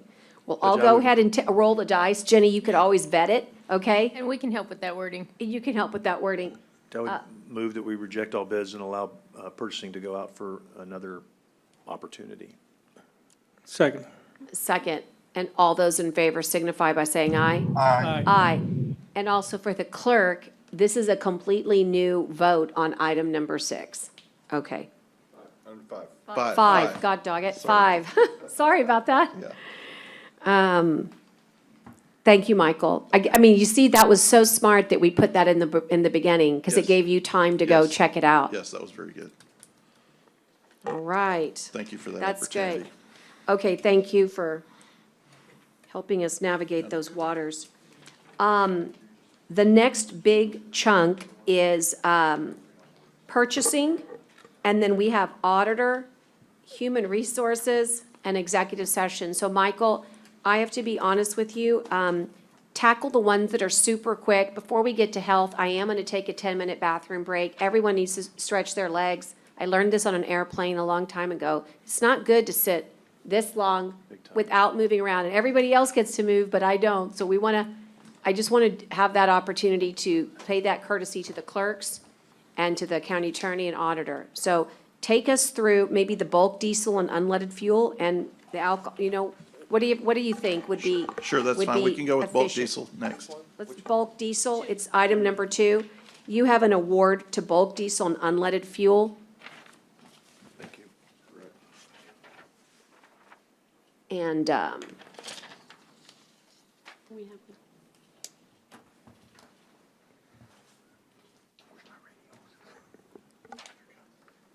and I'll just read for the court, I'm allowed to talk about all of them, or we're just gonna talk about the successful one? Just gonna talk about the successful. Just the successful one, but you have it in front of you.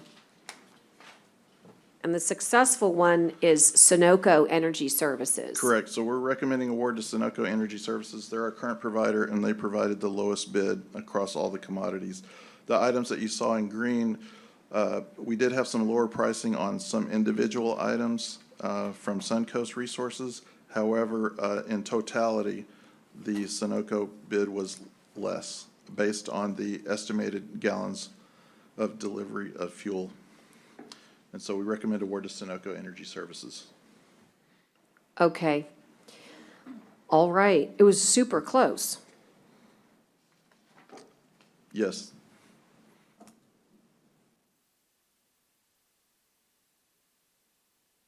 Okay, does anyone have any questions on this particular bulk diesel and unleaded fuel contract?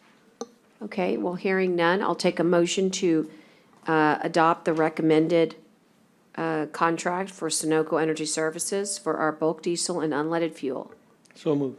And I'll ask Second. for a second. Second from Commissioner Chesney. All those in favor signify by saying aye. Aye. Okay. And the next one, Michael, do you think the motor oil and lubricants could be done? Yes, that's an easy one. Unfortunately, we got 2 bids only. Okay, One of the bidders didn't bid all of the items, and the other bidder, their price was like a lot higher than what we're currently paying. And so I had some conversation with Juan, because he's the primary user of this products, and we would like to reject all bids at this time and go out for bid maybe in about 6 months. The oil and gas industry is in a period of flux right now, and the providers are hedging greatly because of the uncertainty. And our current contract with Arnold Oil is the most beneficial to the county at this time. It'll expire later this month, but will remain on a month-to-month basis going forward. sounds good. That's the recommendation. Arnold Oil. Well, no, Month- we recommend Reject, all rejecting bids, and then it'll just stay on month to Yes. month. All right, so I've got a motion So, to, and to reject. Let's add that language, reject all bids and rebid at a later date. and rebid at a later date. Is that your motion, Commissioner? Yes, it is. And then I've got a second, and all those in favor signify by saying aye. Aye. Aye. Okay, and then, And then I'll make. table item Table number six, six. yes. I'll make, does anyone want to make a motion to table item number six, since we've already made a motion on regular agenda item 5 to go back out for bid? Second, if that was your motion. My motion. Okay. Second. All those in favor signify by saying aye. Aye. Aye? Okay, and then, We can go up to number 3, if you want. number 3, the Alcohol Controlled Substances and Specimen Testing Program.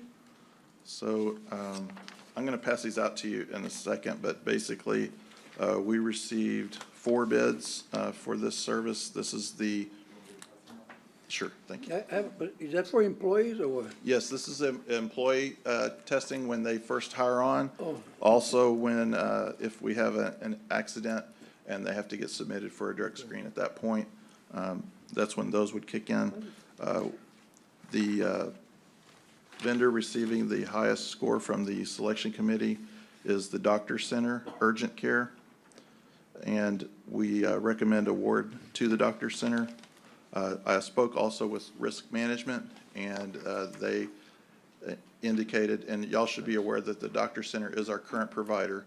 And Risk Management has indicated they've had really good communication with them, no issues in the billing area, and they've been responsive to any issues that have come up. And getting those resolved quickly. They have a good presence here in the community in terms of available sites for us to utilize. Some of the other vendors that bid were actually using the Doctor Center as their site locations because we had some bids from out of state. But by and large, the committee felt very comfortable in staying with the Doctor Center, so we recommend award to the Doctor Center Urgent Care. Is this for what long? A year, 5 years? This is,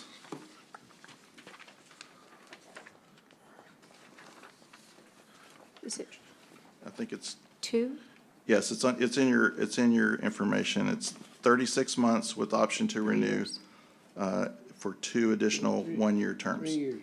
So 3 it's a years. 3-year plus 2 1-years. 1 years.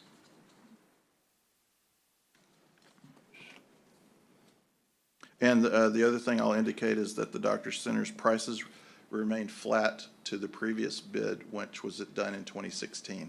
So no increase in cost.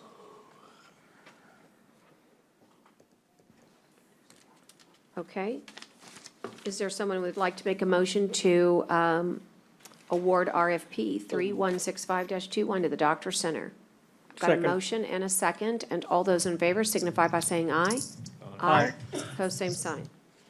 Okay, and then We can do 4. we can do 4, and then I'll take that 10-minute, and we'll come back and do health, because I want everybody focused on that one. That's an important one. Tyner, if I could have your help again. And again, on this one, it's RFP number 3173-21, and it's for grant administration and project management for FEMA competitive grants. Maria is on the line, and she can also provide be a resource, but Michael's going to outline this particular recommendation. Okay, so on this RFP for grant application development, we received 3 bids. The committee is recommending award to Haggerty Consulting Incorporated. We felt they had the most closely aligned skill set for handling these projects for us, and we've had the luxury of having some firsthand experience with them so that we had a good score on the work performance of this group. And so, like I said, we're recommending award to Haggerty Consulting. They received the highest score, like I said, in experience, demonstrated competence, work performance, and capacity to perform. And this is going to cover a wide variety of areas for us in terms of FEMA, BRIC, HMGP, PDM, FMA, HSGP, PSGP, and the Assistance to Firefighters Grant Program. There's just a litany of items that we'll be able to utilize this contract for. And if y'all have questions, I would defer to Maria. She's really the expert on this project. Okay, are there any questions for Maria? And Maria, you'll have to unmute if there are. Okay, well then in that case, I'll take a motion to approve this RFP award for FEMA grants and ask for a second. So move. Okay, motion and a Second. second? Okay, thank you. And all those in favor signify by saying aye. Aye. Aye. Okay, I'm going to take a 10-minute recess. The time is 1:55.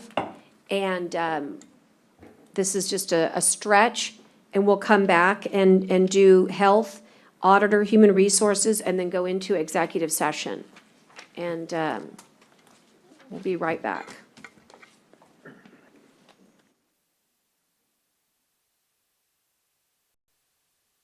And at 2:20, I'm gaveling back in at 2:21 PM for the court's record, and would draw your attention to item C1. It's an RFP. It's number 3160-21 for the record. Which one? And it's the Nueces County Employees Group Health Plan. And Michael's here to present, and we also have Tomas Duran as a resource. Michael? Yes, Judge, thank you. Just wanted to point out, this is the first time that we've put the group health plan out. As in the past, this would go out with 7 different bids. This is the first time we combined all of the services into one bid. And so what this did was allow us some economy of Tomas's time and my time in dealing with multiple vendors and providing some similar reports that we used to provide 7 different ways. This also,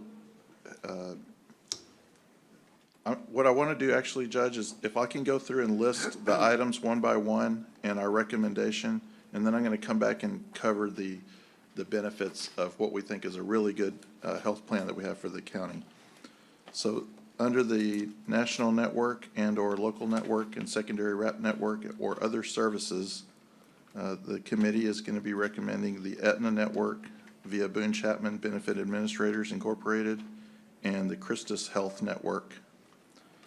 And as stated in the RFP, the county has the ability to elect to award these services separately or group them to the qualified proposers. And so in some cases, like the first one, there's 2 awardees. And some of the other ones, there'll be single awardees. The third-party administration, we're recommending Boone Chapman. The Pharmacy Benefit Management Program, we're recommending Script Care Limited. The Disease Management and Pre-Certification Utilization Program, we're recommending Prime DX.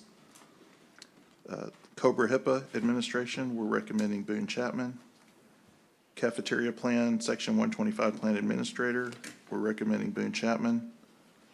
Group Term Life Insurance, we're recommending Aflac via Zurich Life. And then we're also, for the first time, recommending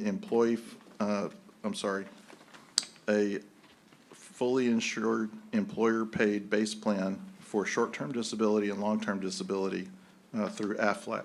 You said employer paid? Yes, which is, that's a pretty good deal, right, if you're an I employee? want to point that out. It's pretty exciting. Yeah. Wait till you get to the details, yeah. Yes. So Point that out. the plans that Tomas and I looked at, we had really kind of 3 different real competitors on the national network side. And the one that we're recommending is the one that's going to provide the most benefit to the county in terms of cost and also in terms of breadth of benefits that we're able to provide to the employees. It's also going to minimize complications of having multiple providers. You'll notice that we had Aflac listed, and they're going to be providing us with services in ancillary as well as the group term life, but also the long-term and short-term disability. And this is for illness or injury unrelated to work. They're also going to help us with our dental, vision, accident, hospital confinement, critical illness with cancer, voluntary life. And for those that might be concerned about the changeover from the previous dental provider, Aflac is going to pick up those services transparently on October 1st, even if the provider is out of network. This plan will significantly simplify the administration activities for our HR department and our auditor's office by providing them one single point of contact. In the past, they would have to communicate with upwards of 5 to 7 different folks, depending on the items, and this is going to make their life tremendously better in terms of their ability to administer the programs. We also get the traditional services, which is the telemedicine and the wellness programs. And this is also the first program that we've offered where the employees get a choice of their network provider. So they can choose either the Aetna network or the Christus network, depending on where their providers are located and what amount of costs they want to incur. Is it the EPO, Tomas, for the? Yes, the EPO network is for the SPAWN, and that's going to provide a certain number of providers are in that network, and that's where the county gets the most benefit in terms of least cost. And then if you have a doctor that's outside of that network, you can choose the Aetna plan. So if those employees have a doctor and they're not in that SPAWN plan, you can choose the other plan at a slightly different rate, and then you could retain your doctor. The fully insured employer-paid base plan for short-term disability, we looked at a couple of plans there. The one we opted with gave us the shortest waiting period, which is 7 days, and the longest coverage time up to 26 weeks. And the employees also have the option to upgrade their coverage plan at their cost if they want to add on to the amounts that are provided in the plan that's paid for by the county. And then the similar options exist under the long-term disability plan. And then we also have made it a strong effort to provide vaccine and testing capabilities via local clinic access for employees. This plan is going to allow us to have 2 nurses, and so we're working with Tomas and with the providers to see about where we can locate that clinic service. I believe one of the providers that we're working with has acquired a local clinic, and that might provide a vehicle for us to do this work. And so in comparing the plans between the 3 strong contenders, there was really no better way than what we are providing here in terms of choosing Aetna and Christus. The other companies wanted an all or nothing approach, which would not have allowed us to make these selections, such as getting Aflac on board. And in doing so, if you go with a provider that's an all or nothing, the county would lose their grandfathering status, which would cause us to have about $1 million worth of increased costs when we lose that status. And that was the same for the third provider. It was also an all or nothing approach, and their costs were, I want to say, about 4 times higher than what we had on the plan that we picked. So, you know, I feel really happy about the plan that we got for you. The counties are going to love it. The county employees are going to love it. They're going to have, like I said, really good options for maintaining their dental coverage if they had that in place, and still working on telemedicine as well. And so at this point, I would just like to recommend, as I stated earlier, recommend award of National Network to the Aetna Network via Boone Chapman and the Christus Health Network. Third-party administration, recommend award to Boone Chapman. Pharmacy Benefit Management Program, recommend award to Script Care. Disease Management and Pre-Certification Utilization Program, recommend award to Prime DX. And Cobra HIP Administration, recommend award to Boone Chapman. Cafeteria Plan 125 Administrator, recommend award to Boone Chapman. And Group Term Life Insurance, recommend award to Aflac via Zurich Life. And Long-Term Disability and Short-Term Disability, recommend award to Aflac. And if y'all have some technical questions that y'all might want to cover, Tomas is here. I just have cost questions. Is there additional cost for any of this? So this is actually, do you want to speak to the cost piece? Go ahead and answer the question while Tomas gets up Yeah, there. so my review of the process showed that the cost is actually going to be less than what we've been paying last year. So we're going to have cost savings that's provided to us on the national network side that's going to allow us to fund, in part, the long-term and short-term disability for the employees, and that's in a base plan amount. I want to say that amount was $15K of coverage on the base plan for the short-term disability. If what you're telling me is we're getting more benefits for employees at less cost, then you have done your job. They did a great job, but Tomas, definitely highlight the disability, and of course, we're gonna do this, over the next, period of 30 days in order so that this was asked and answered. But please talk about the highlights and the virtues of what's new, because this, I call it the cafeteria. What we've been able to do is take the most important pieces of insurance for an employee, and we've said, we're gonna bring you a better product, a more reliable and stronger product, but you get to also choose how much more you want to participate. But go over that piece of it, and then we'll let commissioners ask any additional questions. I would like to kind of give you a big picture. Sure. And I can address the numbers. And just too. remember, That's even because better. of the mic, hold it a little closer. Is that good there? Much That's better. good, Okay. Essentially, what you have done on a big picture I'm going to separate health and the rest of it. On the health insurance, we're going to have Aetna as an overall network on a plan. You're going to have the EPO as a separate plan. Employees get to select whichever they want. The cost of the Aetna plan is substantially higher than the EPO, and that's what allows us to generate some real savings to the plan.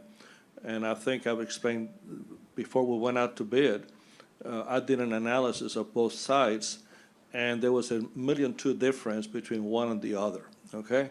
If all employees went to the EPO, it would cost $1.2 million less than otherwise. That's how you ended up with $13+ million currently. That's what we're running this year.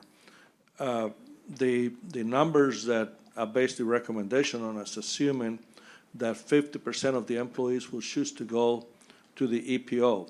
So the savings could be greater than what we are saying, but we estimate that 50% is probably an acceptable guess, because no one knows until we do the open enrollment.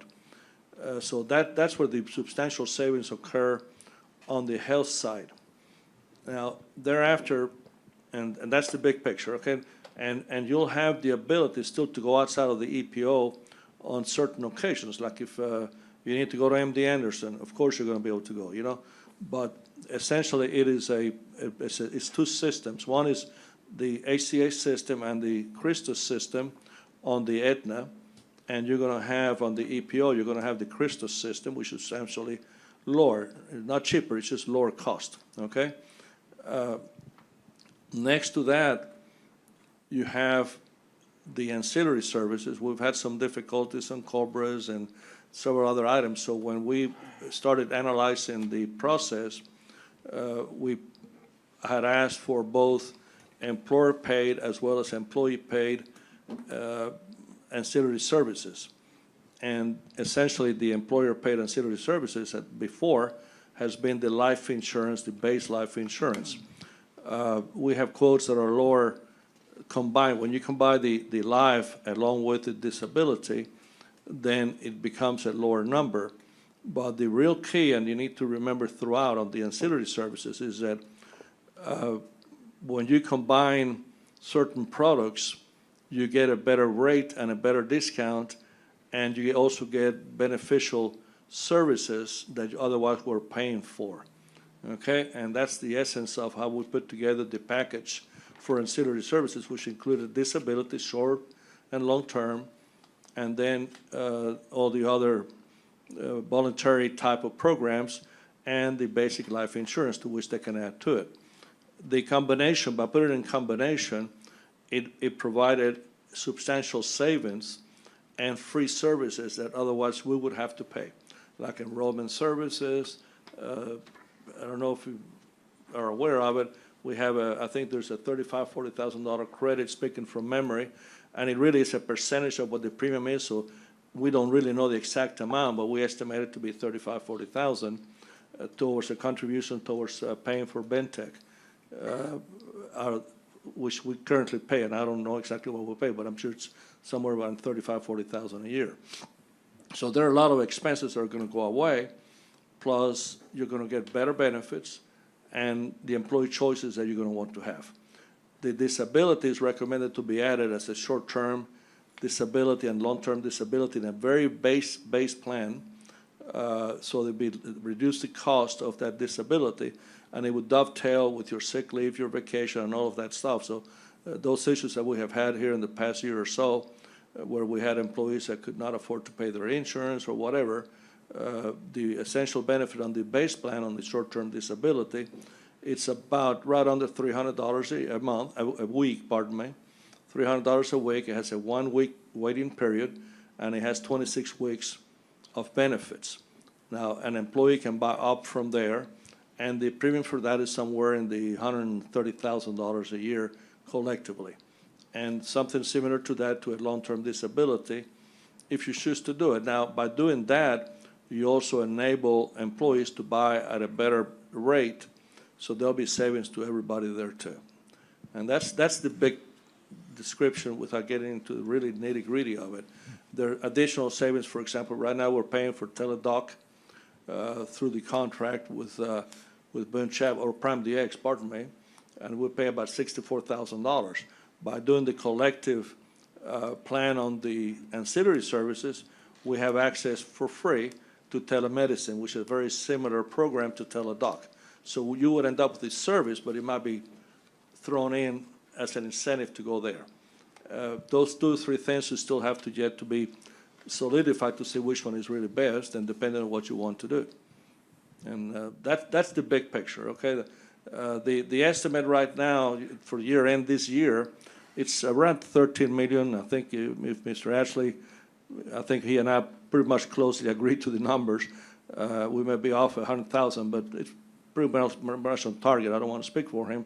But we're estimating that the overall cost on the health side, if everybody went to the EPO, it'll drop $1 million too. If only half, it'll drop 600,000. So we're estimating next year the cost to be lower than this year. Again, those are estimates, but they're pretty accurate estimates, I think. Does anyone have any questions? Or we're also looking at the clinic, but I haven't gone there yet. But Right. I think we're going to get to that point. That's that wellness component. That's right. That we'll talk about here in a second. But let's just stick to what we call the comprehensive plan and the TPA, the third-party administrator. Yes, ma'am. You know, a lot of times we have the benefit of being in committee.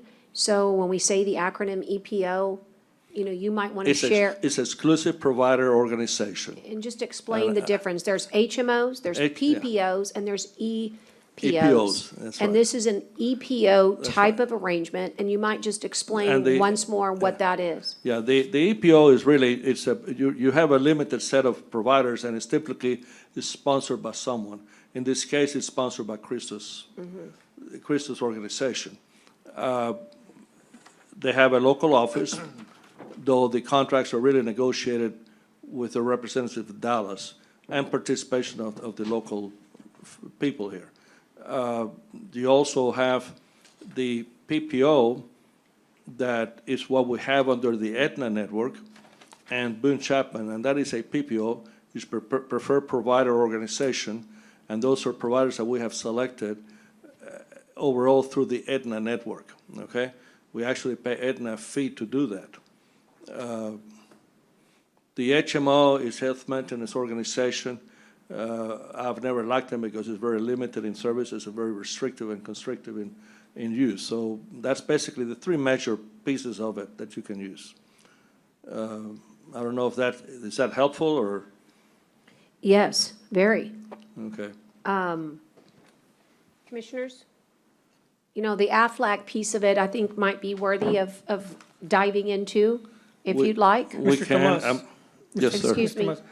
Sorry, employees have expressed to me, this plan, are they still gonna have to travel out of town to see the doctor if they require surgery or anything?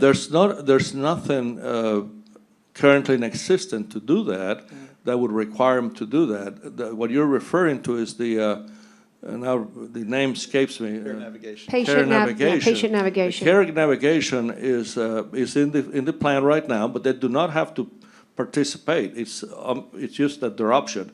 But care navigation allows them to save money, them meaning the employee, the user, and allows the county to save money. And essentially what it is there's certain facilities all over the country, but primarily the ones that we're utilizing at this time are located in Oklahoma, even though that's not the only place. I'm using that as an example. Yeah. And what it is, you may have a procedure that here in town may cost $22,000, $24,000, but there's a contractual amount, and I'm using 2022 because I have examples of those being repriced at about $2,500, $3,000, including the travel component and meals and everything else for the employee, and then the cost comes down from $22,000 to $25,000 down to a couple of $2,000, $3,000, and part of the $22,000, it goes that deductibles and co-insurances, which essentially pretty much disappear if they go take advantage of that care navigation. So it's the plan would save and the employee saves, but it's at their choice. They do not have to participate in it, and I would suggest that we should continue to do that. Now, I'd like to do that. What that's called is in the industry, we call it bundled services. It's where you essentially cut a deal with a provider for a flat fee, and we pay that flat fee for that procedure, and that's it. And we don't have, it's inclusive of everything, anesthesia, Yeah. surgeon. And Tomas, yeah. let me just make sure, because this is completely optional. When you go to the doctor and someone tells you they need surgery, they don't tell you that it's gonna cost for the same surgery, $10,000 here, $20,000 here, and $30,000 here. Right. This program that we brought in was revolutionary because it gives the employer the option. We don't say Not the employer, it choose. gives the employee the option. I'm sorry, the Yeah. employee, Yeah, the yeah. option. I didn't mean to correct you. No, I'm glad, because that's what I'm thinking. The employee, the option to save money, but they don't have to save money. That's right. But they never knew before, so no one is making them go do surgery anywhere else. It's the opportunity to see what surgery costs somewhere else and yeah. make that personal decision for themselves and their family. That is why it's a positive to have care navigation, and it's an opportunity that never existed until a year ago. A year ago. Judge, I'm going to expand this a minute, and I hope I'm not out of place. Some of the discussions that we have had here internally have been related as to the need to educate how the Absolutely. healthcare system works, how they can get better deliver the services at a lower cost to the employee. And some of the stuff that the judge has asked me to pursue are the abilities of I want to call it short word clinic, but it's an ill-defined definition of clinic, okay? We're not quite exactly knowing exactly what it's going to look like, but the idea would be to dovetail these types of programs in a form and fashion that we can use it to provide wellness and a fully enhanced wellness program, hopefully in a good location so it's accessible and utilized by employees, and do the same thing that we're doing through care navigation, which is informing the employees of the different ways you can do certain things, and move it in that direction so that both the employee saves money, the county saves money, and they get the same services. Well, I wish we had a plan like this when I was working. Well, As an we've been hourly working employee. on it, yeah. But, no, the employees that I've spoken to, I think they've gone to Austin. That's the. There's some in Austin too, sir, yes. Yeah, so, Yeah. okay, I was just wondering about that. Not at all. I'm glad you're asking. Thank you very much. Good job. Yes, sir. Yes, sir. Okay, well, we can continue with I have- questions. I got one question. Yes, sir. So, I don't see Aetna here in this list unless I got the wrong list, but if the employee chooses an option, like to go anywhere he wants to go, so now he's choosing a higher level of pay, right? I mean, for every, you said they got an option to take Aetna or EPO. So they take Aetna, is it less or more than EPO? It's gonna, my recommendation will be that it should, well, it is gonna cost more, and therefore my recommendation is that it should be a higher cost to an employee as it is gonna be to the county. Now, the county typically has taken up the hit annually for those differentials. So what the employees are currently providing in terms of funding is really very low, okay? So your recommendation is that if you're in the EPO as an employee, you'll pay no additional cost. It'll be It'll be no zero. additional, we're gonna say, we're passing, what I'm proposing is that we pass, and there's a logic for that, and I wanna make sure that I explained it. The more of the employees that move over to the EPO, the greater the savings are gonna be to the plan, okay? But So. do they get less? Sir? But do they get less? No, they're gonna, well, the only difference is gonna be, they're gonna be in an EPO, in an exclusive provider network. So they would have to use those facilities. If they don't want to do that, then there will be a slight increase in the premium. Yeah, which is much less than I would recommend, but it's acceptable. But the estimates that I ran for you, and I think they're pretty accurate. We estimated somewhere upwards of 13 million for 21-22 on the health side. And if we get half of the employees to move over to the EPO, it's going to be a little over 12 million. So it's a pretty substantial difference. And the problem is that it's geometric. If you look at your cost over the last several years, you have been pumping another million and a half every year to the health side. And that goes back to that education. What Tomas is saying is Absolutely. that we do it and nobody recognizes it. And so when we talk about things that we would like to improve on, things that we do well, things that, need to be applauded, this is one of those things that we've been doing year after year after year, and it finally catches up It with you catches when up you with- have a scenario like a global pandemic in particular. And it could be anything, though. It could be just, a terrible chronic illness in some disproportionate rate one year over another year. Or 3 or 4 or 5 Sure. neonates. Neonates, any kind of neonate. And so what happens when that's you right. have COVID, neonate, cancers, other chronic illnesses that require intensive stays? This is where it's important to have choices. Why? Because the employee would get to decide, hey, I can go Route 1, and Route 1 costs me no extra money I and wanna- still high quality of care. Yeah. But if you don't want to change your doctor, then there could Then be pay a a little way extra. that both of us, both county and employee, could contribute, right, Tomas? That's right. That would still be incredibly minimal, but then it would be able to be an overall defense mechanism for going upside down at the end of the year, which, That's by right. the way, helps nobody here. That's Because right. when you're 2 million in the hole or 4 million in the hole, guess what happens? It's felt. Everybody pays it. Everybody pays it. That's right. And so I think that this is a really, for the first time in a long time, we're looking at health insurance from both perspectives, employer and employee. And this is the first time, I think, that we've actually come up with an opportunity to make these programs work. Judge, I want to use an example, and I'm not going to say where because I can't. But an example that's actual here. There's a certain type of service that can be provided at 2 facilities in this town, in this city.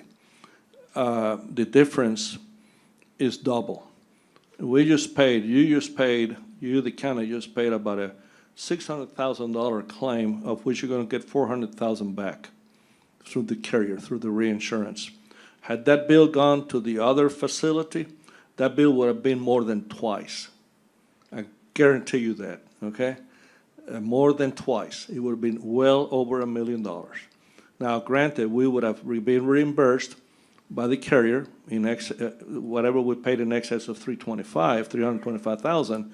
But what the impact that has is on the renewal next year, our premiums are going to go up because they just lost $1 million. And that's the way the system works. So our goal is to educate employees as to where you should go to minimize the cost to them and to the plan. Because whatever cost goes to the plan is going to be reflected the following year to everybody. And that's part of the process. I hope that helps. I don't know if... And we haven't made those decisions yet as to what that would be because, because we haven't done this piece of it yet. Is that correct? I mean, Yeah. one thing comes before the other. I'm working on projections based on what I presume are the options of what you're going to do, because I can't second guess you. So Right. I have some of those in my mind, but they're not good. Once you make a decision, then I got a lot of work to do. Okay. How about any of the other, Michael, any of the other specialty items? Does anybody want to talk about any of the other ones that Michael mentioned with regards, that I'm going to call it under the umbrella? The disability, just talk about the difference between what we are giving as an automatic and then what you can decide to increase on your own. Okay. It gets complicated when you get into the nitty-gritty, so I'm going to simplify it, okay? Okay. But they're real numbers. On a short-term disability, we had a number of options. One of the options was for a 1-week waiting period for injury or illness, not workers' comp related, but it had to be a personal injury or illness. There would be 1 week waiting period and 26 weeks of benefit. That means someone got ill, they would have to wait a week before it kicked in, and that benefit would last slightly under $300 a week. That benefit would last for 26 weeks, 6 months, okay? That's one example. The next best example was 2 weeks waiting period and 13 benefit period. So 3 months of coverage, okay? It was clearly an obvious difference. I mean, I think, we've all looked at it and we priced them out to equalize it in terms of the comparisons. Now, that was provided as a way to provide an incentive for employees to buy up and participate in it. So they will have a basic benefit plan, but by paying the base premium, which is, I believe it's the two of together of the two basic plans, it will be $260,000 or thereabouts, okay? And we can even adjust that to even be lower, but it will reduce the benefit amount, the dollars. Instead of $289, it might be $250 or whatever anybody wants every week. But that to me provides the mechanism to get your long-term disability and provide that to all employees. Some of them have it already, but they're not rates. These rates are better rates than those because individual disability costs more than group disability. By virtue of you paying it, it reduces the overall cost to the employees. So it's clearly a benefit to them, okay? The dental plan had some issues regarding network when I reviewed it and analyzed it. And I told them, I said, this is not going to work unless you pay the same benefits in and out of network. And they agreed to do it. So that's, and I think it's confirmed in writing. Obviously, we will have to contractually make sure it gets there. But by doing that and consolidating all of those basic functions, disability, life insurance, dental, That provides us free telemedicine if we want it, which is $64,000 a year. That's what we pay currently. And it provides 40,000 towards the enrollment with Bentech, and it provides 4 or 5 people to actually come in and explain the plans and service it. So there's a lot of purchases that come in by doing it this way. And these were things that we couldn't get in the past, Judge, because of having everything out on a separate bid.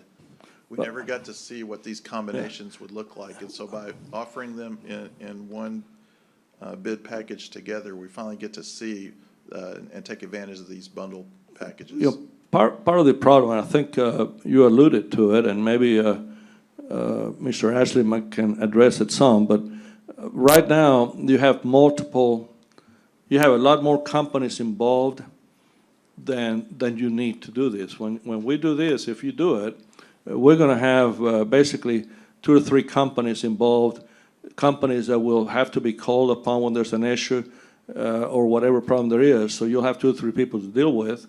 You'll have 2 or 3 bills to deal with and balance in the auditor's department. Right now, you probably have 10 or 12 vendors. You're going to end up with 2 or 3. So the work both in human resources, in contacting and dealing with employee issues and coverage these issues will be substantially reduced. I mean, from however many there are right now to 3 or 4. And the same thing will happen when your bill comes in. Someone has to look at it, review it, and determine that it's correct, not correct. If there's a problem or a question, you'll be contacting one place instead of 8 companies. Yeah, and I don't see Julie on the line, but she did, when we were in the meeting, voice strong support for this. It's going to mean a world of difference for her staff. Yeah, I think it will.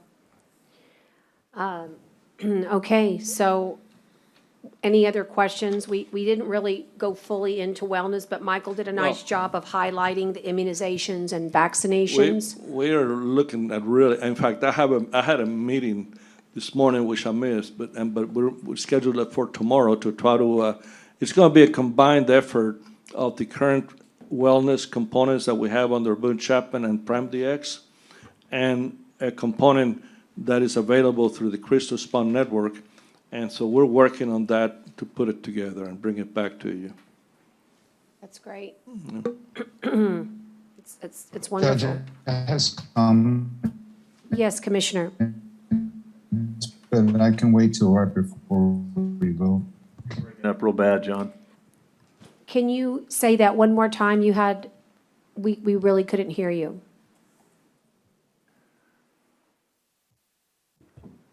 They have lost him. Did he say, I think I could wait? Something about I think I can wait, but I don't know. I didn't hear the first part. Wait till after or something. Yeah. Commissioner, would you use the chat room I have with some comments, Connie? but I'll share them right before. Oh, he says he has some comments, but he'll share them afterwards. Okay. Okay. What else do we need to make sure that we cover so that we have completed? So I've made the recommendation of award in each of those categories, as I stated earlier. And so I just need the court to move approval on And those recommended would you like us awards. to approve individually? Yes. And could you help guide the court so that you can tell Sure, me we can which go- one? we can go one at a time, I think if that that's would be, helpful. it is. Okay. So for National Network, we're recommending the Aetna Network via Boone Chapman Benefit Administrators Incorporated and the Christus Health Network LLC. Okay, so I'm looking for a motion to award to those 2 entities. So moved. And a second, please. Second. Okay, I've got a second. And all those in favor, any further discussion? Hearing none, all those in favor signify by saying aye. Aye. Aye. Opposed, same sign. Okay, Michael? Third-party administration, we're recommending award to Boone Chapman. I need a motion to make that award. Move. I've got a motion and I need a second. Second. A motion and a second. Any further discussion?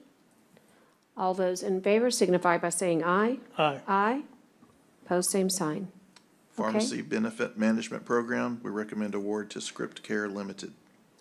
Okay, is there a motion to award to Script Care? Okay, I'll make that motion. Is there a second? Sir? Second. Okay, a second. Any discussion? All right, all those in favor signify by saying aye. Aye. Aye. And they were for Post what, same what was sign. it, what was it? Script Care? Yeah, what was it for, what was it? That was for What the do they cover? Pharmacy Benefit Management Program. For the That's, benefit? that's They're our- PBM. They're our current provider. That would be including CVS, HEB, Walmart. Am I missing another one? It includes all of them except Walgreens. Walgreens. And I failed to mention something that I think it's important. We've been getting what's called a guaranteed based on rates of about $400,000 in rebates from PBM? that component. And under the new regulations and the new repricing that we're implementing, the rebate is going up to $1 million, guaranteed, okay? And I failed to tell you that, I'm sorry. Shame on you. That's $600,000, Tomas. I know, that's No, pocket no. change, huh? No, it's excellent, and, But and, I just. and the benefits are great to the program, so. Okay, by the way, I think it's important to note, I love going to Walgreens, we all talk about this, but the way the system is built, it's really either one giant or another. And what I want you to know, and the public to know, and the employees to know, that we did a survey of where our pharmacies are located throughout the county. Take the island, for example, Brent, and Port Aransas, there's only CVS available there. So it was really, and there's other great examples, but those are the ones that quickly come top of mind. But it had to do with how many were available, it had to do with their geographic location, and had to do with the fact that you really are married to one giant conglomerate or another. Perhaps in the future, there will be other options, but today, this presented the very best one. Right, we wanted to be sure that we provided the widest coverage area to all the employees at the best cost for the county. Exactly. All right, the next one, Michael. Disease Management and Pre-Certification Utilization Program, recommend award to Prime DX. Okay, Prime DX, is there a motion to make such award? I'll make the motion. Is there a second? Second. There's a second, and is there any discussion? Hearing none, all those in favor signify by saying aye. Aye. Aye. Pose same sign. Okay, Cobra HIPAA Administration, recommend award to Boone Chapman. all right, the Cobra HIPAA, and that is, Motion to. thank you, motion to make that award to Boone Chapman. I'll second. Any further discussion? All those in favor signify by saying aye. Aye. Pose same Aye. sign. Okay, Cafeteria Plan, Section 125, Plan Administrator, recommend award to Boone Chapman. all right, the cafeteria award to Boone Chapman. I'll make that motion. Is there a second? Second. Second. Any further discussion? All those in favor signify by saying aye. Aye. Aye. Pose same sign. Okay, Group Term Life Insurance, recommend award to Aflac via Zurich Life. for life insurance, it's Aflac. Is there a motion to make such award? I'll make the motion. Is there a second? Second. Okay, Got a boy. and And long-term disability. and all short- those in favor signify by saying aye. Aye. Aye. Go ahead. For the long-term disability? Long-term disability and short-term disability and ancillary services, recommend award to Aflac. Okay. For the disability program, long-term, So moved. thank you. I'll second. And any other discussion on that? All those in favor signify by saying aye. Is there discussion? No? No, Judge, I wanted to thank Tomas for visiting with me last week after our committee meeting on this and for assuring me that all the providers are going to be included in the Aflac network. We talked about dental and those concerns. And, I appreciate him taking those concerns because anytime you change, you have a potential of losing providers. And he assured me that this would work. So I appreciate him reaching out to me and guaranteeing that.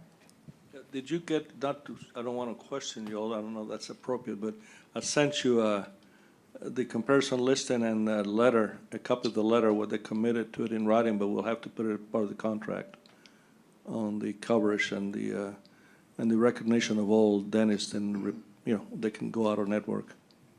I don't know, I've sent it Yeah. rather late yesterday, or might have been this Whatever morning. needed to be included, I hope it's included, Yeah, because well- that was an important part of our discussion that we had last week. Oh, yeah, it will be, it will be. And Michael's Okay, nodding thank you. too as Yes. well.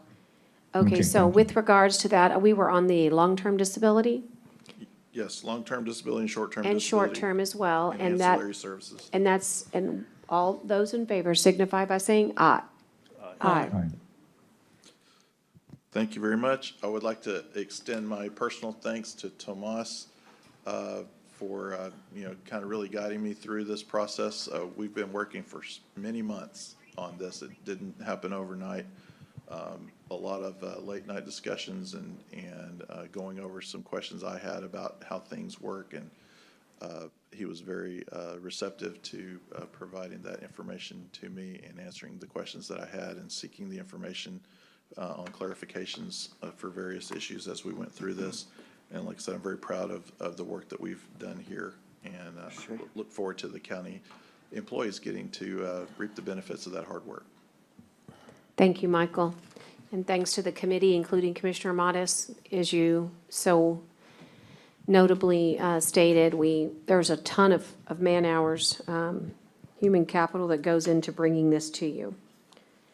We look forward to lots of education, and we're going to really try to change up how we deliver the information to the employees, and we're working on that, and we'll create a presentation soon. There are some things that, Tomas, you'll need to get back on this next agenda, just because of just the wellness piece of it and all the other aspects that were mentioned today, that are what I'm considering, not ready to be finalized. Correct. Okay, thank you, Michael. So that takes care of Michael's entire purchasing, and now we'll move to the auditor, who has a budget change order, and it's number 18 for the fiscal year. We have this one budget change order for you for consideration. Most of the requests are very minor in amounts. There are two large requests for the jail. Some of their building requirements need to be repaired. They're constantly in the process of doing that. And of course, as we mentioned before, the temporary services, because they were still needing a deputy medical examiner for the medical examiner. We had to have some temporary services that come out of, as we said, this is most of the time, the individual comes out of Huntsville, so the temporary services is kind of expenses for the medical examiner, but these are the requests that they have. The funds are available in these departments to pay for these changes, so I submit budget change order number 18 for your approval. Thank you so much. Is there a motion to approve change order number 18? So moved. And a second, Second. please. And all those in favor signify by saying aye. Aye. Aye. Aye. We also, Dale, have a capital budget change order. It's number 98. This is a two-page report showing, and most of these are newly created positions, and some of these funds are being reallocated from some of the items that we've either already had done or permission from the court to move some Road District 4 funds to cover these costs. For ABM, is most of the costs, as you see here, for the balances to cover their balances, as well as the very last page is the new 21 COs that we have, that we're reallocating some stuff for. The ones we know that's available. These funds are in these projects. We met with the Commissioners Court Administration, and these funds are there for approval, and request these to be submitted and requested for this budget change order to be approved. Thank you, Dale. So moved. Thank you. I've got a motion. Is there a second, please? I'll second it. Second. Thank you, Commissioner Modis. And all those in favor signify by saying aye. Aye. Aye. And Dale, there's a financial report, and we're almost getting caught up. We're here at April 2021 on this monthly financial. Do you want to run us through We're it? getting close, and we'll go to page 4 and 5 of this report, showing our balance for our general fund, debt service funds, as well as our other operating funds. As we show, with the information I provide you in your budget package has the general fund that we're estimating up to the end of the September balances.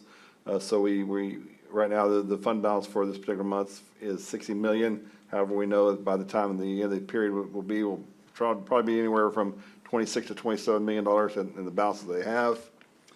one of the items we always like to talk about is when we talk to our health insurance that we've been mentioning, and that's on page 10.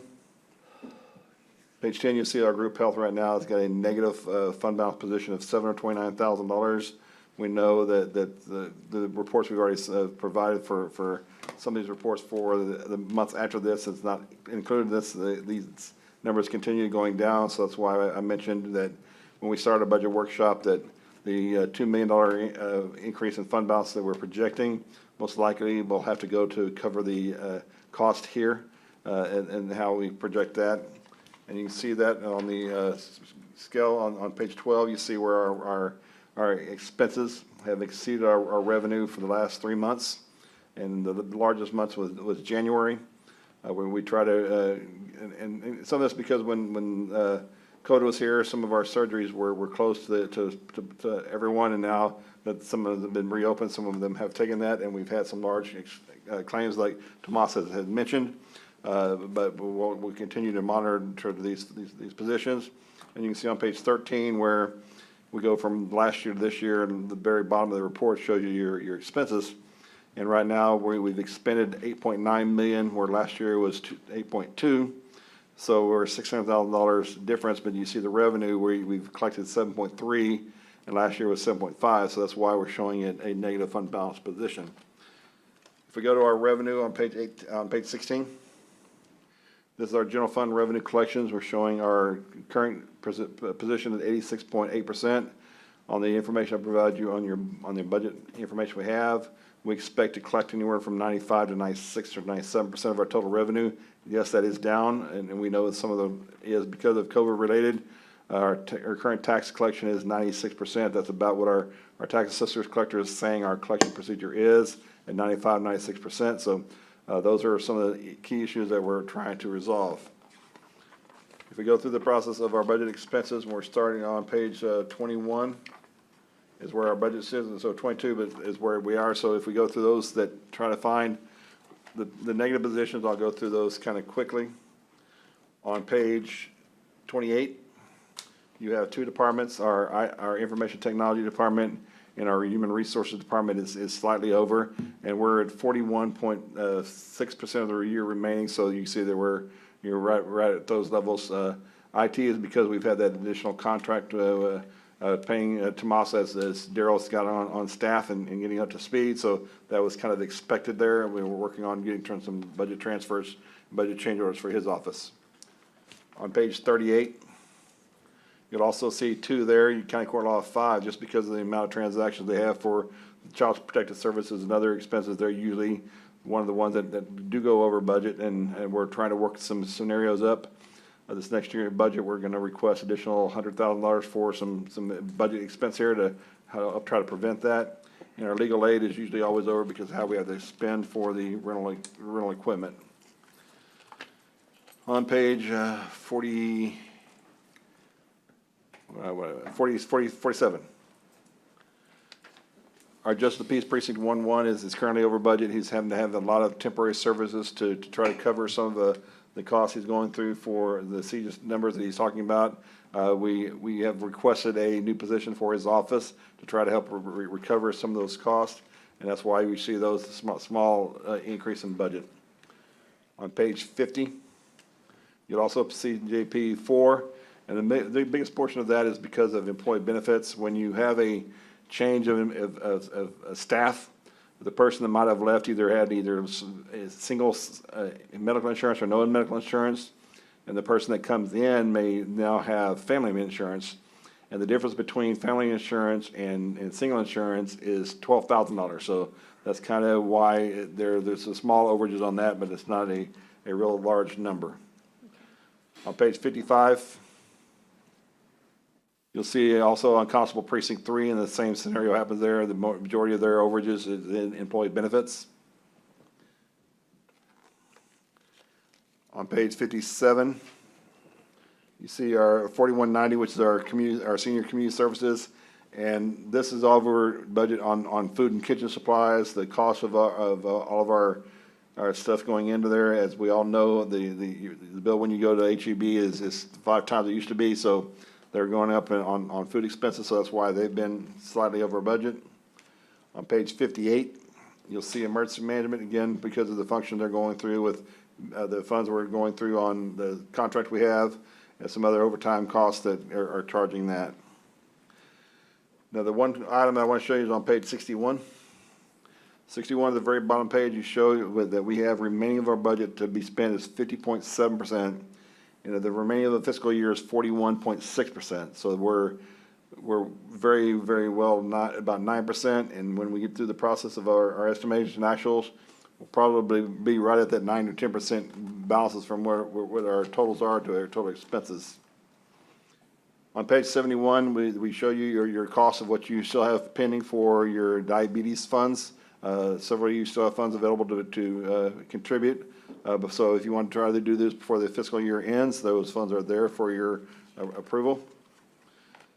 Our project codes start on page 75. As we talked about, we're going to move some funds from one of the Commissioner Precinct 1's funds on CO monies on 2016 for other costs, but here's your breakdown of everything that's currently in your area on page 80. Shows you have all of our current COs and where the funds are still remaining to be spent. Unfortunately, we don't have the numbers for ABM or the 2021 balances in here at the moment, but Teresa provides you a list of the $50 million we have. The rest is just our purchasing cards that we have, and for the month of April, we have purchased $391,854, and that's on page 84.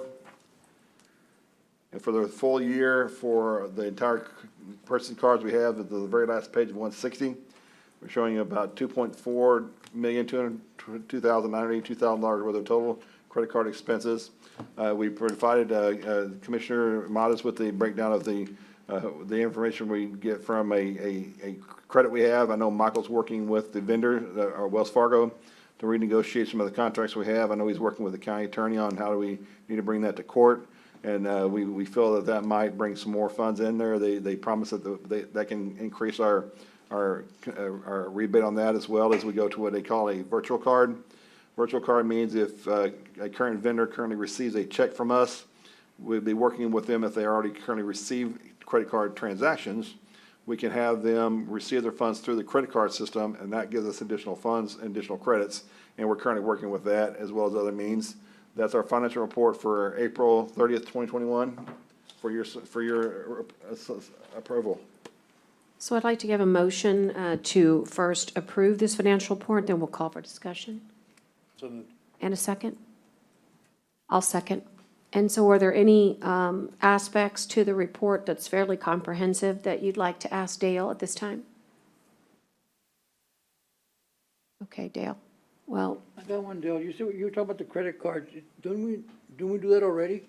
Don't we get money back from the credit card from Wells Fargo? It's around $40,000 a year.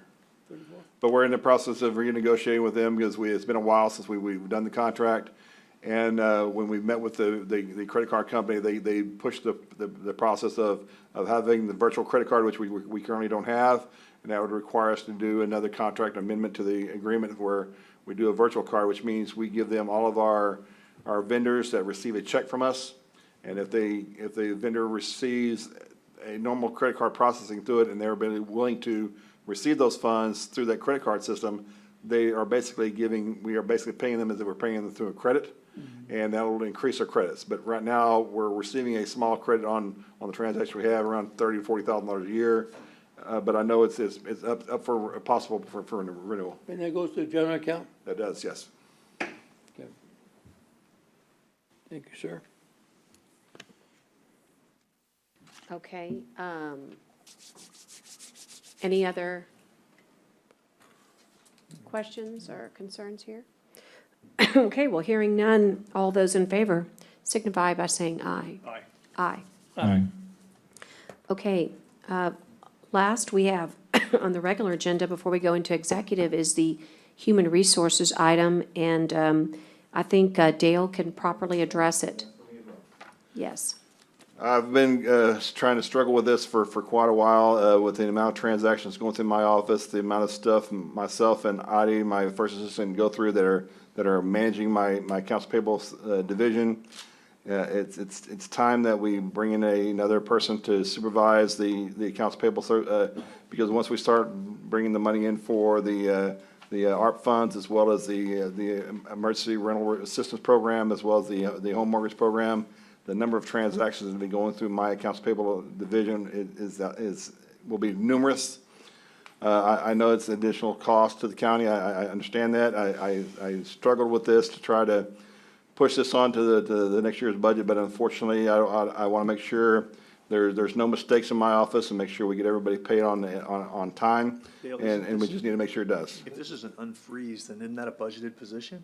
Right now, I do not have this position in my office. Say that again? Right now, this does not exist in my office. It's a new position. The new position and unfreeze. I was gonna ask some question.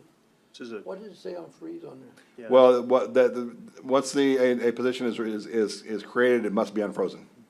And so didn't we think also that this was a position that we could fund with ARPA funds? Unfortunately, this one we will not be able to. Because The way the functioning is transferred and the way the balances go through, it wouldn't qualify. Right. To the extent that this person works on COVID-19 related items, we could potentially put it to FEMA, PA. But, I mean, this person's going to do a variety of services. And did you already put this in the budget? No, I didn't have the time to consider this through the budget process. I would once this, then working with myself and my first assistant, and we were just struggling trying to manage this division, and we pushed it as hard as we could. We definitely can put it in the budget, but we need this now because we're about ready to try to start processing the $1 million worth of the emergency rental assistance program, the home mortgage program's coming up, and the ARPA funds that we're going to start processing very soon. It's a lot of transactions to go through my office. Why does it have to be a supervisory position? Because I need a supervisor to manage to make sure that everything's running correctly, everything's processed right. If it's paid, it must be on the contract, make sure that everything's working right, and I need someone that's got a degree level to cover that, so it has to be a supervisor. And tell me again why it doesn't qualify with everything you just described. That sounds to me like it would be reimbursable by something. FEMA, ARPA. We will be processing, and I've instructed my divisions to start tracking every time they do a transaction for COVID-related expense.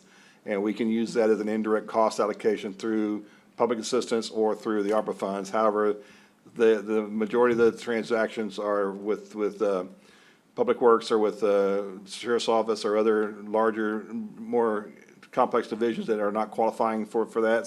So we will keep track of every expense that go through my office, which we currently do, for COVID-related expense to try to get reimbursement through whatever process we can. But because the process of working so much, we just can't do for all the entire salary. What's the amount? It's around $60,000. Plus, or? 60 is probably. Base salary. Base salary. So it's probably maybe say 70 when you add benefits. Yeah, it's 72, I think. Somewhere in there. 73,000? Yeah, about 72. Look, I mean, there needs to be a recognition. I support this wholeheartedly. We have so much work in this county. It is unbelievable. And it is because of all of the disasters creating a tremendous amount of paperwork and compliance. So here's the funny thing. So they want to help you, right? So they give you all this money and all these grant opportunities. And that creates another whole level of compliance and need. But it's countywide. But as Dale said, to the extent that any dollars can be recuperated, I mean, we search high and low. So if there is some measure of time that can be dedicated from this position that can get reimbursed, I promise you we will try. But it's not the whole position. And so just out of transparency, you should know that it'll be a piece of it, but probably, like, let's take ERAP. If we had extra ERAP funds, we could potentially use those, but we just don't have the administrative, a lot of. But what I would think is, and what you're telling me is you're gonna keep track, which is good, because to me, I think you're gonna find that a lot of the work you're doing is going to be these FEMA stuff, and in fact, I would argue that we should be able to reimburse for a lot of the work that your group has done over the years of these disasters, because that's what some of those ARPA funds are for. So to me, if any department should be an easy one to reimburse for, would be yours, because you handle all the transactions, you handle all the money, you handle all the emergency funds, all the reimbursable funds, all the FEMA funds, all those funds. So I don't know how we wouldn't be able to show, maybe not the entire position, but if we're not getting reimbursed for a lot of what you do, then we're selling ourselves way short. Because yours would be, to me, the easiest to calculate, because you might not have done it, going forward, but you ought to be able to go back retroactively and be able to figure pretty quickly, hey, 30% of this employee and 30% of this employee and 40% of this employee and 20% of my time. I mean, there's got to be, because holy crud, I mean, legitimately, the amount of time your office has spent on all these disasters and the funding part of it is enormous. And that's what those ARPA funds are for, and that's what those FEMA funds are for, and that's what those, first round of COVID relief funds are for. So, I mean, I'm okay with the position because I think we need it, but I'm not okay with the position if we're not going to ask for a lot of reimbursement legitimately by however we need to track. So I think you need it. I don't disagree with that, but I think if we're not, to me, it's got to be contingent upon your office going back and really hammering out how much we think y'all should be reimbursed for legitimately, or there's got to be some tie-in. I just don't want there to be, I'm just saying there's got to be some tie-in, because I'm okay with the position, but I'm okay with it because I think we're owed a lot of money. I mean, I really do. I mean, y'all spent enormous time on this. I'm beating a dead horse, I get it, but. And you're correct, Commissioner. Well, we track pretty much every time we process a COVID-related expense or COVID transaction, and we do have an approved indirect cost allocation plan that has been approved by our cognitive agents, which is a high-level federal agency. So we definitely track this, and these are definitely some costs. We are working through Haggerty as well as other consultants to try to acquire these and get some funds reimbursed. So my staff is constantly documenting as much as we can to try to recover as much cost as we possibly can. How are you tracking now, and who's supervising this right now? I'm supervising it. You're supervising? Yes. I wouldn't, having more They staff? track for each, I can go through each invoice and say what it was for and how it's paid. But if you could get more staff to help you track and keep the same supervisor, That's why I'm pushing this, because myself and my first assistant, as the judge has mentioned, we're managing the COVID testing. We're managing 9 locations of COVID vaccine costs. We're managing the ERP system. We're managing the ARP system. I'm the budget officer. I'm the finance director. So it's so much stuff going on. It just myself and my first assistant just don't have as much time as we need to put on this to basically track everything we're talking about. So that's kind of why I know it's costly. I understand that. But we need to stop I feel like we sit and we literally apologize for getting this county back on track. You shouldn't have to do that. Dale, this is absolutely critical that we change our MO. We're going to track it. We're going to be able to file for reimbursement for every dollar that we're entitled to. But we got to stop learning how to apologize for bringing this county into 2021. And not only that, but we've brought sitting in our bank account over $35 million with ARP funding. We have over $2 million of advance funding for FEMA. We've brought home $5.4 million with CRF funding, and we've got a laundry list of other things. This is why it's important. The human capital that you will be providing, if we approve this budget, will have a rate of return that's twice that. And I'm sorry, I just have to say it, because we are just, you talk about giving a taxpayer a value for their taxes. And this is why making good decisions with employment services do. We should not be second guessing you. We should be supporting you. This is why it's so critical to, like I said, make certain that we're adequately staffed to handle our successes. It does us no good to get all these dollars if we can't turn around in a good amount of time and get all these compliance pieces. And just so you know, I feel the same way in policy and in emergency management. I know Congress wants to help us, but what they do is when they help you, they give you a stack of work that's an inordinate amount of on top of all the dailies. We've got to be ready to be prepared over the next 2 years to handle this type of funds. Getting this person in your office will do that, and it has to be someone at a high enough level who's properly trained and certified to do so. Judge, I don't think I think it's kind of our job to second guess, but and the second guessing to me is just a lot of questioning, and so I don't think anybody, I wouldn't apologize. I don't know, maybe Dale was doing so, but I mean, I think it's just more, the questions are because, like, I'm always gonna raise issues and questions of how can we get a return on that investment in other ways? Like, I don't question his staff or the need for this position. I just was trying to look at it from a way of how can we get some of those dollars back, because I think we earn them. I think we're owed them. I mean, without a doubt. So I'm not second guessing. I just think we ought to say, look, Well- let's get the person in there. Let's get the high level person in there. But let's make darn sure that we get every single solitary dollar back.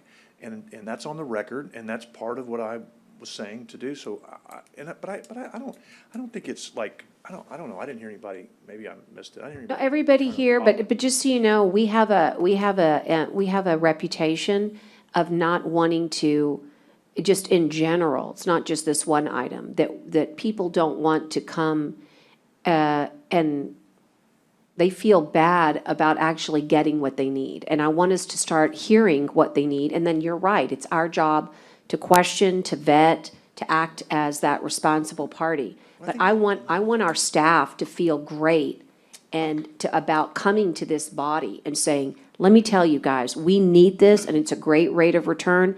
And I know it's because everybody, again, it's all perspective, right? It's how you see the same situation, but I don't think we're seeing it differently here. You stated that he needs it. I think our reputation is more that we're tough, and I think that's what we're supposed to be. I don't think, I think the reputation is we're not easy to get things out of, and I'm okay with that. But I don't think we're monsters. I mean, we've done a lot of things and spent a lot of money and expanded things and done some great things and agreed on some. I think that's true in the last 2 years. I don't think that's true for the past 12 years before. And I don't I think agree our with that reputation, I know you don't, but I think our reputation, we have gotten more accomplished together in a bipartisan way with this group in the last 2 years than we've seen at any other time in the last decade. But The some of record it's- shows it. some- I mean, the but some record of it- reflects it. Some of it's by. that we The had record to. reflects it. Some of it was disaster-driven and things fall, some of it was things Yeah, happening. no one's saying why. We're just saying that we've gotten more accomplished together in the last 2 years. Yeah, We're but I not just- laying blame. We're laying the facts out that whether it's infrastructure, whether it's disasters, whatever it is, we've been able to together. But I promise you, there is a real opportunity here to acknowledge that we should be saying, you bet we need to get the resources that we need so that we can turn a rate of return for every dollar. I think that's what our job is, and I'm happy that we're gonna get what we need, because there's too much work and not enough help. There really is. There's not enough help. I hope that budget helps correct some of that. I think we're moving in that direction. But it's just, we need to acknowledge it, not be ashamed that, But I think it's okay sometimes to say no too, because I think when you give an opportunity for people to ask, that everybody's gonna ask, sometimes you have to be the tough one that says no. Sometimes you say yes. And I think we have not only an obligation to the staff to make them feel like they can ask, but we have an obligation jointly, if not more so, to the taxpayer to make sure we're tough on the staff when they ask. That's Right. just my perspective. I agree. That's all I'm saying. I And- agree. And I will tell you, I'm as proud to be on this court as I was the court prior to this. So we have a different perspective on that, and that's totally That's fine okay. too.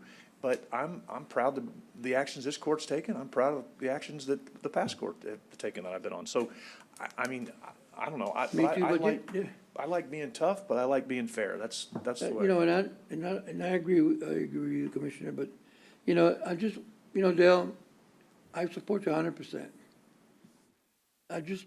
And my thing about it is, I'm glad that we're gonna have somebody that's gonna be, and I hope that's what it is, what I talked to you last time, that they're gonna be monitoring the Haggerty, they're gonna watch over the funds, right? And I said, and it's gonna go through you, and you said, yeah, so it's, and that's a good thing, because right now, you told me, not everything was going through you, but everything should be going through you. Everything should be going through you, the auditor, everything should be going through you.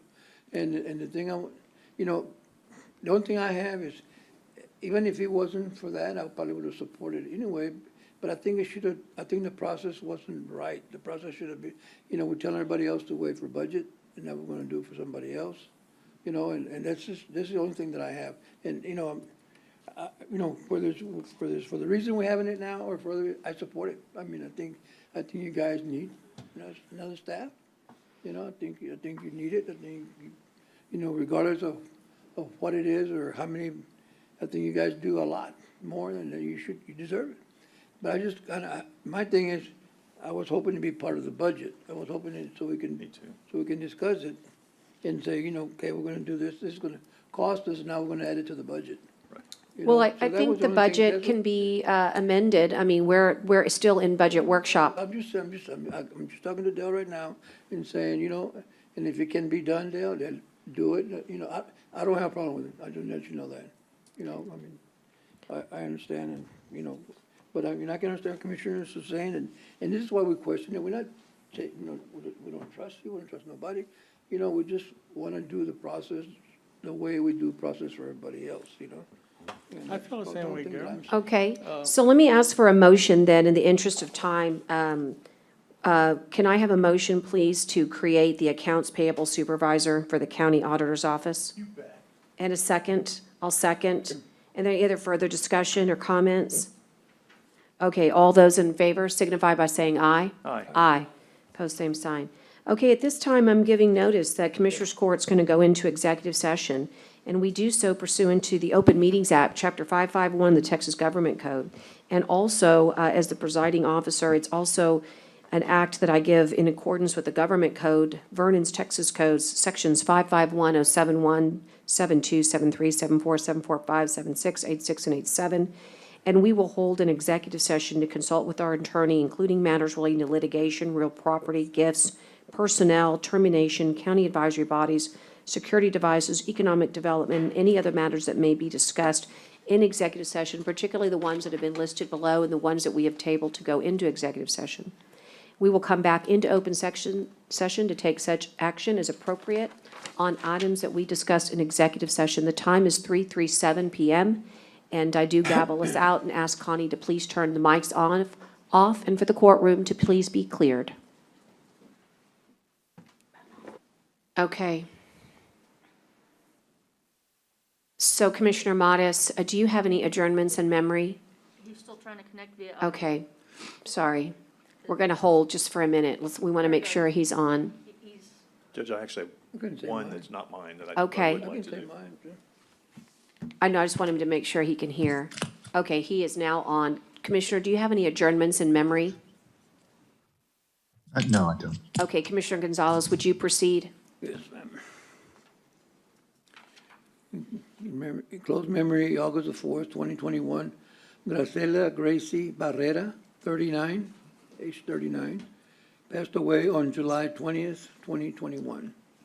She is survived by her children, Estela Gloriana Garza and Joel Alvaro Garza. The father of her children, Joe Garza, her parents, Rocky and Arcelia Barrera. She will be missed by the family very dearly, and our prayers, condolences go out to the family members. God bless them. That's it. Thank you. For the clerk, let's call it at 4:20 p.m. We're back on the record from executive session. And you're right, my mind was around Yeah. your mom. Yeah, I appreciate that. I'm sorry. I need to backtrack, and we have a few business items to tend to, Tyner, if you would please hold. Yes. There were items as we come back out of executive session that need to be taken care of. And item B that was noticed, we do have action, and that is to, who would like to make that? Judge, I would make a motion to ratify the approval of the Purdue Pharmaceuticals proposed reorganization plan, i.e. the bankruptcy case and related matters. And that's actually for the clerk, item A. I'm sorry. And I would like to second that motion and ask all in favor to signify by saying aye. Aye. Aye. Pose same sign.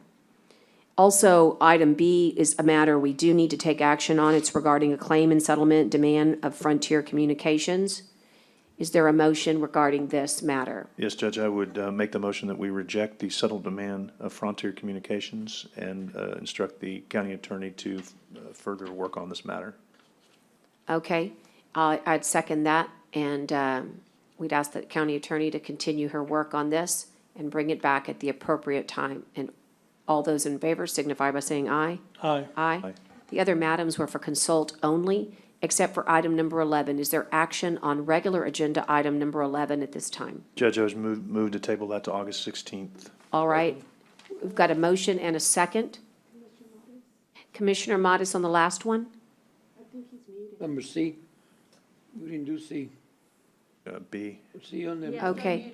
We didn't do C. Okay, because I didn't hear his votes on the. Okay, Commissioner Modis, how do you vote on the first two items, A and B, from executive session? The first is to ratify the Purdue Pharmaceutical. Are you an aye?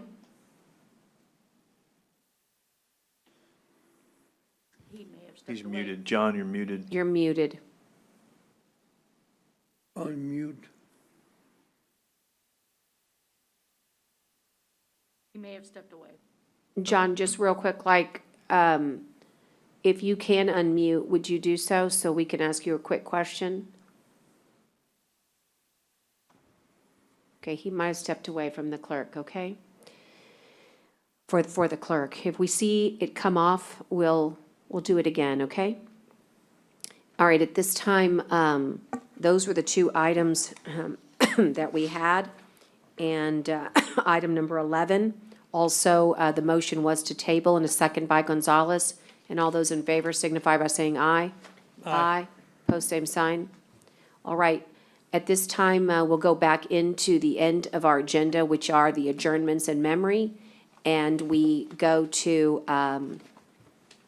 Tyner. Actually, Commissioner Chesney has one, and then Tyner, if you will help us with the last one.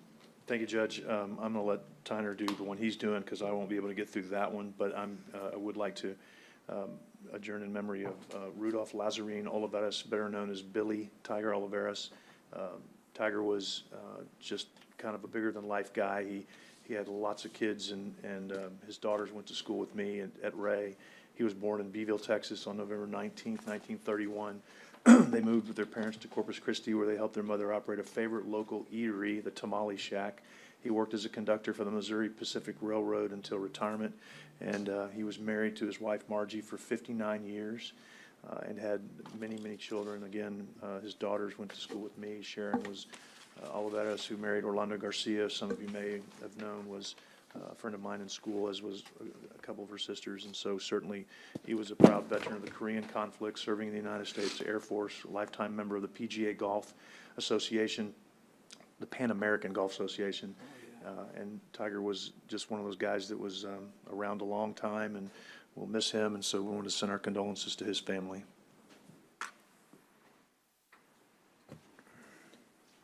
Thank you for that. Tyner? I'll begin, Judge. This is Lois Chesney. Lois Chesney, age 94, passed away August 2nd, 2021. She was born December 22nd, 1926, to Bertha and D.B. Bird in Columbus, Ohio, where she was raised. Lois and her husband Jack were married for over 50 years before his passing in 2002. She worked at Santa Fe Pharmacy and was a loving mother, sister, aunt, cousin, and grandmother. She enjoyed her grandchildren and playing bridge with friends. Lois loved her family more than anything. She was so proud of her daughter Dina and her son Brent.